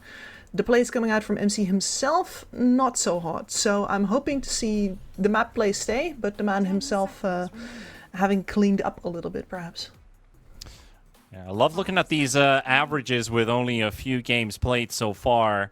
Rest Farmers, of course, only one win in their last 4 games. Night Pulse, in their 4 games, I think they only have 1 or 2 wins on the board. They have 2 wins on the board. My stats tool is a bit messing up here. because it's showing average win time for Night Pulse is 67 minutes. That's a pretty long average to win your games, but that was literally just yesterday's game. So it's missing out on their 43, almost 44-minute win over Nemiga on the first day, but that still averages at like 55. So the boys would certainly like to have some quicker games, especially when we're talking about these late game matches. Or late day matches, even. We got the Beastmaster. This will be the first of the day. Happy to see my boy out there. Yeah, absolutely. I mean, can be extremely oppressive in the game. You are, of course, waiting for the Aghanim Scepter, but unlike a lot of the other heroes that we've got waiting for Aghanim Scepters, he is phenomenal at farming stacks and making stacks himself. So that axe usually comes out around a crisp, 11 minutes or so. And then he starts running at you. And he won't stop running, and he won't stop running. But I'm curious about Jakiro getting this much love in the first phase. I know the hero is great, but usually versus Beast, you think about Lich or Enchantress. These are the two kind of go-to heroes versus this one. So I guess if they want to save somebody getting jumped by Roar, it is the Ice Path and the attack speed slows. That could benefit. And prevent them from hitting as well if it is protected by a Macropyre. So I guess there's a reason why Jakiro is being favored in the first phase as an answer to the Beastmaster. Yeah, I think it might also be a little different in that if this Beastmaster, because he likes to bring in his extra units, right? Jakiro extremely good at AoE and at clearing out creep waves, so definitely one of the few supports that can do a good job at keeping a solo Beastmaster off towers. Well, they're going to get rid of the Darkseer here and the Phantom Assassin. Well, at least the PA could be quite hard for this Beastmaster to deal with, because PA's kind of already online when Beastmaster first shows up to kind of roar or jump on a PA. Also, they banned out the Rubik to protect the Jakiro pick. Double support, okay. You don't see that very often. But I guess with Night Pulse and with the importance that they put on their offlane, it is more likely than for a lot of other teams to keep all of their cores to as late as possible. 10 seconds remaining. Yeah, this... Gotta say though. I mean, didn't we already see a Hoodwink Jakiro today? And it didn't work too well. In the previous series? Yeah, that was Nemiga's openers versus Monte. Mm-hmm. It was. I mean, you gotta be very understanding for yourself that you need to get engagement, because neither of your supports are going to do anything for you in that regard. And I feel like I've been harping on that since the moment that Hoodwink got introduced. So people were like, well, yes, she's a +4, she's going to be initiating. I'm like, no, she's a follow-up hero. And I do think that Night Pulse is the kind of team to understand, which means that if they don't, I'll flame them extra hard. Now at least you see your potential laning matchup here, but this could be a flex on the Sven. Of course, as a support, it's not countering the support's damage output, but that is one. Do they go for another physical damage dealer? No. So it's mixed damage. Now, Sven necessarily not a 5 here. If they went for double physical, I'd easily see Sven put into a +5 position. Yeah, absolutely. And that does limit Night Pulse's choices for the final pickup here a bit as well. I'm still thinking about that Beastmaster as well. I think now that you have Beastmaster and Sven on the board, you would really love to have some form of protection for the hero that's going to get engaged on. Otherwise, they simply die the second that roar comes out. No kind of play. So you're looking at, I don't know, an OD would be really rad in this game. It would. I'd probably like to see Rest Farmers pick up an Ember now and ban the Husker. Just, protect your mid pick, keep your carry open for now, leave Night Pulse guessing a bit. You can still pick the Sven into the Troll, you'll be okay with it.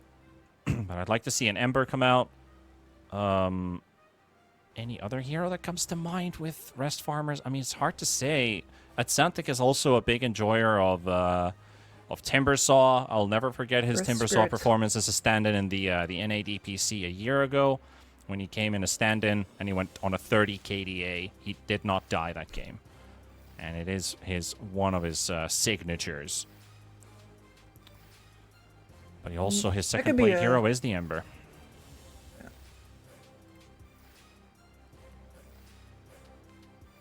Rest Farmers really taking their sweet time here. Nearly through all of their reserve time here as well. Yeah, just pick the mid here. I'm happy with them picking mid now. Leave that Sven flex I open. like the Ember. Okay, They well, will not you know, flex the Sven.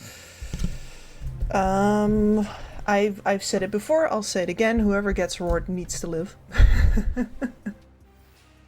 That really breaks up Rest Farmer's game plan here. I want OD. Is there anybody else that I would be in favor of? 5 seconds remaining. Can we just talk about this Sky pick for a bit? Because this is definitely a support. Unusual. Atlantic does not play mid Sky, which in some very rare cases could potentially work. But Beastmaster Sky, you've already protected a good lane. You can keep the troll at bay with your slow. He doesn't have a dispel against it, only until he has items later on. Roar into Mystic Flare, your classic standalone stun into a nuke. But also a hero that just dies to Hoodwink pretty much. One Acorn shot, if he goes for the 3-bounce trick shot, and Sky's lost like 60% of his HP. Can't be near this Hoodwink. Absolutely not, no. And his Hoodwink is going to have a field day hunting for him. It's fantastic. But are there any perks to this guy except for the Beastmaster? I mean, the single target silence is phenomenal versus a Troll Warlord, right? Until he has items. Yeah, sure, but that means that you're most likely not going to go Aghanims for the Troll, because it's a silence, and if you don't get to cast your spells, you don't actually get to dispel yourself. Yeah, maybe Disperser, early Satanic. Something on the Sand lines King. of those. Like in solo initiator games as well, a single target silence is absolutely huge, much like a single target hex. If this is really all on Sand King, which is something that would happen if they go for the OD like I was talking about, then they're banning out carries. So they are still thinking that this Skywrath could be in a mid position here, I think. Or I think you it's could, the I snap. guess I think it it's could the snap as that well, Atlantic's looking for. Mid snap. No, and he has played that a lot, actually. Yeah, you're right. Sorry, I got for a second there I got excited, but then I remembered that Weeha's not in the pro scene anymore. All right, Rest Farmers. You got 1 second on the reserve time clock, so I think they pretty much made their decisions here. Night Pulse, are they right with the carry bans? Were they looking for either of these two? 10 seconds. At least they banned the Pango, thinking that if they want a mid, the Puck is an idea. Go for the Lina instead, which could also be your carry, not gonna lie. Yeah, could still be. I mean, the right-click build on Lina is not exactly what it used to be, but it is still a possibility. You would be outranging the troll, and that puts Nightballs in an interesting position here. You can either go for something that protects whoever is the target of the Beastmaster, or you can go for a secondary initiator and just use the fact that you've got two very juicy targets here at the end of Rest Farmer's draft that you would love to blow up and could do very easily.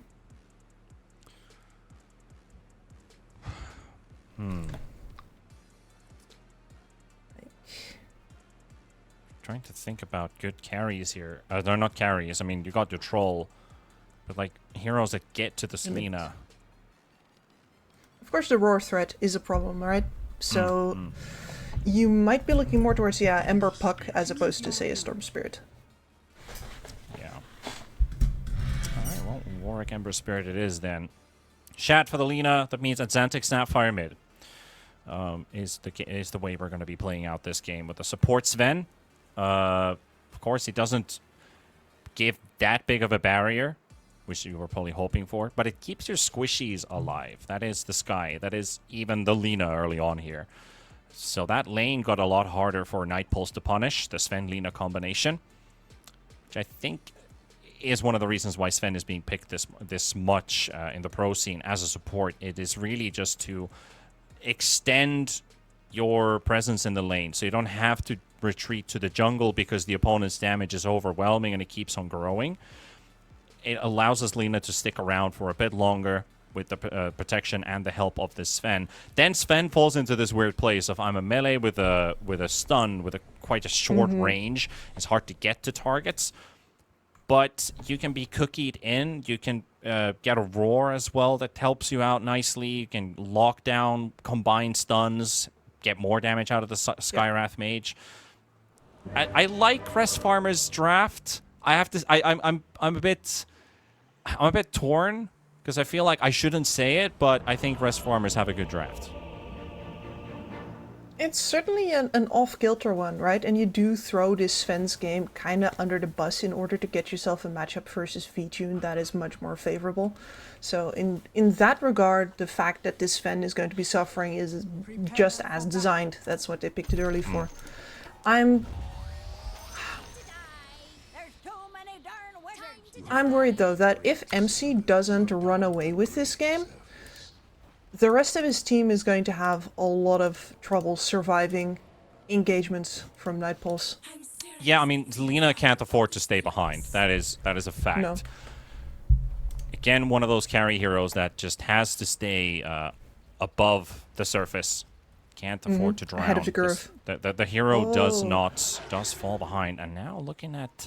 We say ships in the night pretty often, but this is like the textbook definition. Both going a different direction, passing right alongside each other. Yeah, they did also see them go through the trees there. The tower was breaking their smoke, and somebody was body blocked just a little bit, so they know exactly where they are. But does Nightpulse know about Rest Farmers being on the other side? Very likely. Yeah, the way that VTune just went into the river, taunting. Sand King. Oh, that's a Oh, but he surprise thought he for was up him. on the right. Well, Kami, he thought he was safe. Now he's going to have to start his lane pretty low because he's got no extra regen. It's going to have to come from his buddy. Feeding up some of those tangos for him. Sky still being chased. Warwick, V2, Jantro looking for first blood here. Mind Control has to help him out, but this guy is gone. Couple more hits. Range attacks here from the Troll, has the throwing axes, and that is going to seal first blood for Mr. V2. The weakness of the Skywrath Mage, getting slapped. 0 And it should be a good roll. Yeah. And 0 HP, basically. It's kind of impressive that Hoodwink has even lower HP, but she's got a lot more armor on top of that. Yeah, and mobility, you could say that. Even though Skywrath has higher movement speed, but the model is very different. Plus, when you get points in Scurry, more survivability for the hero. Skywrath, the glassiest of glass cannons. The very definition, as we watch the opening bit in mid here at Xantic, absolutely laying into Warwick with that little shredder. Yeah, it's Xantic's favorite stuff. Warwick gets the dodge with the slight. Doesn't take the scatter blast to his face. That is what Xantic loves. He loves to dominate his opponents early on. One of the more aggressive traders and harassers in your mid lane. Yeah, he's a brawler, in the very definition. I mean, his long history of playing Earth Spirit as well, really leaning into that, right? Oh yeah. Yeah, you have mid laners who are talented. You have mid laners who are very cautious. Some are basically just they're reliable as a rock. They always perform well. And then you have the over aggressors, you have the harassers, and then you have those traders. And I think Xantic really fits it more into that aggressive harassing territory of a mid player. Yeah, he is about the furthest that you can go for like the flamboyant type. Yeah. One of my favorite words, by the way. It's a great word. I got kicked out of the game just now. Well, we're rolling fine. Waiting for you to get back in, as well as Angel's going to get caught by a quick bushwhack, but Sven's HP pool is a bit too much for Janto to deal with. Now we're all crashing. Can you still hear me, by the way? Okay, everyone seems to... Okay, so the server is dying, apparently, because we just had 5 players disconnect. Our observer was lacking. I fell out. You fell out. Steam server's having a hiccup. That was everybody, basically. So, don't worry. Production is fine. It's the game. Hiccup, more like a burp. Barfed a whole lot of us right out. You look stunned. Let me get back into the saddle. Oh, my minimap got, well, absolutely ruined by that. I think my... Yep. Oh, no. We're living Dawnbreaker world right now. Yeah. There we go. That looks better. Well, let's not get too phased about that. Happens from time to time. You know, it is electronic sports, and, you know, everything related to electronic tends to fail from time to time. But we're back into the game. We're well underway once again. There are two heroes that I'm worried about in terms of CS, and they're both the offlaners right now. LaJoya going down to V-Tune. Another root comes out, and he needs one more range attack, and he's got it with a throwing axis. Mind Control level 2 tries to trade as much as he can to V-Tune with double bores and a hawk in the air. But just not enough damage to punish V-Tune back. He's dropped low, though. I mean, the 60% miss chance, absolutely fantastic there. Used really well. And the fact is that the boars just simply do not have enough range to stay out of that, so they'll be missing as well. And V-Tune is now going to be tangoing back up, and he's got the full cornucopia already. Yes, no yes. boots, no I was nothing. just about to bring that up. The courier just brought it to him, so he's going to feel good. Yep, he's going to regen all that health right back on up. Straight up rushing the cornucopia. No boots, no nothing in between. That's Zantic. Oh, he's correct, because it's just sustain lane. Yep. Zantic laying in the hurt to this Ember Spirit, and this might just be a kill opportunity at Zantic. Keeps Warwick at bay, forces his final bottle charge, but the thing is, the Snap is also tanking the tower quite a lot, keeping things even between the two mid laners. So you're constantly on your toes, but this Snap is already pulling far ahead compared to Warwick's Ember. Shad almost dying as well in the top lane. Kami needs a right click. Lotus heal comes in from Shad. Does not actually get faked out there. Kami's zoning him out really nicely. He's like, you want some CS? No, you're not getting it. And Angel can't fight Kami either, so Angel's going to go down with this tree bounce trick shot. And with the oh no, maybe Kami's the one to die instead. Okay, Angel finally drops, and now Kami to fight versus Shad, but the stinger. Oh, the bloody stinger. Lina would have won that fight without the surprise element of that plus 80 bonus attack damage. That was 160 damage right click on the Lina. Kami with a fantastic start here. And this is one of the reasons why Nightpulse are not afraid to toss Warwick into laning matchups that he might not necessarily win. We've seen this before, right? Warwick struggling a little bit in the laning stage. LaJoya. Happens more often. Fortunate for his escape. Jakiro gets a kill. Can he get out as well? Oh, the root, the bird. The bloody Hitchcock crow.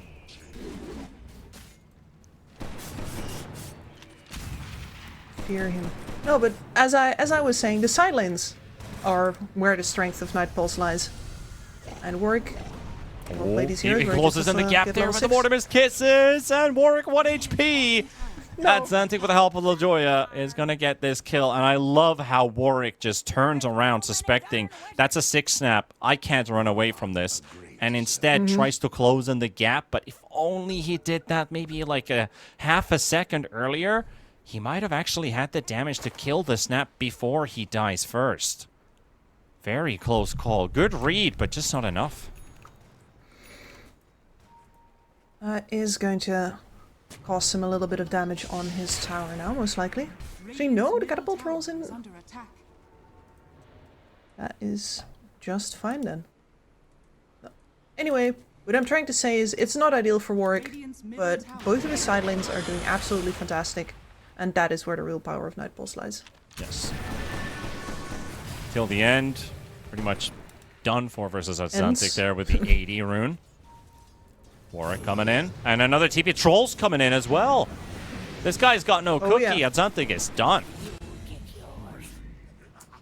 Oh, overzealous. But also a very good rotation. We've seen V-Tune take part early on in these games, and this is again another great show that you can easily bring your carry for a rotation. Absolutely. This is one of the reasons why I love V-Tune. The Troll Warlord, he does this, but he also does this on Gyrocopter. He's done it on Phantom Lancer in the past. They almost killed the Lina top lane as well. They did not teleport through with the Sven. Sven cancelled it, and now Snap is going to have to intervene with the situation. Can he save the Lina, though? No. That's Zantic with the right clicks. A couple more needed for the Hoodwink. Hoodwink is nicely juking around the trees. Zantic, though, gets to punish Kami a bit, but they both get out alive. That was a TP cancel from Warwick. So that's why the Sven wasn't coming in, right? Yep. Well, that's definitely a very important move because that allows them to get that Lina kill. Now bottom, MC indeed. Getting poked right in front of his own tower, but there is intervention from this level 3 Skywrath, almost level 4 on La Joya. Mortimer's Kiss is top too. Trying to get Kami is a bit far away, but nice connections. Beautiful at Zantic. Got the last 3 to connect, which were enough for the kill. The final one finishing the deal. Very, very good Snapfire gameplay coming here from Zantic. Despite that one overzealous move. I mean, that's quite unexpected. Honestly, I don't think many players see that coming at all. You just check if the Sand King can come in. It's like he can't. Okay, cool, free kill. There's the barrier shield. Warwick. Let's get some backup from Tildy and Ice Path. Mind controls also here. They don't get to clean out the stacks. Zantic almost got the kill on the Chikiro. Just needs a bit more attack range, but he's a bit too far away. Meanwhile, Shat getting dove under the tower. Epicenter for the kill by Kami. Everybody showing in the mid makes it very easy for a level 6 Sand King. Is this a kill? It is. That's nice, though. That's so many. There's so many moves happening on the map. Our observer has no time to sleep. No time Watcher taken, Watcher retaken, and sniped. That was such a weird sequence. Hoodwink takes the Watcher, walks away. Sven right behind him activates the Watcher, gets caught by Bushwhack, killed by Sharpshooter. Janter almost halfway to level 7 on this Hood. And now they're going to kill Sky as well under the tower. Connecting their stuns. Skywrath boiling down, and now till the end might die too. Zantic getting caught in the Bushwhack though. And one hit away. Chikiro's stick heal is enough to keep him alive. So much action.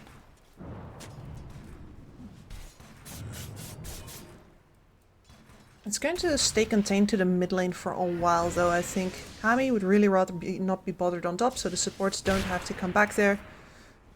And the Beastmaster would much rather be stacking than getting interfered with.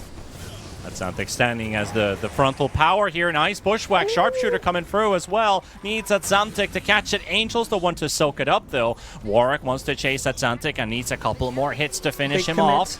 So let the Sven buff on him. Warwick dropping low. Zantic will go down. La Joya doesn't have the damage. They're all so low. But he's just going to have to watch all of these wounded warriors take down the rest of his team. 3 heroes down, and they all pretty much go to Warwick, more or less. That's really painful. Warwick was the hero that you were keeping down. He's now the survivor of this fight, gets a ton of EXP and money out of that. And then on top of that, that's also Ads going down. Ads is by far the most farmed hero on your team. He's the one that needs to be making the plays right now, and getting stopped off while he's doing that, that's just painful. Kami is going to overtake him any second now. Yeah, we're not going to see Beastmaster until he finishes his ag, so that's going to take a while. But as we say that, Ember just gets burnt to a crisp with the Mortimer's Kisses from Zantic. Okay, I was cutting him a little slack before, but that was just unnecessary. One of those positive caster curses, I guess. Yeah. That's all right, Gibbs. That's all right. I'm just gonna repeat myself. There's no such thing as a caster curse. There is only a regression to the mean. It's just praising a good this read. player. You've been praising this player because he overperformed, but since his average performance is lower, it's very likely that he will return to his lower performance. Radiant's top tower is under attack. All right, Kami, what's your item of choice this game? It's got Blink, but what is it going to be his next quick buy? Are we seeing the Bloodstone again? Seen something different? Mind Control dies bottom. Very awkward time for him to die because he's still building that Ags.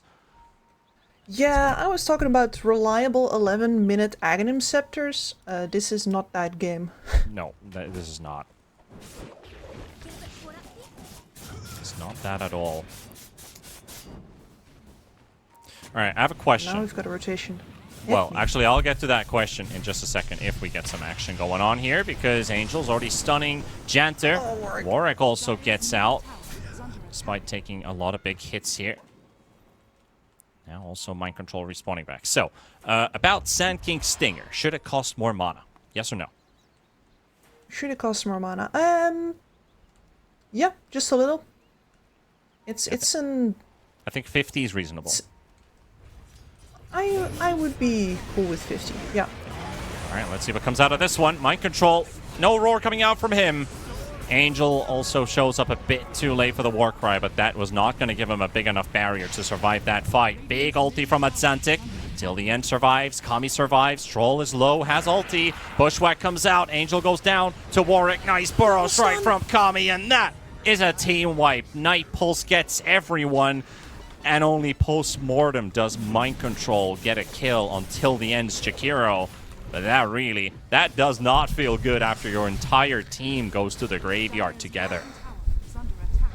And you had the Mortimer's Kisses while they were stuck in a really awkward position as well. I guess the real problem there was that you were in an awkward position as well. Your team was split up by that mass of heroes in the middle. Yeah, two heroes are still TPing in when they got the jump on MC. Yeah. And Shad in the firing line. Yeah, the Laguna Blade. Shad also... It felt like he could deal damage, but most of that time he's just spent repositioning, and a bloody Hoodwink has taken him down to 50%. And then Kami just gets the line up beautifully there. We are getting some trades happening, though. Multiple heroes dying around the map. Hoodwink just got solo killed by Mind Control. And, well, not solo. They did take the Sven as a trade, but the Skywrath dies alone. It was a really weird situation as well, where the Sven is stunning the Ember Spirit and then hitting him more. Whereas MC roars the Hoodwink and is like, hey, why aren't you hitting this Hoodwink with me? And that means the Hoodwink lives too long, takes down the Sven. Yeah, it looks like Sven's just dead again. He just teleported to die. This is just a really awkward Sven support game. And you've done that in order to get yourself a better carry-to-carry matchup. And this is what happens. Like, you pick this hero to make this lane more sustainable and more, let's say, more tolerable for your Lina to be in the lane. It was still a rough lane, but then you just feel like I said in the draft, it feels like the Sven just falls in this very weird place where he needs to be constantly with someone. Otherwise, you're not getting any benefit out of the hero. He doesn't do damage. He doesn't really help himself or help an ally. He needs like multiple people to work with him, or him to work with others to save them with that Warcry, and that still isn't enough. Yeah, I think he's the best as a team fighter, but I just think that unless there is a real strong physical damage draft over on the other side, Sven support is just not worth it. And I would call the place that he falls into, as you say, it's a weird place. I'd say it's a hole. It's a weird hole to be in. Shad got found. Yeah, Shad's just burning up here. Angel will buy some time for Shad, but he's still gonna die and face the inevitable. Sven will also burn to a crisp, and LaJoya, he just showed up and he's gone as well. This is starting to feel like GG territory. Everything is riding on Atlantic here. Even he can't have a big impact enough to have a dent in this game, because, you know, Till the End is the only hero he ever gets to use the little shredder on, and that's the one hero he can continue to farm. But they're losing too much with how much they gain. They are absolutely... I mean, V-Tune is just hitting top tower in the meantime. That is how confident Night Pulse is right now in their ability to create enough chaos and have enough disables and movement speed at hand. Yep. This Sand King already has a Yule Scepter, and this is where, I don't want to say he becomes immortal, but he is very hard to kill right now. Anything the Snapfire throws can either be dodged or mitigated with the Yules. Same goes for that Sven stun. The only thing that gets him by now is the Roar. V2 can easily solo a tower, knowing how good of a position they are in right now. Sven, Yeah, and he's got a BKB. Lina has to get out, but now jumping Right to the mid. Snapfire in the mid lane, low on HP, and Xantic standing his ground, hoping they can get enough damage out the cookie. Jump in as well. Kami's out till the end. Will drop, and Warwick remnants away. MC is a little bit late for the party, unless he gets a wraparound on the side, but no. Angel falls. MC kept at bay, and Shad, who tuned in to help out his teammates, arrives when the fight's already over. So that's a tower and a 2-on-2. But 2-on-2 is just not enough. They can keep going and keep going here. MC is going to walk right into him. V2 never left this area. The roar comes out, but he's popped this BKB. He's protected from all the damage Sky can do, and it's not even enough alone to kill V2. So that stun runs out. MC gets ran down. And now you're 11,000 gold behind. Game plan's just not working. Absolutely not. MC, I mean, maybe the value that he adds to a team like this, right? You can outplay others on the map if you just get a game going for him, but he is the one that needed to open up the map, and it happened so slowly. It took so long that by now they don't really have a map left to play for. There's so much control over on Nightpulse, so much pick-off threat. This Hoodwink, you're never going to see her unless she's killing somebody.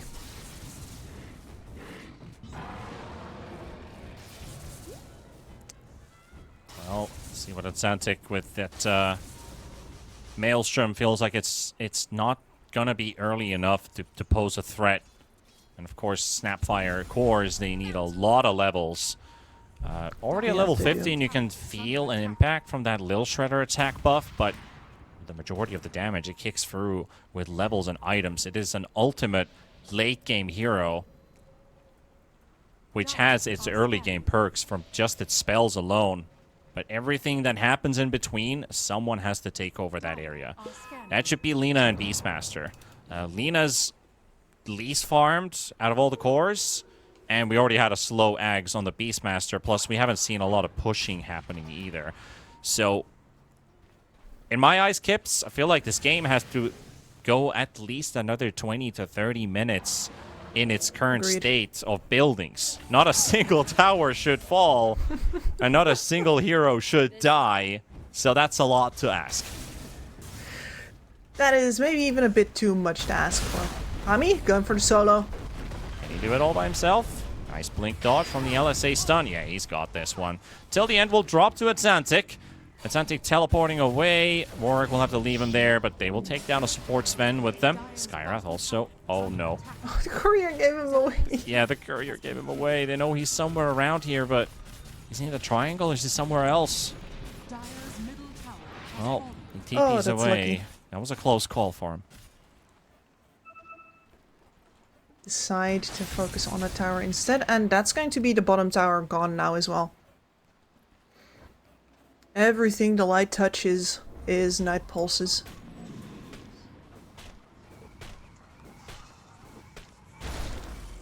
Sandkin going into Shroud, so this Lina is going to have a lot harder of a time killing him as well.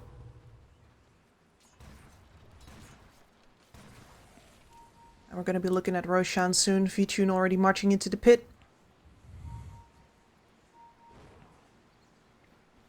Yeah, with the damage that they already have 20 minutes in, this Roshan is a quick one. Usually Roshans could be a bit more durable with his constantly scaling armor, his damage, his HP. But 20 minutes in, with all these items that you have, soloing this and pretty much just Kami's giving him some, I don't know, mental support. But it could be on the money. Blink on MC. Oh, 300 HP. Oh, he doesn't know about it. And it doesn't feel like they're strong enough. At least they can get Kami. Maybe even B-Tune as well. But LaJoya goes down to the backline. A snipe from the Hoodwink with the Bushwhack catching both of the supports. And they're fighting in the lane at the same time. At Xantic, Lil Shredder is active. Takes down the Jakiro. Lina getting bursted down. That's 4 dead. And this is going to be, again, a team wipe. And they still get to keep that Aegis. That's where you march straight up the high ground. Yeah, one of my problems with Lina, no matter if it's in a carry position or in a mid position, but I think with the carry especially, is that I think you should rush a BKB on this hero. maybe you get to buy one item beforehand. You get to choose if you want like a Yule's, a Maelstrom, a Boots of Travel, something like that. But the second item needs to be a BKB. There's too much mobility in drafts these days. You're too good at focus firing. If you don't have anybody else on your team that can AoE punish for the fact that they're going to be running at you, turn that engagement around, you're just going to die every single time. Dire's bottom tower has fallen. And the economy continues to build in one direction. It is a 99% win probability now for Nightpulse, and that is quite hard to let go. Yeah, they'd have to actively start, what do you call it again? Tossing it? Handing it Charity? over. Charity, yes. I have to get real generous. Yeah, you got any deep pockets that I haven't heard of? Me? I'm a caster. No, sir.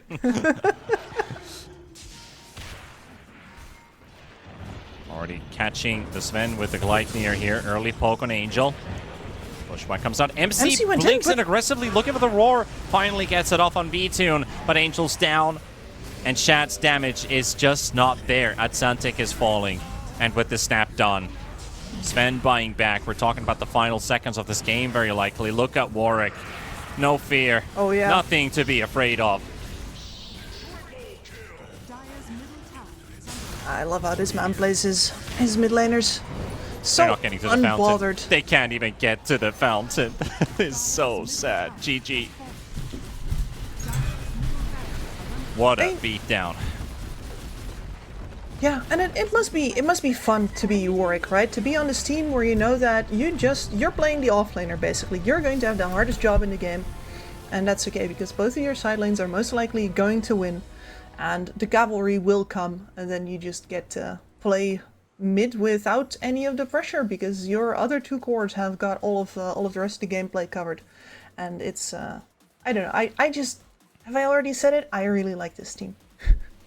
Yep, this team is very enjoyable to watch, but how do we make Rest Farmers an enjoyable team as well? Because this was filled with a bunch of ideas, and I think maybe reaching a bit all over the place too, because when you were also at the end of the draft thinking like, yeah, they've got, I don't remember the exact word you used for it, but I kind of concluded in the point of you don't approve it, you don't hate it, but you're also a bit confused about what is this draft.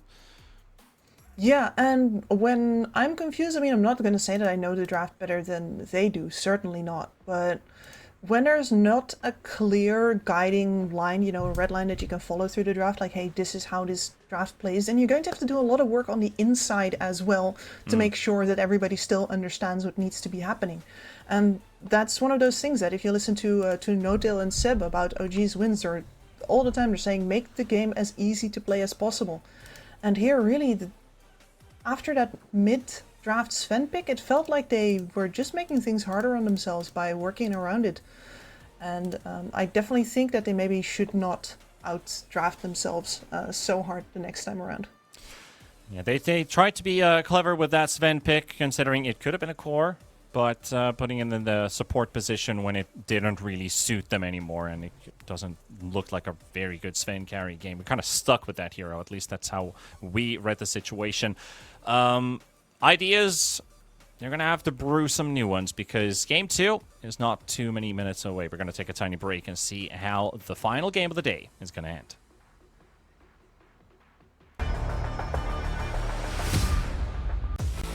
OneXBet and Eva Alfie present betting on all esports events on the website and in the OneXBet app. OneXBet. Play with Eva.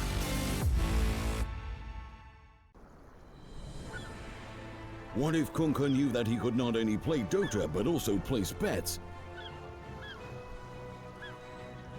Better the best black hole.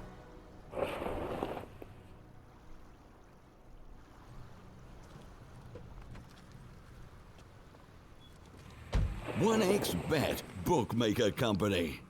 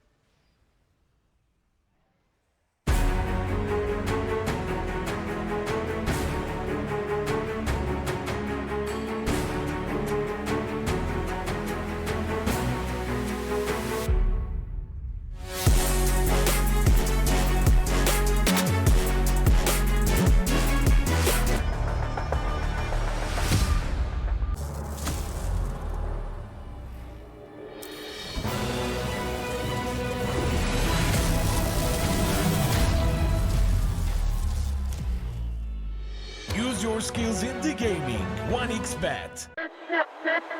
Respect from 1xBet. Respect from 1xBet. Respect from 1xBet. Respect from 1xBet. Respect from 1xBet. Respect from 1xBet. Respect.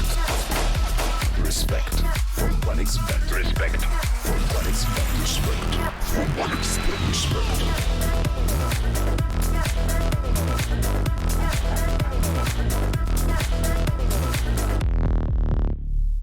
Hello, son. Hi, Mom. Pretty girl. This is Eva. Nice to meet you. Thank you very much. Your dad's just making his favourite dinner. It's duck. Come on inside. They're all probably too gruesome to tell you while you're eating at the table. How's your food? Is everything okay? Good, good.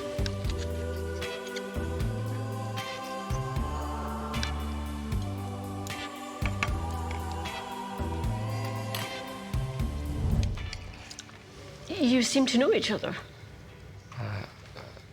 Yeah.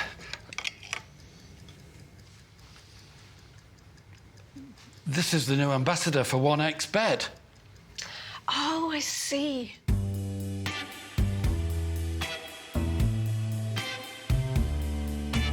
Everyone felt good when Eva Elfie became the new ambassador of 1xBet.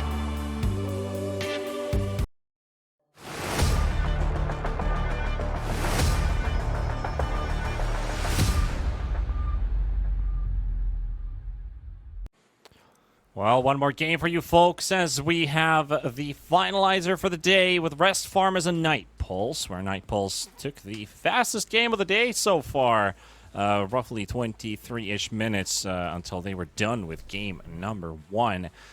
Rest Farmers, a lot of adjustments needed. I think that comes without too much explaining.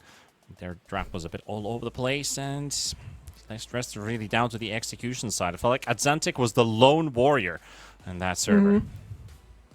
Yeah, and to be fair, they do have a good matchup there where we know that Warwick is most likely going to get, I don't want to say neglected, but they're definitely not as concerned about his well-being in the lane as the other two side lanes are. And that gives you an opportunity with Ads as your big brawler to get a head start like they did in the previous game, and then hopefully leverage him into a stronger game.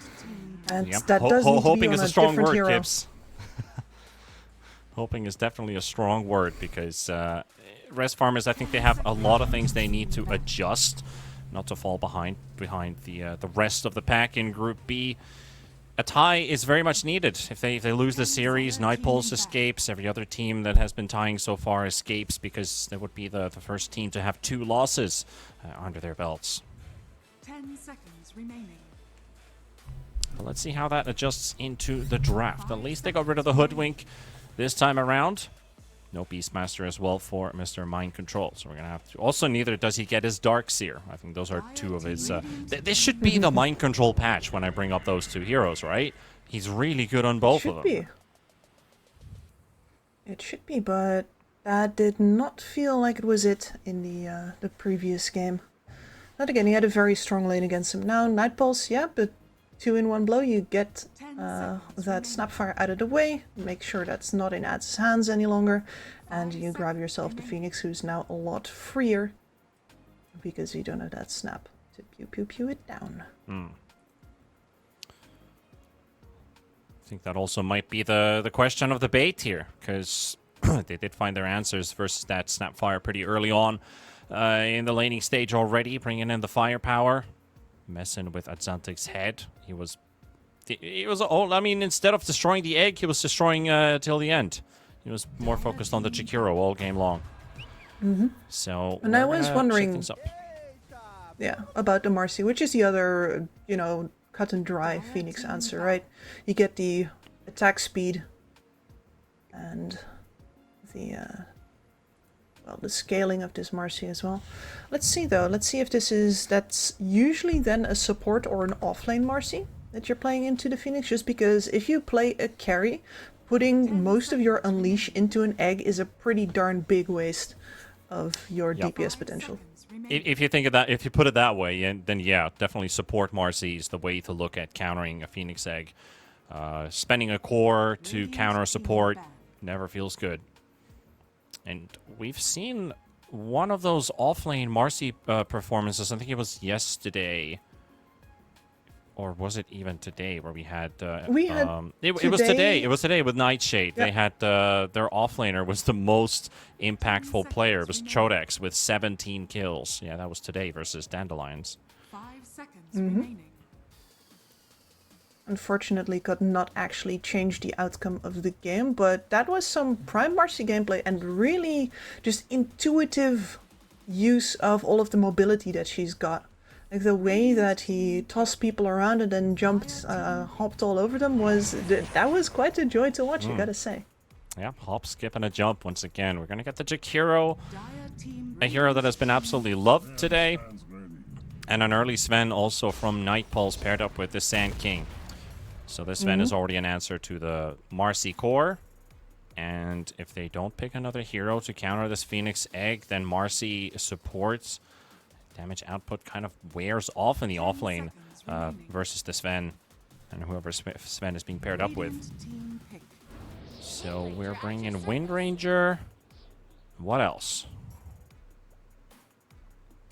What else indeed? I do want to see this Wind Ranger build into a more stat-heavy build, definitely. The way that we've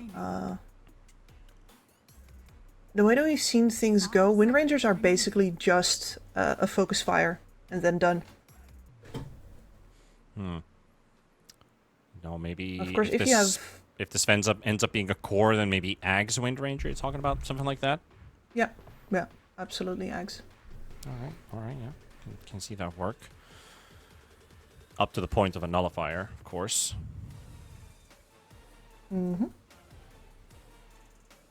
Nullifier, absolutely fantastic versus Sand King. Phoenix, of course, also very helpless without it. And yeah, this man did make it through the draft. That is an ad special, absolutely. And the Wind Ranger is something that Shad is very familiar and very, very good with, I do believe. What about Mind Control? Does he play Pango? He does, yeah. So I do feel like I've also seen that from time to time. Just not too often in Mind Control's hands, but at Zantic definitely that is a go-to for him. We're getting the Nightfall special. Because we don't know where this Morphling is going, ladies and gentlemen. This could be offlane Morph. So in any other games it would be like, okay, now we know the draft. We have Sven support, Morphling carry. That's not the case here. This could still go on either sideline. Both of these players, extremely accomplished Morphling players. Yeah, the people who know, they know.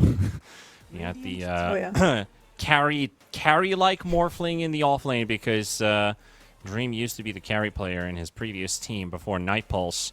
So they just decided to play double carry. Morphling is strong in the laning stage, and especially if he's played as a 3, doesn't necessarily go up against these bursty type characters in the safe lane. Usually safe lane is more about sustained damage, where Morphling thrives, because he doesn't care about that. Yep. And then he builds it like pretty much like a regular Morphling, and he just plays up very early. And leverages all of his stats, making sure that the enemy has to spend tons of damage onto him when he is, well, just an offlaner. Not really. Then again, I'm thinking about here is, it does look like Sven Phoenix supports with V2 and Morphling. And we could maybe even see a Sand King mid versus the Pangolier. That could be a possibility. I think the Sand King is the flex pick in this case for Nightpulse. That is very possible, and it would suit Warwick's MO as well. Because there's a reason why I was going on about that, about him sometimes being sacked in the in this team. It is because you are playing with 2 carry players, essentially. And you are the offlaner. So they banned the puck. Timbersaw doesn't feel amazing here, because there's no strength heroes on the side of Rest Farmers. And I do feel like they do puncture that Timbersaw pretty easily. But it would be good in terms of the bans that have been thrown out there. So, indeed, we go for the Bloodseeker. And Sand King, Morphling, Bloodseeker. Looks like our core trio. Yeah, Either that or we do Sven safe lane, off lane. No, that's not right. That's not right. No, you're right. The Sand King in here is the only hero that looks like it's a reasonable mid. Unless they want That's to what it anchors do... on. Well, you can't really put the Bloodseeker in either 1 or 3. Morphling is your 1, 2, 3. I mean, sometimes also see it rarely picked up into mid if the player's right. Sand King, not your carry, but your mid / off lane. So they have 3 flexes potential all over the place. But Shadow Fiend is the answer for Exantic. And if it's Kami Morphling, then it's a mid Sand King and a carry Bloodseeker. They're all holding on to it. They're not locking it in yet. There we go. Sand King mids. Yeah. Sand King, the only reasonable mid here. And that puts us at VC and support Sven Bloodseeker. versus a much better game to be a support Sven in. I cannot not overestimate how different these two Sven support games are, right? We had a Sven that was basically an accessory in the previous game, and here the heavy plate is going to protect you versus the Marcy, the Wind Ranger, the Pangolier, and the Shadow Fiend. Yeah, very good protection coming out from this Sven support, and I totally agree. This is the best Sven support pick today on what we've seen so far. Of course, we did see a carry on low skill too. So this hero's also been getting quite a lot of love lately. But yeah, versus the Shadow Fiend, that definitely locks in your Sven as a support. I don't think we would have seen a Bloodseeker or a Sand King support either way. Some curious rest farmers still took this route. But it is just one ability gaining a lot of benefit. It's not the end of the world. No, it really is not. And the Shadow Fiend, of course, is most likely not going to be a right-clicker. We are going to have the ultimate endgame to aim for with that Shadow Fiend, which is the Refresher double ult, perhaps with Aghanims on top. Pretty please. But indeed, I hope that rest farmers, with the draft at least, they've answered a lot of, maybe 1 or 2 or 3 of the issues they had in the previous game. Now, Exantic needs to have, again, a great start, but he needs protection to keep it that way, because we do have mind control with the Pangolier in the offlane, who will pack physical damage. That also benefits from the presence of the Dark Lord. And Shadow Fiend at level 15 with the Jakiro are pretty much the ones that hit buildings, unless this Marcy just absolutely pops off this game and has something like, I don't know, Axe, Basher, BKB at some point, which is a very likely route for this Marcy to go for, especially if they start getting a lot of kills early. Yeah, it might just... I mean, it's the same as with an Enchantress, right? You are getting a Dragonlance. The question is how fast. Quick jump on Kami there, slowed up by the shield crash, power shot, raise, all of these things out counted together into another slow from Angel with the Liquid Frost, and there we have it. Exantic will get his first blood. The whole team getting to split that kill. So a very nice statistic there with Exantic with a kill and 4 assists from your first blood. Yep. Everybody's going to be happy about that. Except Warwick, that is. I mean, Warwick has a really hard lane ahead of him. Not gonna lie. SF wipes the floor with most melee matchups, and here with the Sand King, you don't... I mean, he's full of stats. You can see that. He's bought 5 Iron Branches, and he's literally just here because he knows he's gonna tank these raises, and he's just gonna take him to the face like a man. So we have our game underway. We know what's at stake for rest farmers. Nightpulse, if they can score another 2-0 here today, that would put them at the top of the board, tying it up with Dandelions, who are also 4 and 2.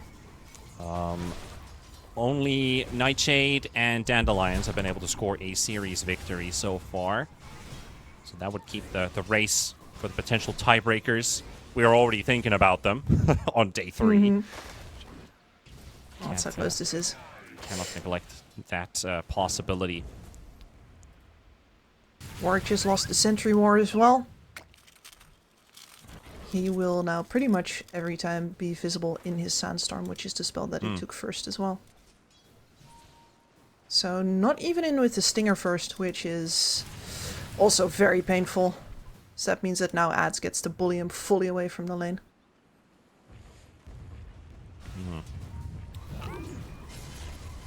I was talking about how he's basically his team's offlaner, but I gotta say, we don't stack our offlaners this hard usually.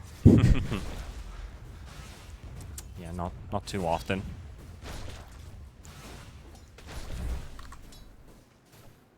Also, what do you think about, you know, Bloodseeker versus Pango? A lot of times, Seeker is picked against Pango as a counter, but when Pango has been in the mid lane, the Pangos actually ended up winning the game, and the Bloodseeker feels non-existent.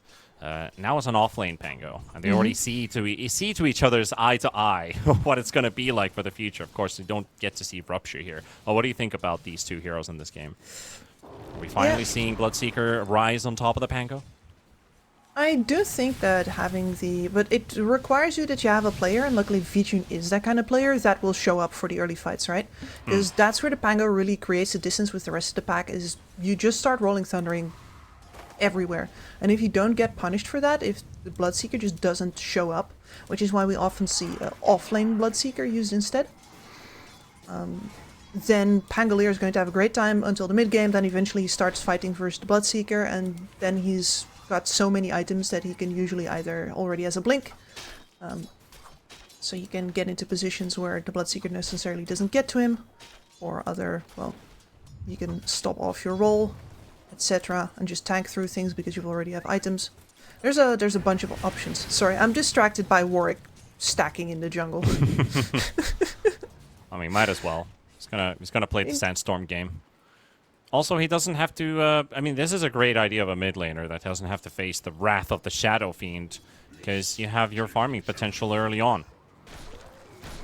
I mean, yeah, I guess, but you're never going to keep on top of the amount of farm that you could get from lane creeps. Oh, you won't, it's but just not at least don't have to suffer in the lane and just watch those creeps die true. the whole time. And that Xantic is reading this. He's like, he has to be in the jungle. All right, there's a camp empty here. What is our Sand King up to? Now he's back in the lane. Do I finally get to press my W and my E? Waving. Waving his arms around for the worst raise miss that I've seen in a while. Thank you, Xantic. That was... happens. It happens. Hey, listen, he was out of form there. It's been a while since anybody It's been a while, here. yeah. It's been a while since it's been raising someone, and that can happen. Calibration, you know, gotta recalibrate those guns. Good old Garrus. Janter? My alien boyfriend. Yeah, not Janter. No, not Janter, no. Mass Effect, ladies and gentlemen, Mass Effect. I love the way you pronounce Mass as Moss. It sounds like the, what's it called? The beer brand from Belgium?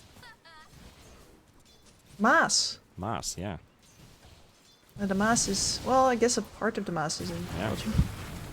Yeah, enjoyed by the masses.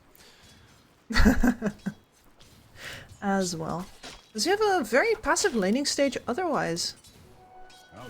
The bot lane, I mean, Wind Ranger versus a Morphling, this is exactly one of those lanes where, yeah, she'll be chipping at him and he will be not given a single hoot. It's just what it is. And that leaves the Phoenix pretty much free, because they just don't have the damage here to kick this Morphling out of the lane. It's not happening. You need burst in order to take a Morphling down. Hero, the king of trading. Yeah, both mid laners hit level 5 minutes. The whole server is level 3. Morphling and the Wind And Ranger. Janter's just mid. Yeah. Sand King's fighting a Marcy who's been stalking some stacks. Till the end, throws out the stun on the Marcy. Warwick does pack a punch with the Stinger, but sadly it's such a long cooldown. You're going to have to bring in Janter for the action. That's Xantic. Gets to do some very mean damage with the raises and loads up the Requiem. But he can't get to the Sand King. Sand King has Stinger ready. He could die here, Sven. If he gets the stun, Warwick's got the kill. There we go. And the worst part is, because it's a hero that dies dealing the damage, the Requiem flying into the camp doesn't aggro it. So Sand King gets to walk past without getting hit by a mean, almost triple stack of hard camp units there. At least the Phoenix... Janter. Yeah. And actually, they got the Sven too. Very nice. That was nice. Beautiful. And now Ad still gets to take the AD rune. So it's not all about Warwick, you cheeky son of a gun. Oh, you never left. This is what I'm talking about when I say that this guy has offlaner energy on the mid lane. Yeah. He is. And he steals the stacks. Yeah. Does everything. Seems like there's some. Is there anything that Warwick cannot do? Well, right now he's low on mana, so... win lanes. He can't win the lane, but he's going to win it elsewhere. Win hearts. Oh yeah, I mean, the reason that I say it that way as well is like because he usually does not get set up to win the lane. That's not how we've been doing this, as Shad does eventually take down Kami now. Long range power shot right on the money. Yep. So, you know, max Agi, never go full Agi. In this case, he's got 274 max HP. Power shot does more than that. Mm-hmm. And MC has just kicked Vtune quite far back. And this is one of the things that does happen in the direct matchup sometimes, if the supports bail especially. Which is that you can't keep getting close to creep waves. We had a pretty long support battle going on with Sven and Marcy. Now we're diving out of the Shad's tower for the Vtune kill. Power shot also connecting there. Vtune down. Focus fire from Shad to take down till the end. 2 kills for Rest Farmers. Things are already looking a lot better here. A bit brighter. Absolutely. And just comes to talk about the evenness of this group. People thought, maybe even the audience thought that since the way we've been kind of toning it out, that Rest Farmers might be in a difficult position in terms of the group and keeping up with the rest of the teams. This game and this laning stage in itself already proves and shows how upside down these games can be despite predictions. Exactly. Now, this has all been about the strength of this group and how close the teams are, and not due to the fact that Rest Farmers is the underdog somehow in this group. I would have said that that was... oh dear, what is their name again? Our newcomers? Nightshade. They got a phenomenal handcrafted logo, by the way. I feel I should have said something about this earlier, but somebody on that team has an artist friend who is very talented. Talking about their team logo? Yes. It is very nice. Sadly, it's just not as bright colors as every other logo. Even talking about Team T, that is just white on top of a black background. But it surely is a very, very fancy looking logo that they have. Absolutely beautiful. Anyway, in the game currently at hand, now we have Nightpulse with the kind of problem that you usually get when you run 2 carries. Which is that there is absolutely nobody to create fights and nobody to decide when and where they're going to happen. Whereas the side of Nightpulse, the side of Rest Farm is absolutely brimming with opportunities. You got a Marcy looking, you got a unused role on that Pangolier. You've got a Wind Ranger who can go forward with that Wind Run as well. And you have Zantic just rolling back and forth. Yeah. Walked all the way from top lane to mid lane just to push the Sven out of the lane. Gonna get jumped on though. And here comes Warwick from the back as well. Could get himself a nice amount of damage dealt here. No epicenter up on him, but it's not even needed here. Kami is here to help out Janter. That egg will be destroyed by the Unleash from the Marcy. Now Kami gets himself a kill. Mind control. Yeah, he doesn't have the burst required. The strength gain comes out, and now there's also V2. Oh. And MC's gonna fight all the way to the end, knowing that this is a fight to the death. So just like that, Nightpulse, they walked to them, so they don't have to create a situation because it's already brewing. Yeah, exactly. And that is the risk sometimes if you start taking your lead for granted on a lineup that has won a laning stage this hard. Sometimes you can feel like you can do whatever you want, when really it's just been that Nightpulse hasn't had an opportunity to have the kind of fight that they want to have yet. And you just handed it to them. Yep. That was almost a 3k gold lead that was also down the drain because now Nightpulse is a couple hundred gold ahead. Most importantly, they've got Blink on Warwick now. That will make plays happen. Recovered. Exactly. They get to pick and choose targets now. And he's only 200 gold short from the Shadow Fiend. despite having to do jungle above laning. Radiant's middle tower is under attack. But as it stands, they're the ones hunting at Xantic, the Shadow Fiend. They're waiting for him to walk in, but I think he knows, or the team knows, that something is up. Warwick smoke popping, and still Xantic walking in with a blink stun from Warwick. Has the shield rune as well. Marcy trying to buy some time. Power shot from the back. This is a wraparound coming in from the side of Rest Farmers, and they got one, and they're about to get a second off of Kami with the Javelin on this Wind Ranger, and LaJoya coming in with the Unleash on the Morphling. Kami teleporting out, but the power shot. That will seal the deal. Very, very nice timing there with a wraparound. Xantic kind of walks in as a trap. Okay, my control is going to go down at the top lane in a 1v2. Chanter looks like the same fate for him as well. The Fire Spirits are doing work, though, so Chad's going to have to take a bit of time with his right clicks here. And they are disengaging. Angel also trying to make a run for it away from this fight. Gets the movement speed buff off of the Marcy. Warwick is nearby, but thanks to that buff, he's back to safe waters. But going back to that wraparound, that was just perfect timing. Xantic lays the bait. They were already suspecting them to be around the area. And then you have this two-man gang squad completing the pincer move. Yep, Shad's movements look absolutely fantastic this game. He's been everywhere where he's needed to be. And they also got the sidekick facet on the Marcy, so that really complements both the Wind Ranger and the Shadow Fiend this game.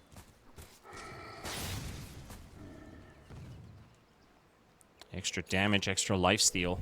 Can extend those fights. Yep. Extra staying power versus a lineup that currently, apart from if you nuke people down with the Morphling plus Sand King and you don't get them to die, then they might just never actually fall over.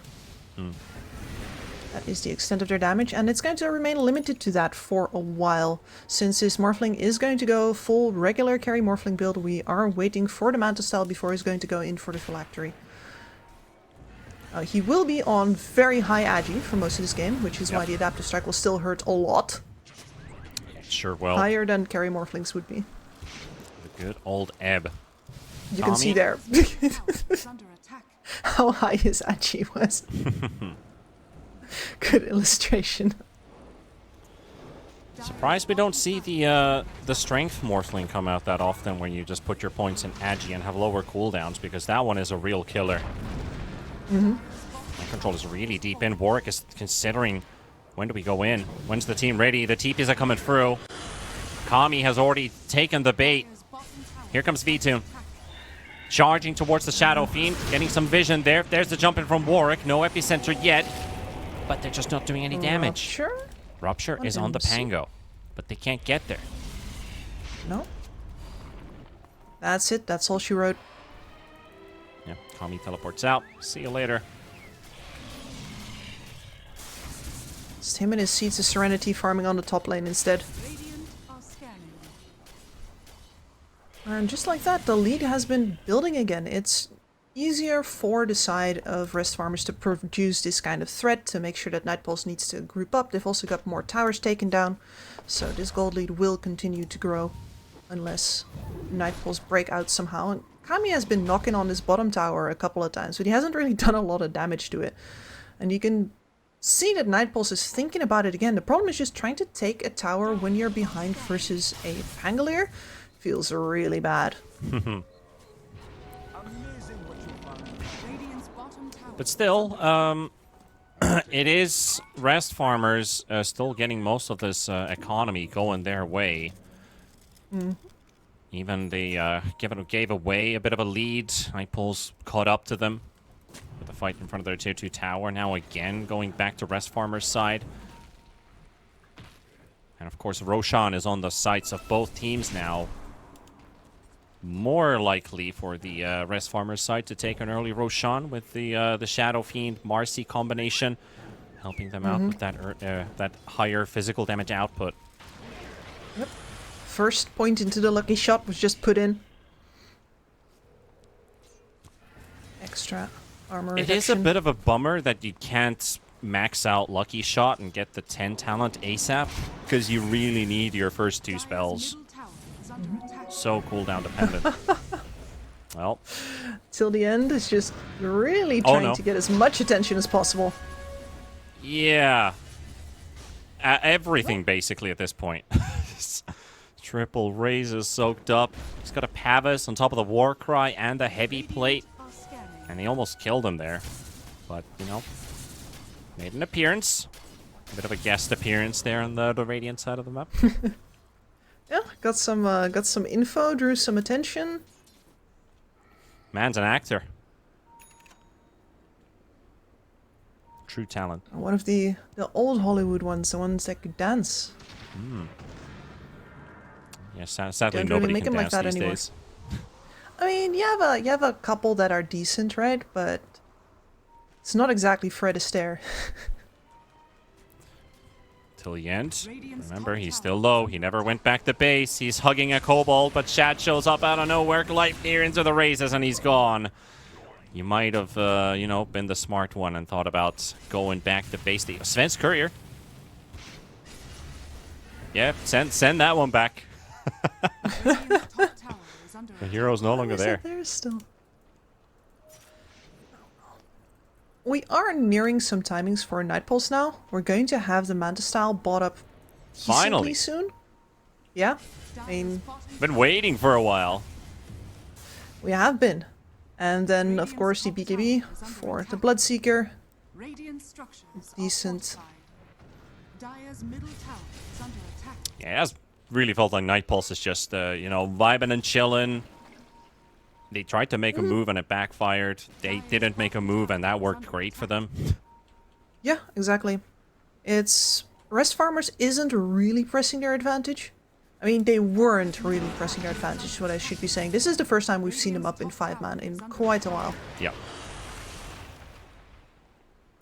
Sven is also in charge of almost 50% of the deaths on Night Pulse. Is what it is. Warwick, Wisdom Rune. Ping, ping, ping. No, but those are Radiant pings. Doesn't know about it. Something's like, oh, it's still here. Sure. Okay. Your loss. But they saw his Invis rune, so very smart ward placement there from the Sven, quickly clicking his inventory. Oh, he's got an Invis in the bottle. TPs to bot. And Shat's coming in They as well. saw Shat coming. They saw Shat coming while he saw them around the area too. So he also gets out. Almost, if he did not have that ward placed down there, he might have actually died himself. Az is here now as well. Nice stick B-tune. up Oh, there's no B-tune. That's a BKB on big him yet. kill. Very nicely blinking on top of them and getting the Requiem out. And Sven, what is... That's not a tree. What? That's not a tree. That's a stone pillar that you somehow magically turned into an objective that can latch a shackle shot. That's not a tree. Right. Oh, there is a tree. If you zoom close in, it's inside the pillar. I did not know that. I mean, I look dare at say that. Look at that. Where Shad just left, next to that Orbs ward, where Warwick is right now, that pillar has a branch inside of that stone. And that's where till the end's going to get stuck. Yeah, well. Because they were killing... No, there is... There is, and you can see it here. You can see it here. There is a tree inside of that pillar. Please fix. Yeah. No, I'm just gonna go out on a limb and say that Shad didn't know that there was a tree there either. Well, if he did, I think everybody just got amazed by that one. Like, what? Yeah, Until the end himself was also a bit amazed. Like, what? Oh, and Kami just soloed the enemy Tormentor. That's a nice upgrade to the heavy plate. Undispellable, 6 armor and some bonus move speed. And this is where Sven's support starts to get out of the hole of uselessness, just a little bit. Yep, undispellable buff. 3% seems so underwhelming. I think it's there just to exist. I mean, it used to be too strong. Definitely used to be. Warwick, Epicenter loaded up, he's going in. They've already lost to Sven. It's a 4v5 fight. If they can get MC, but no, they can't. Warwick down. V-Tune running away for his life. That BKB pop from his hoped to deal damage and cause some kind of a dent at Xantic. blood grenading. 21 minutes in, your Shadow Fiend has a blood grenade in his inventory, hoping to get a slow buff to combine with his raises. Love to see that. That is art. Yeah. Efficiency plays. That was really close though, because if you actually get the kill onto the Pangolier there with V-Tune, you can actually play the rest of that fight. But if you do not get that hill, you're very lucky to get out with your life there. A bit unfortunate for Night Pulse because they counted on that epicenter to work out, but the initial damage wasn't ticking in right away because he wanted the Marcy. Wards given away. Oh, the shackle shot on 2. Sven gone. Egg placed on the high ground. Adzantic is trying to destroy the egg. He should be able to get it. Missing, and he finally gets some help from Shad. Not that it would have done anything to change the story because Kami is still going to get caught and still focus fired by Shad. Warwick has to blink away. Very ill-advised play. 2 versus 5. Kami waveforming in. Yep, the ward caught them off guard. Dire's bottom tower is under attack. That certainly did, but then you have a moment where you can say, okay, we're throwing our supports at you and our core can escape. I looked at Decision squarely in the face and said, nah, fam. Yeah, that ain't happening.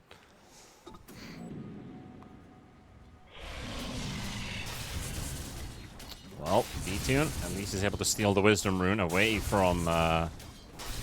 This time. Yeah, this time he got it. It's a 21-minute Wisdom taken away. The other Wisdom, who actually got it? Because I can't see it in my log. I see an Adzantic taking a Wisdom Rune, but that was the 14-minute Wisdom. Yeah, that was the 14-minute. So I cannot see anybody denying or picking it up, so I have no idea what happened to it. But it hasn't been claimed, that is for sure. Into the void. Into the void. But, you know, it has been claimed. It's the Ages of the Immortal. We've got ads leading the charge here. And this is the kind of situation where you can definitely siege passively. You've got yourself a Wind Ranger, you've got yourself an SF, you've got a ton of minus armor for the buildings, and a good ranged right clicker to deal with it.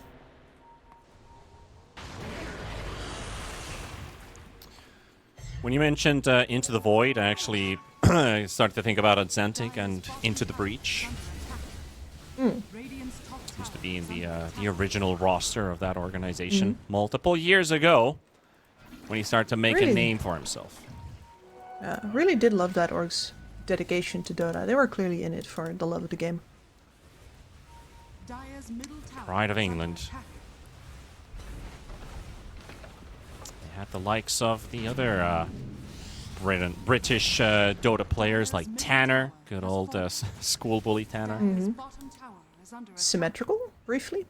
I think Symmetrical also dropped by, yeah. Yeah. The roster was slightly different in the past few years. So Chanter eventually takes down that courier. Yep, waiting on the high ground there. Sadly, this is an Aura Pango, so no Basher up on him. I was about to say the same. I feel like you should have mentioned that more actively, but we are running tanky Pango because of the Bloodseeker matchup. You're not going to get to roll around too much. And I do feel like, I mean, Rupture is pure damage, but for some weird reason, I always feel that movement-based damage is magical, but it is not. No. A lot of traffic in bottom here, almost catching Shad. He's able to wind run out just in time before the stuns start to connect. Because that was the Sven and the Sand King coming in. Could have been easily the death of Shad. And the timing for Night Pulse, I'm afraid to say, is going to take some more time, because we have a BKB on Kami now as well, which is the correct item to go here. If you don't have catch BKBs, Warwick. that's going to end That's the a game. deep dive in at Adzantic with the Requiem right on the money. That's Warwick until the end gone. And your ticket to the high ground. MC. That's why you need those BKBs. Gets to cancel his ulti on the low ground, healing himself up with the rupture up. But it was such a small play. Such a small play. A rebound from the Marcy on the high ground, right on top of the Sand King. And Atsantic does not hesitate. Very trigger happy there for all the right reasons. Dire's middle tower has fallen.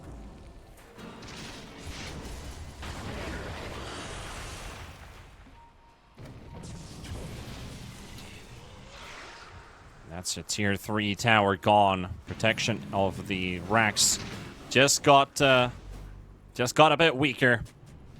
What does Night Pulse do? 20 seconds up of the rupture. Everything else is ready. They just don't have the damage yet on the Morphling they'd hope to have. The Phylactery is not even ready yet. Not to even talk about the Kanda. A BKB necessary, but yeah, you're definitely missing out on a big supplier of burst damage and a big potential turning point for the game as well. Normally the Phylactery coming in. They're going for Shad. He's been waiting for someone to show up. He shows the power shot here. And all they need to do is just get a bit closer. They're able to wait for him. They've got Shad connected this time, and we talked about him barely escaping the previous time around with Sanking and Sven coming in with the double stuns, and this is what happens. They've got the damage to blow him up. Nice Ice Pat coming in, and Zantic with another Requiem. Kami Warwick gone again. This time even bigger than the previous one because it was a support and a core. Now they got an extra in terms of the Morphling. And it just works wonders. You got either Marcy jumping in or you have a long-range ice path, but Atsantic goes in right away. And I don't think that is balanced at all, that his ulti cooldown, 70 seconds. It feels like he's been using it every time there's a small engagement. Atsantic's there to ult and kill him. It feels unfair. Yeah, basically, if you want to look at an ult that can't be used every single fight, you start off at... It just TP's out. Yeah, that's you start just, off at 80. That's just silly. Like a BKB, the cooldown of a BKB is 90 seconds. The fact that you get 30 seconds of time where the Requiem is up but the BKB is not is huge. That's half a minute where the Requiem just ends people without any possibility of counterplay. Yeah.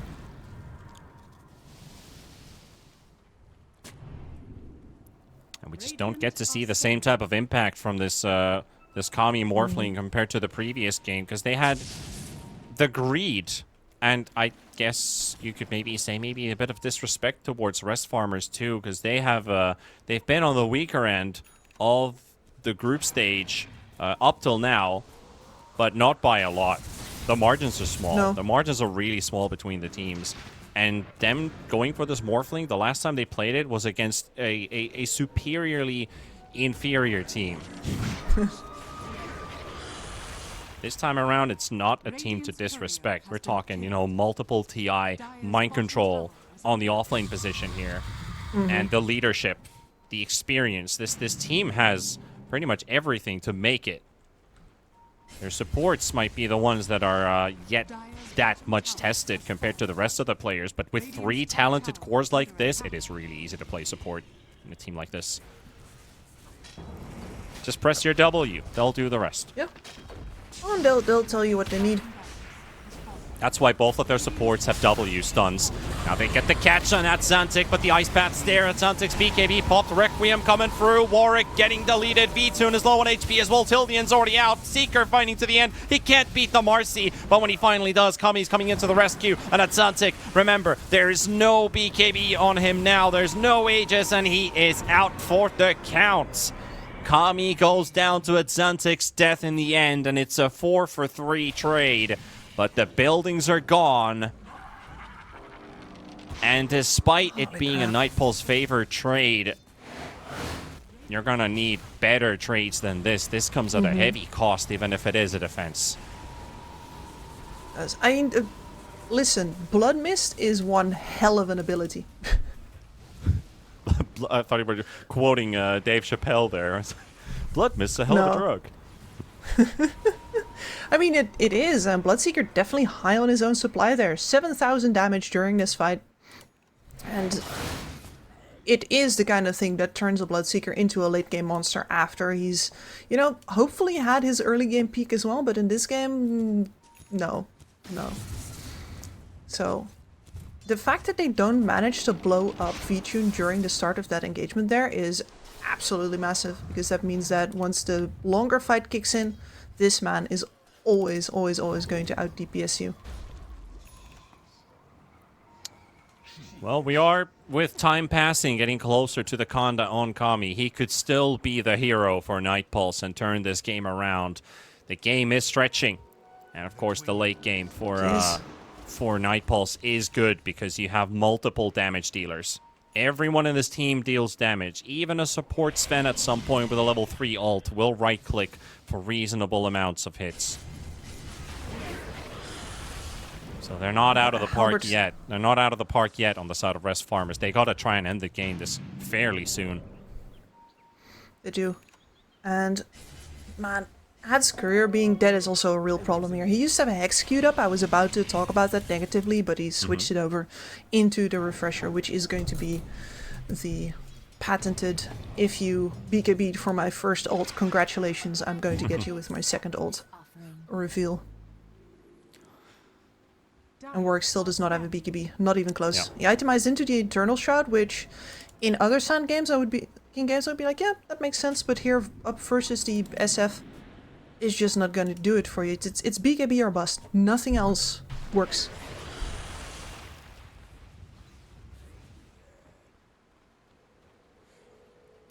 And I guess if you could, buy yourself an Abyssal Blade, that would work. You can that would stop always work briefly. If I mean, it works until you got level 25 on this Shadow Fiend. Beast of Souls blink in. It's gonna be too much to deal with. Yep. Requiem goes out way too fast for you to react on an Abyssal. And all they need is just a setup stun. You'd have to be in there. You'd have to be at the right place where Exantic is. AD with a rune blink. as well. Yeah. Well, good news for Night Pulse is that he won't have that anymore by the time he reaches your high ground. Everything else is still bad, though. Yeah. Conda ready.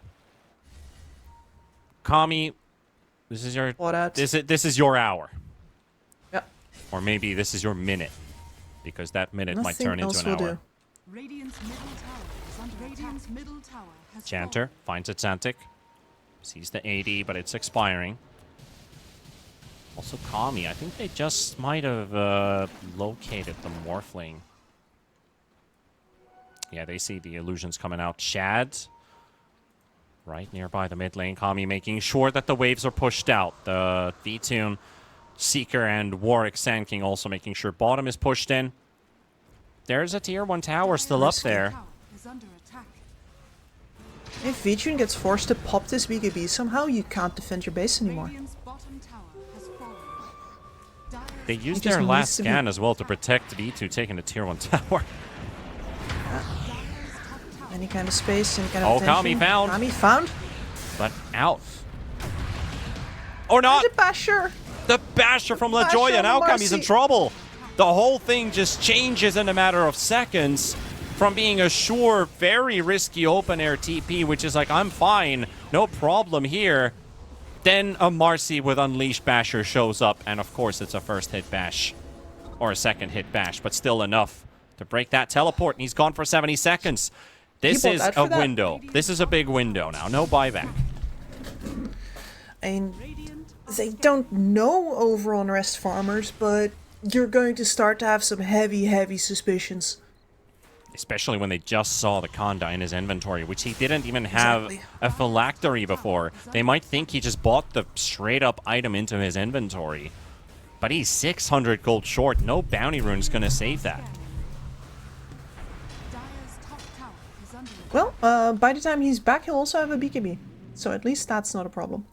The creeps are dead. Backdoor protection kicks in. So they've succeeded with their wave-cutting objectives. Keeping that tower alive as well, really important. So Morphling's death was not for nothing. And also his split pushing wasn't for nothing, because even if he dies, if a wave was nearby, that would have been a bad death. But in this case, it's just a Morphling kill, because they got nothing else out of it. Just some damage to the tier 3, but it's still standing. Yeah, that's just the Phoenix's cutting work there. That is wonderful. And now, well, you've got 2 BKBs. You've got that morphling timing. I mean, I'm calling it a timing like it isn't 36 minutes. It's definitely for a Kanda.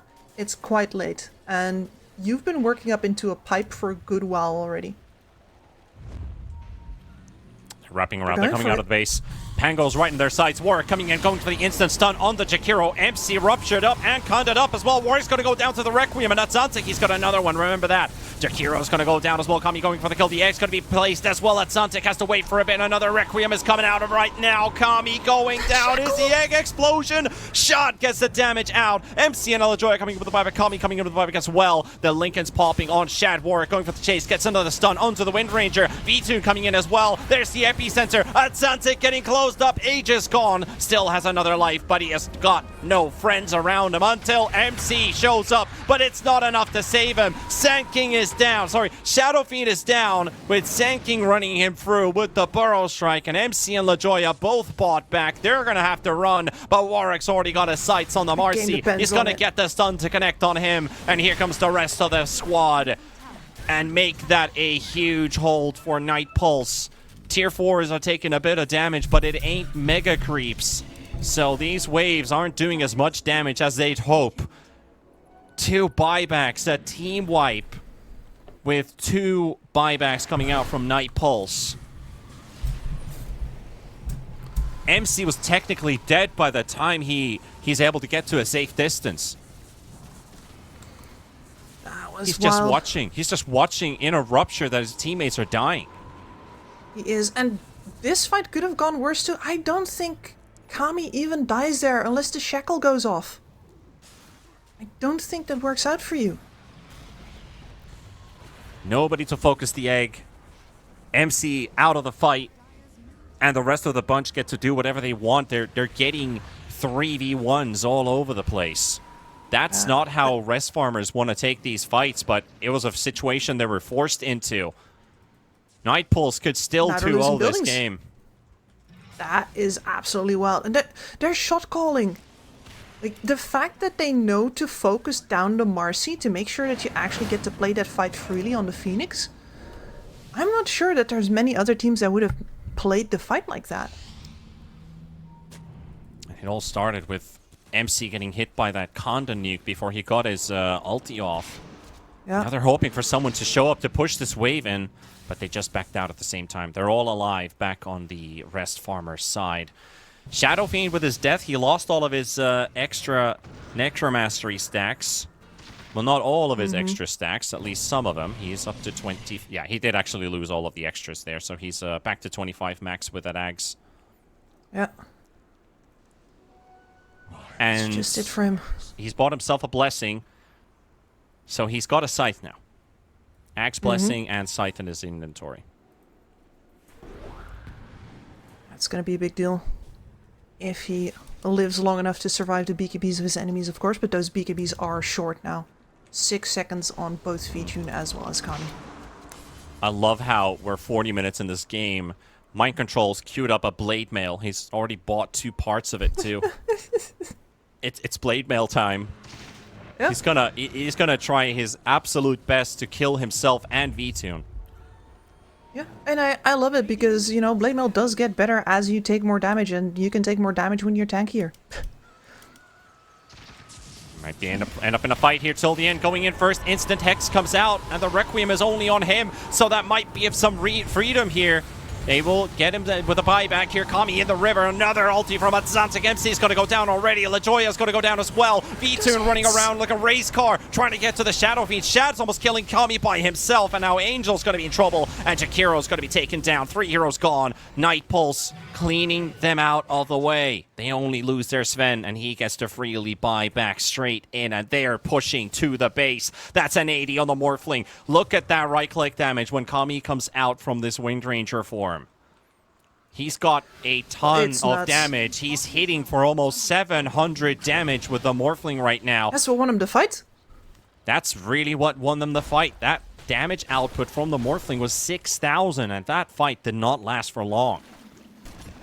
No, and you could see Vichun running around in that fight, taking up the positioning like, oh god, I need to win this fight and I don't think I can do it. And then you see him step out because he's like, wait, no, my Morphling's got this. Vitoon pushing, forcing out the glyph. Shadow Fiend is up, but Xantic is farming his buyback. He needs 1,600 gold for that. That's not going to happen anytime soon. We've got a bottom wave, or bottom lane being taken, and straight to the final lane of Rax towards the Mega Creeps. They're coming back to the defense here. Shadow Fiend, he's outside of the base. But he can't get close enough. He needs somebody to open it up. Shad already initiates on Kami. Warwick trying to keep Wind Ranger at bay. Kami gotta get hexed up here. There's a chance. There's a chance. Do they have it? Yes, they do. Kami's out. He's gone for 2 minutes. That's a dieback on the Morphling. LaJoya with his BKB already used. Shad charging in the front. Can they see till the end? They spot him. They barely missed him with the rebound stun. Just a couple pixels away, and they could have actually caught themselves a second kill. That would have also been a dieback on the Sven.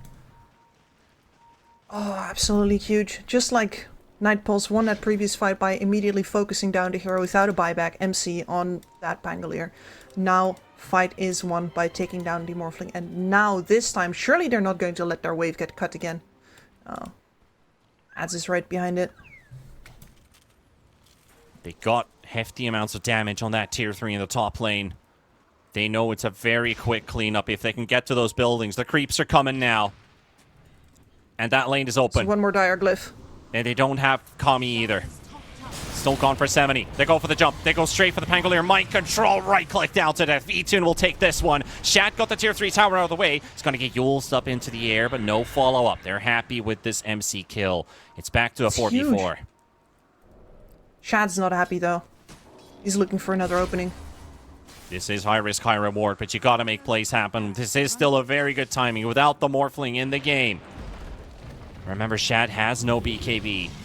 One stun, if Lincoln's popped, might be the end of him. Rupture on Xantic. Glimmered up. Sand keeps giving the protection for the buildings here. Loading up the epicenter. He's going in. He's going straight in, but Xantic pops his BKB at the same time. He will not get stunned. LaJoya going for the chase on the Sand King. The Requiem will zone him out. Another glyph. Another glyph. The buildings are safe. Till the end for the chase. The Yule's up on the Marcy. Warwick on the high ground position. Vitoon, 20 seconds for another Rupture to be available. Xantic going in, trying to blink in onto the Sven. Another Requiem there. The high ground. They got Warwick on the low ground instead. The Sand King getting caught, and he did not have his BKB. He used it before. Vitoon with the Blood Mist trying to keep them at bay. Kami has respawned. The Morphling is back in action, teleporting outside of the base, and they caught Jakiro, but they're going to have to give something as a collateral for everybody else to escape. Shad. There's a really fast Vitoon right after you with a Blink Dagger. You're going to have to try and run out of this one. The first hit, Bash Vitoon. Does he get another one? The wind runs on. Won't be able to catch him, but the Gleipnir's there. Till the end, does not have a blink. He's trying to buff up the movement speed of this Bloodseeker. Please catch Shad, but no. Shad's gone the other way. They went left, but Shad was right. And this game continues. Absolutely incredible. The fact that this Sand King only just now gets his buyback off cooldown. I'm not sure though if you suspect that he has it if you're on Rest Farmers. Then again, what does it matter? I don't think they can make it out of the base in time. Kami is demolishing Roshan. And that is a refresher with a banner. And if they just want to get those buildings out of the way, the banner will definitely help with that. Meanwhile, as they see Roche taken, Rest Farmers have already pushed in deep down mid. The whole squad is here. Kami is walking, but he's... Please, yeah.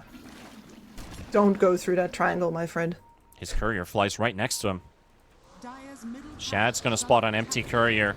So he goes straight with a focus fire on the melee racks. Vitoon tries to get a hit out. Doesn't get the connection. Kami's got to be there, though. They do no damage to the Wind Ranger. Xantic, though, he's dying right now. He's dying really quickly, and Xantic is out for 100 seconds. Range racks have fallen. LaJoya was able to rat the top lane. So it's a hero for a building. But what a hero you just lost.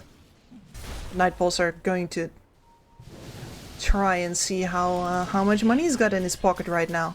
Ads does have to buy back. Yeah, Ads' buyback costs almost 3,000 gold, 46 minutes into this game. His net worth is 33,000 gold, so that death cost, it definitely comes with a cost.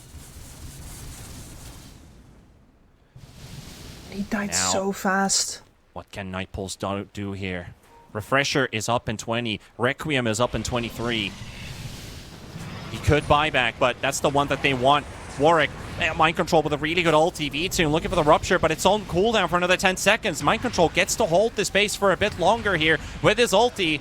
Rolling back and forth, pops his blade mail as well, wondering why is he not getting ruptured up. Two-man stun as well from till the end. Kami working his way through the mega creeps. Warwick going for the double man stun on the backline. Shadow King coming up with the buyback. This is the time. MC, he's low on HP already, and here comes Atlantic. Requiem comes out for the first time, and he's got a refresher available. He's not afraid to use it. They've got the Sand King. Warwick goes down. He's got a buyback though, and straight back to the melee racks is Kami. He's got a couple more hits, and he's got it done. MC low on HP. One more adaptive strike would do it, but they can't get Kami. He was so low already. Can they get him? Yes, they can. The Aegis is out. V2 and the boys, they're going to be still holding their ground here next to the base. There's still a cheese on the Sand King. Morphling wants to get out. Shad poking at a distance.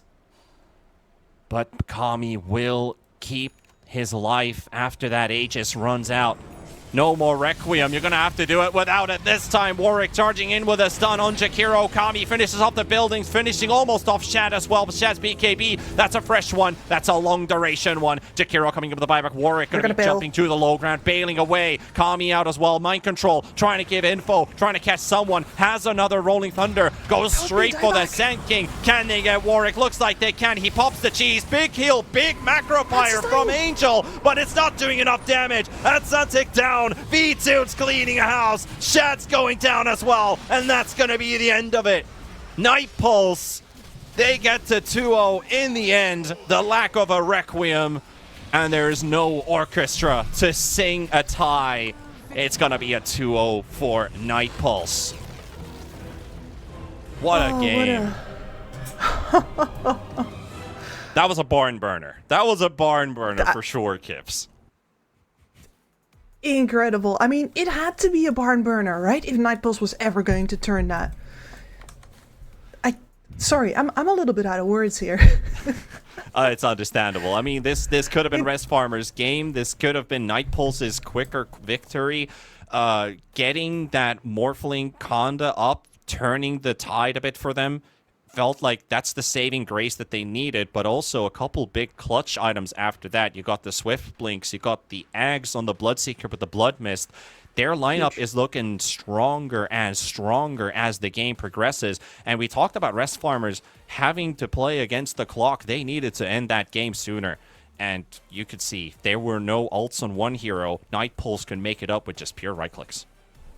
Yep, absolutely. And that is the downfall of that SF combination. Yeah, you have Refresher, you have a double BKB, you have a double ult, double Hex as well in the end there. But if that is not enough to win you the fight, then you did just spend everything that you had. There's nothing left in the tank for an SF after that. So with the way that the buybacks were used, with the way that the BKBs were used, with the way that Kami could sometimes just tank a full Requiem while disabled. Yep. Those are the kinds of things that ultimately Nightpulse outlasted them. Outlasted indeed, the way to put it. Morphling tanked 127,000 damage this game. Yeah. Just, you know, seeing 6-digit figures is wild when you're tanking damage. When you're dealing, you're looking at Zeus numbers. Luckily, hero damage doesn't go quite that high up for any of our heroes this game. But that's a Nightpulse 2-0. And as you can look at the group stage situation here, it is still very close between all of the teams. But Rest Farmers, the worst case scenario happened for them. It's a 2-0 loss. They have to win their final 2 series. It's always been a minimum of 5-5. 5 wins, 5 losses to make it through to a tiebreaker or maybe straight even into the playoffs. Anything less will not do. And 5-5, in a series that has been, in a group that has been tying the whole time, it might be everyone else with that standing. So farmers are going to need some 2-0s now. They are, and their next opponents are going to be Monte and Dandelions, which is a Monte maybe, but Dandelions, that's going to be a very, very tough pill. Doesn't get easy. Doesn't get easier than that. Of course, with the schedule for tomorrow's games, we're starting off with Dandelions and Amiga, Nightshade with Night Pulse, and that Monte versus Rest Farmers is going to be the final for day number 4 of Group B. And with 2 2-0s on the board, we've at least broken the 1-1 curses, pretty much. 4 series now going 2-0 above the mass of ties in days 1 and 2. We are we're in for a day 4. We're really in for a hell of a day 4. Absolutely, and well, I can't wait to see you all there on the very last series of the day, because I believe that you do the entire day, but I'm off for most of it. Well, you get to watch the games. We're going to be be casting those. And to all of you viewers out there who have been enjoying the cast, hopefully you guys have actually enjoyed our commentary, because we've had a blast today with Kips. It's been a great day fantastic here at the Relog Rest Regional for Europe in tour number 3. 2 more days of Group B until we hit the playoffs. So don't miss out on the action tomorrow. Make sure you follow the Twitch channel and the social media for Relog, as we're going to catch you guys tomorrow at the same time, 2 CEST. But until then, folks, good night and take care of yourselves. Bye-bye. One chance. One dream. One match. One energy. One fight. One aim. One action, one hope, one expert.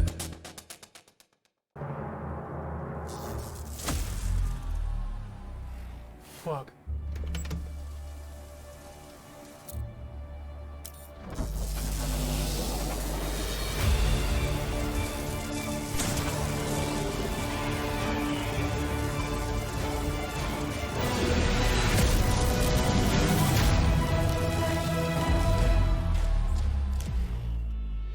Use your skills in the gaming. 1xBet.